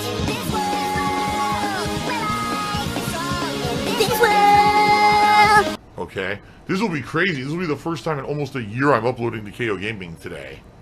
Why is my chair shaking so much? Because I told you guys, I have restless leg syndrome, and when I get all nervous or worked up, it goes into hyper mode, which is doing right now. Both legs are shaking because I'm nervous about everything going on today. Obviously, real talk, you know, this could be a really bad financial thing for me. Or, like I said, maybe this is a positive thing. Maybe this is it. Maybe this is the kick in the ass to say, forget YouTube. Enough is enough. Just screw it, right? Question. Is that his excuse for why him and Catherine don't have any panty time? And more importantly, is that also his excuse to Kat why he doesn't drive anymore? I've got restless leg syndrome and I can't drive because if I do, if my foot slips off one of the pedals, we're fucked. I wonder. Apparently, there's a campaign to get my Twitter banned. Oh my god! How could you get my Twitter banned? I haven't done anything wrong on Twitter at all. I'm good at lying. I've literally never done anything wrong on Twitter. How could they get it banned? All I do is I post up pictures of the movies I'm watching, I post up my daily schedule, right? And I advertise my streams, and every once in a while I'll do a random random tweet here or there that's usually cordial. Very rarely do I do anything on Twitter that's even considered, like, agitating. So I don't even know what in the holy hell they could do to try to get my Twitter banned. That makes no sense at all to me. Diffusal did a 601-bit cheer. He says, Phil supporting because here I care, but how does retraining yourself and getting a job in something new, Twitch won't last forever? Like I told you guys, the problem here with doing that is I don't know if I doubt, first of all, I'd even be able to get a job. There's so much slander about me on the internet right now. Crazy amounts of slander, okay? The first things that come up when you search for me on the internet, DsPgaming Know Your Meme, DsPgaming on Wikitubia, which has false information, although some of it's fair. An article about me from 2000... Wait! How are you going to say that because I've been to that page. How are you going to say that it's false and then turn around and say, well, but some of the information is fair? That's like saying these people call me a liar. They call me a thief. They call me a pedophile. You want to know what the truth is, though? In everything that is said about me, this is DSP saying this, out of everything that is said about me, there is a nugget or a snidbit of truth. And we all know and or remember how stupid it was to say that. There's a snidbit of truth of you being a liar. There's a snidbit of truth of you being a con man. There's a snidbit of truth of you being a pedophile. The fuck? I'll never understand that one. I'll never understand that one. Get a job. There's so much slander about me on the internet right now. Crazy amounts of slander, okay? The first things that come up when you search for me on the internet, DsPgaming Know Your Meme, DsPgaming on Wikitubia, which has false information, although some of it's fair. Now, this also proves another thing, okay? This also proves another thing. We talked about this earlier in this stream. Anything that is put out on DarksydePhil, he's watching it. Anything that you guys say on Kiwi Farms, probably even his Reddit, because his Reddit was jumping off pretty heavy when Kiwi Farms went down. He's reading it. He's reading it or he's watching it. So DSP, for the most part, is keeping up with what's being said about him. There's very few things that slips past him. I promise you. There are very few people. I like to think that I'm flying under the radar. But for most people, for your more well-known or prestigious detractors, anything that they're doing is being watched. Even if you're blocked on Twitter, he still knows what your tweets are. Just saying. He still knows what your tweets are. Or at least what they say. An article about me from 2012, the Lol Cow Wiki.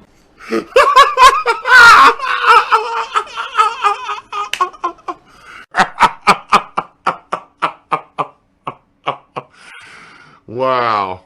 Which is awful and no one should ever fucking look at it, but it comes up as the 5th search thing, and then you start getting, videos of my accident. He was the guy that got caught masturbating in front of children. It's the guy watching his Twitch. Is that really him? Is he the one that got caught, Matt? Yes! Really? From 2 years ago? Like, everything on there is like, we would read it and be like, man, look at this stuff. A lot of it is slander. A lot of it is just slander bullshit. It's not true. or it's taking something out of context. Fuck that, Phil. You are a dirty, rotten liar. So now, how do you expect, me to pass any kind of a background check for a job outside of something on the internet? You know what I mean? Like, who on earth is gonna hire me in real life to do a job when the first thing you do when you go on the internet is see all the shit? You see what I mean? That's your fault. You're the one who created that economic situation. You created the monster. You unleashed the monster. And now your complaint is, well, the monster's too powerful to control. Well, fuck you. That's your fault. That's your fault. You created that business model. You created a flawed business model, and now you're saying there's nothing you could do about it? No, it's your business. It's my fault. Yet everything's always my fault. You're right. And people think it's funny, No, Omniscient says they wouldn't Google DSP. I didn't Google DSP. I just searched for my real name, Philip Burnell, and all that's the first shit that comes up. Because that's years and years and years of organized slander and organized defamation have made it that this entire net presence about me is disgusting. I'd have to move to another country and do something not internet related in order to get a job. I'm serious, But that's what happens when you're a hypocritical douchebag on the internet. What else can I say? I mean, these people don't want to ever look in the mirror at themselves. They just want to criticize others. So that's what I mean. How on earth would I get a job? Imagine if I went and I applied for a job at any of the cool Amazon, or I applied for a job at I see him rocking back and forth like this? Calm it down, sir. Calm it down. I want to see the rocking again, though. Ow! in order to get a job. I'm serious, But that's what happens when you're a hypocritical douchebag on the internet. What else can I say? I mean, these people don't want to ever look in the mirror at themselves. They just want to criticize others. So that's what I mean. How on earth would I get a job?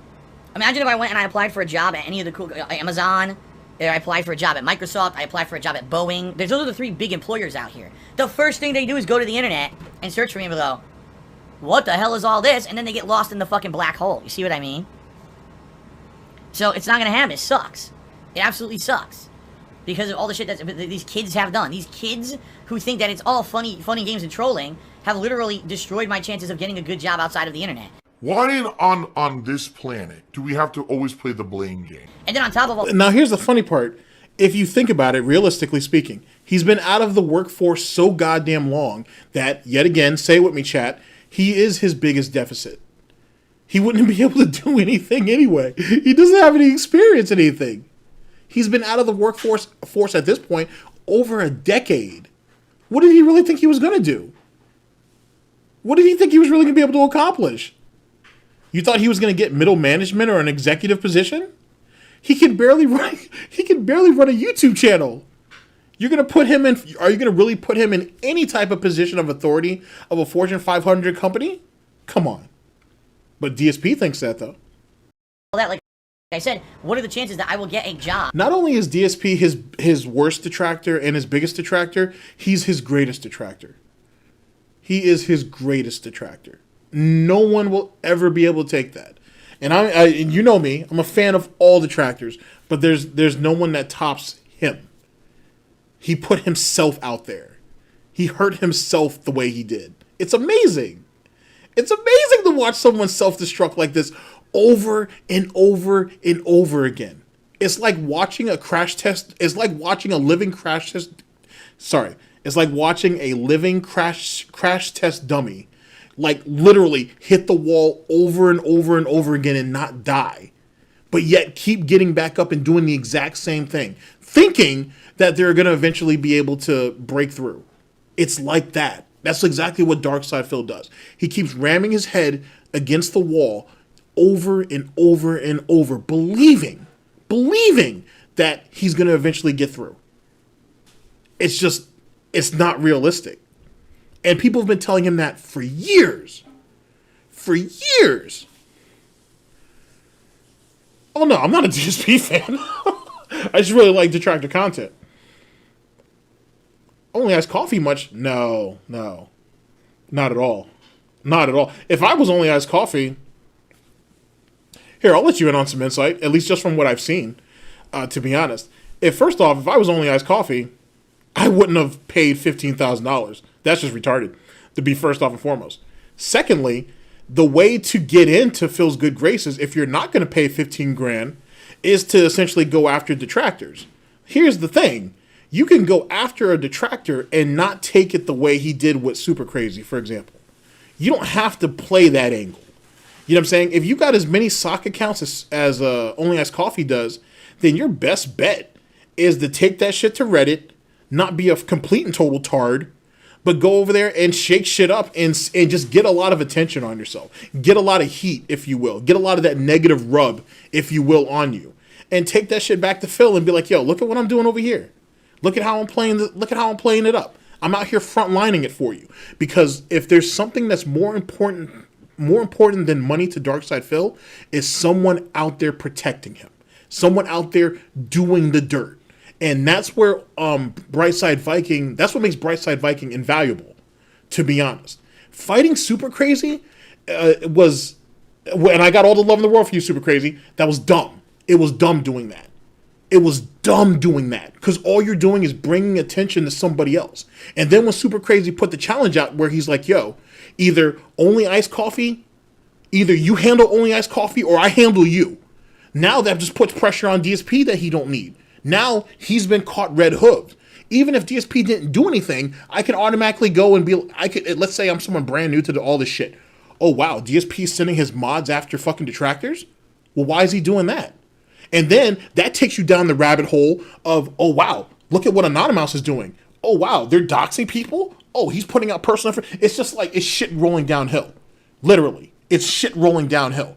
So you're fucking yourself over like that. His best bet is to go over there, like I said, go over there under your mini sock accounts, shake shit up, tell Phil what you're doing, and then play. And then something that he was doing with Super Crazy that I didn't know is him go over there and start getting buddy with your known doxers over there on Kiwi Farms. Start buddying up to those guys. Go if you got to out a couple of fellow mods, fuck them. You're trying to get them all out of position anyway. So go ahead and throw some of them out there. Build your trust. You know what I'm saying? Show them that, hey, I'm right there with you, man. Fuck these pay pigs. Let's get them. Do all that. Do all that. And when a detractor, like Super Crazy, starts going ahead and cutting a little too deep, you laugh that shit off on Phil's stream. Just laugh that shit up. Go ahead and make that shit seem like it's the most funniest thing in the world and shit. And keep poking. Because theoretically, if Super Crazy, or not Super Crazy, if Only Ice Coffee is trying to do what he's trying to do, you need Super Crazy. Theoretically, he gets a lot of views, he gets a lot of attention, and people see things and understand what he's doing and where he's coming from. He's theoretically working for you if you're Only Ice Coffee. So theoretically, you want to provoke Super Crazy, but not in a way to where you make it personal. You keep it business. You keep that with all detractors. You keep it business. So if my theory is correct, and he's really in all these discords, if he's really in all these detractor DMs and shit, go ahead and keep doing what you're doing. Go ahead and play both sides of the angle and shit until all of the mods are gone. Because at the end of the day, that's what he should be doing all this for. Super Crazy, like, okay, let's go a little deeper.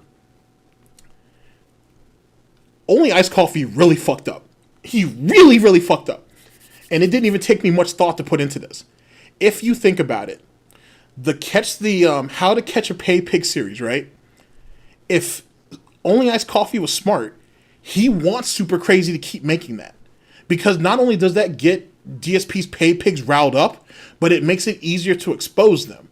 Then the only thing that Only Ice Coffee has to do under one of his sock accounts is go ahead and get other people to look up their information and then out they asses. Essentially, Super Hound is the bloodhound.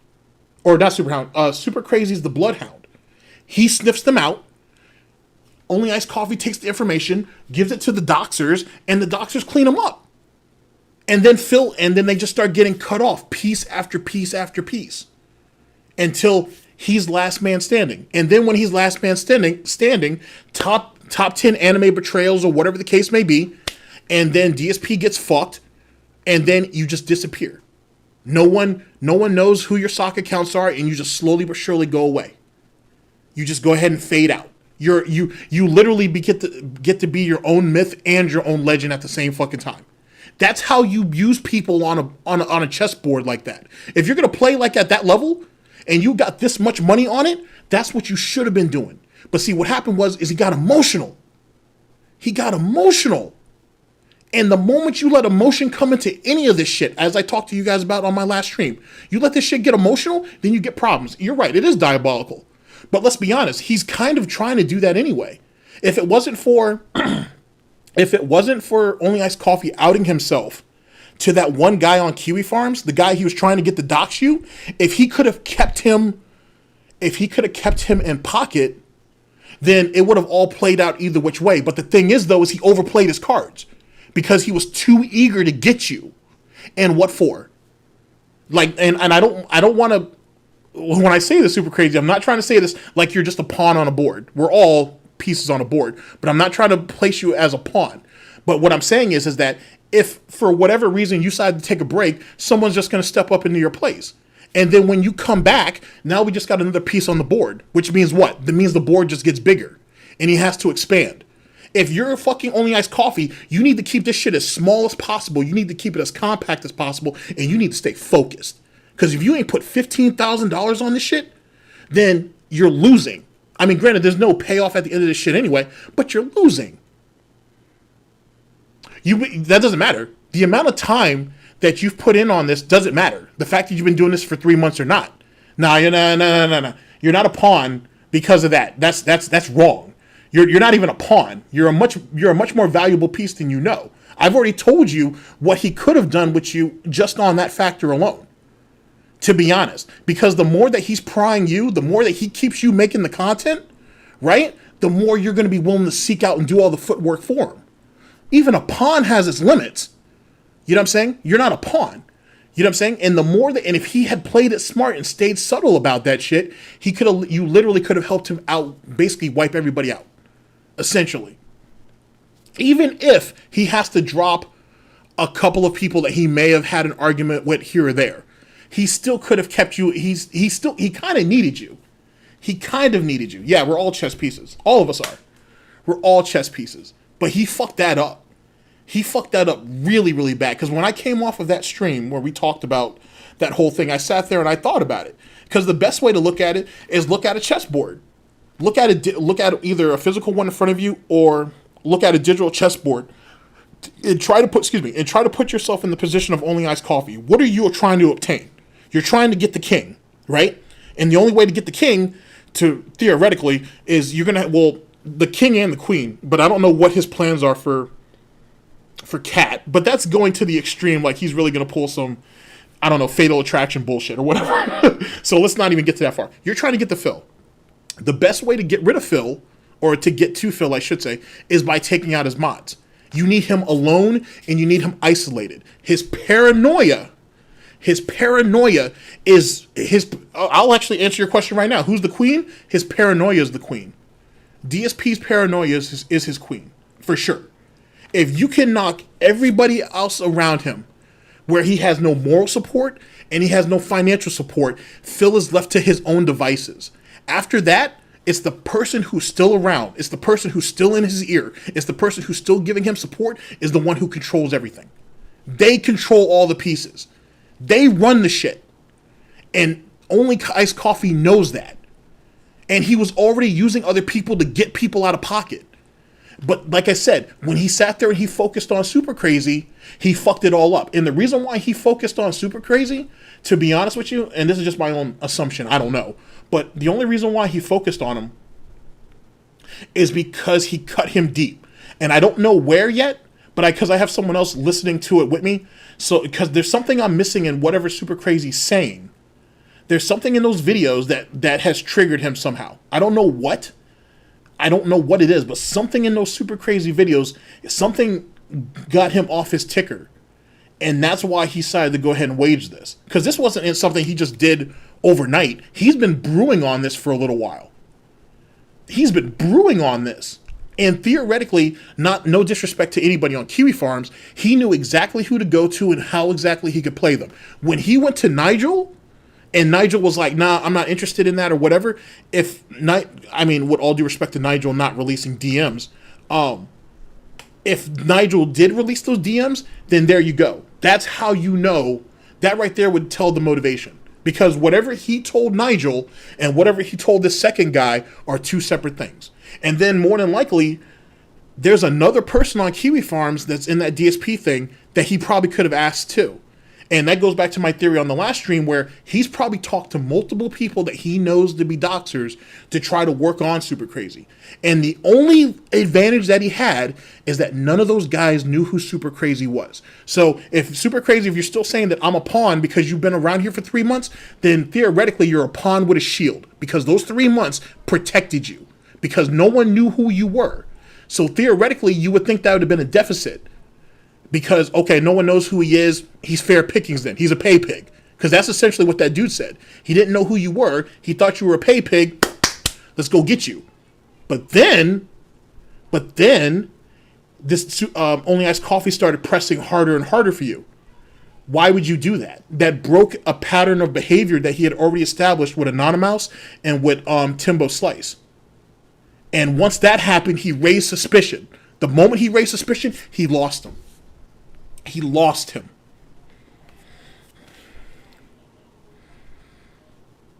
Exactly.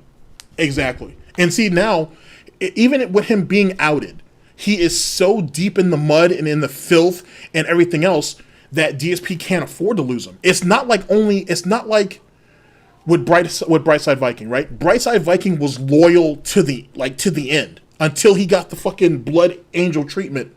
He was loyal. DSP never had to question that. DSP knows that Only Iced Coffee has an agenda. He knows it, but he doesn't know how to approach it.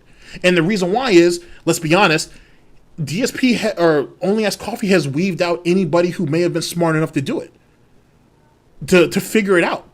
And this, keep in mind, I have no clue what's going on outside of what little information I have, and I'm just telling you what my plan would have been. I'm basically what I'm telling you is what I would have done. If that's my scenario, right? There are holes, and someone should have been able to pick up on it. But Only Iced Coffee's kind of smart too. Well, not smart, but he did a reasonable chess move by weaving out weaker pieces. Like Timbo's weak. Timbo was free. I don't even consider Timbo as a dox. He was free. He was just something to toss out there. You know what I'm saying? There are other pieces on the board that he could have gone after, but Timbo's a freebie. He really wanted Anonymous, and that kind of made sense because Anonymous knew a bunch of dirt, and I don't even know if Anonymous has even divulged everything.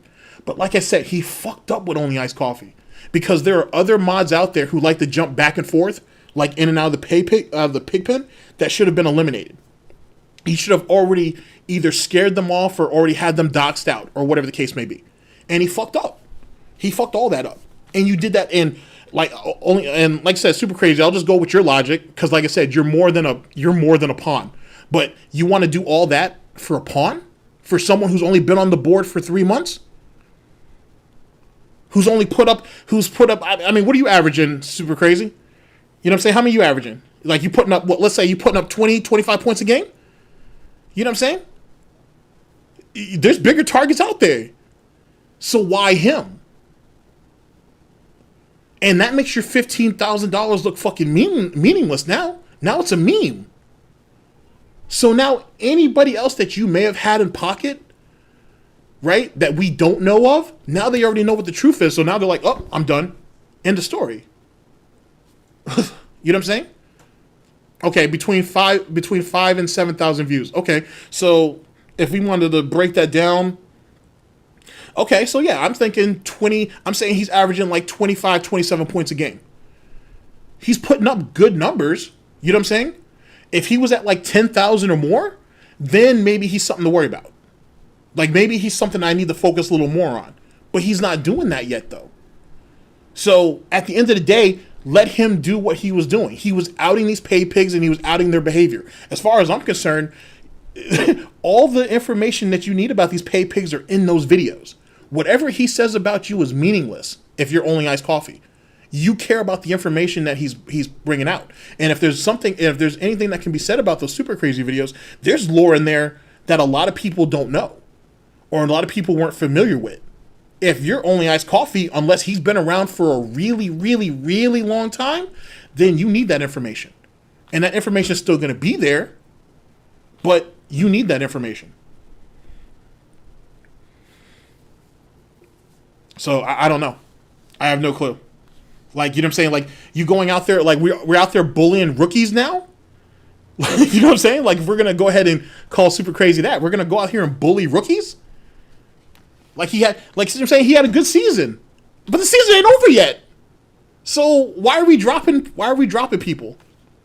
You know what I'm saying? It was just a bad move. It was a real bad move. That's just my opinion of it all, though. With a starting position that pays good money, right?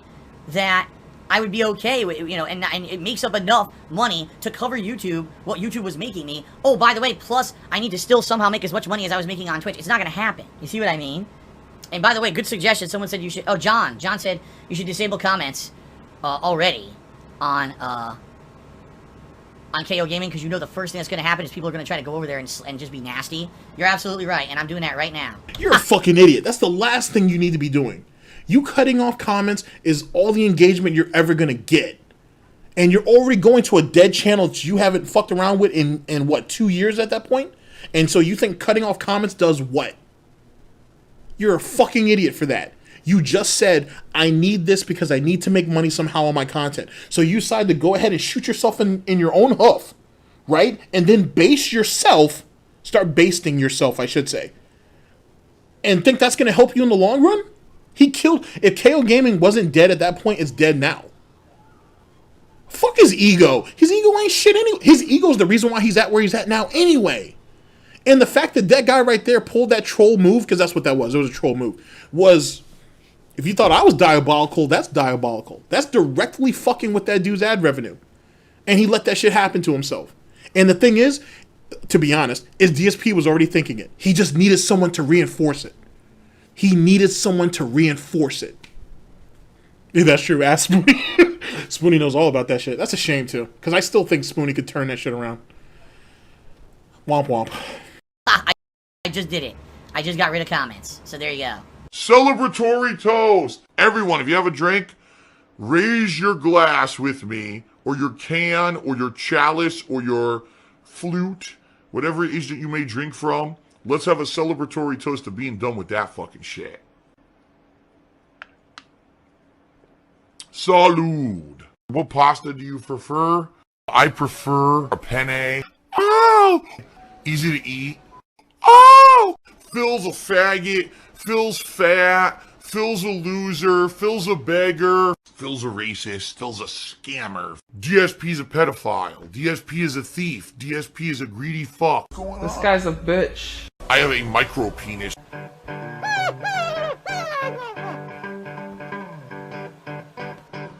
Alright, I'm not dead, but I swear to God I wish I fucking was.